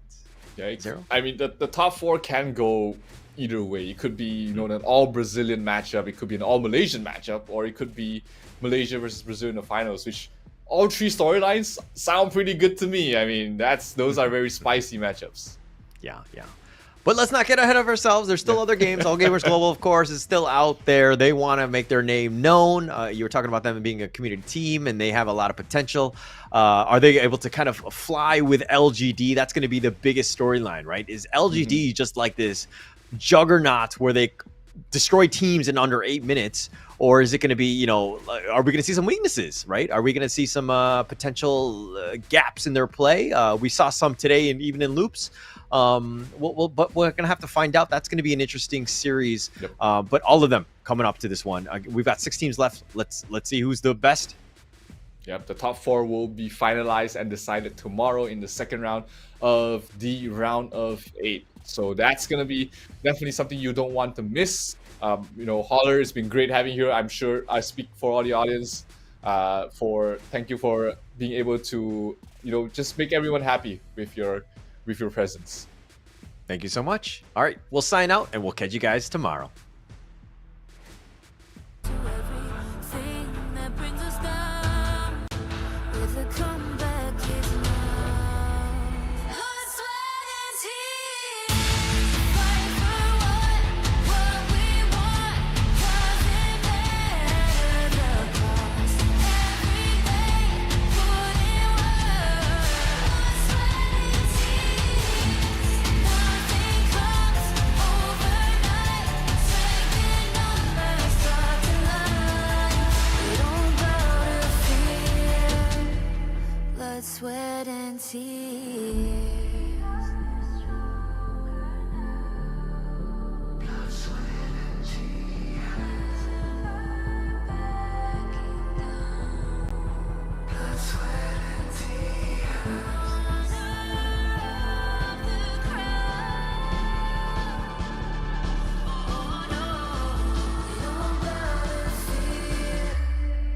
Blood, sweat, and tears. Fight for what we want. Doesn't matter the cost. Every day, put in work. Blood, sweat, and tears. Nothing comes overnight. Strength in numbers start to lie. We don't bow to fear. Blood, sweat, and tears.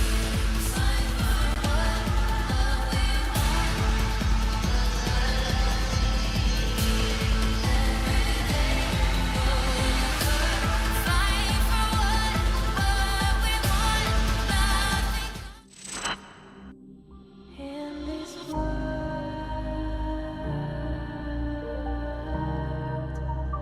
only ones in this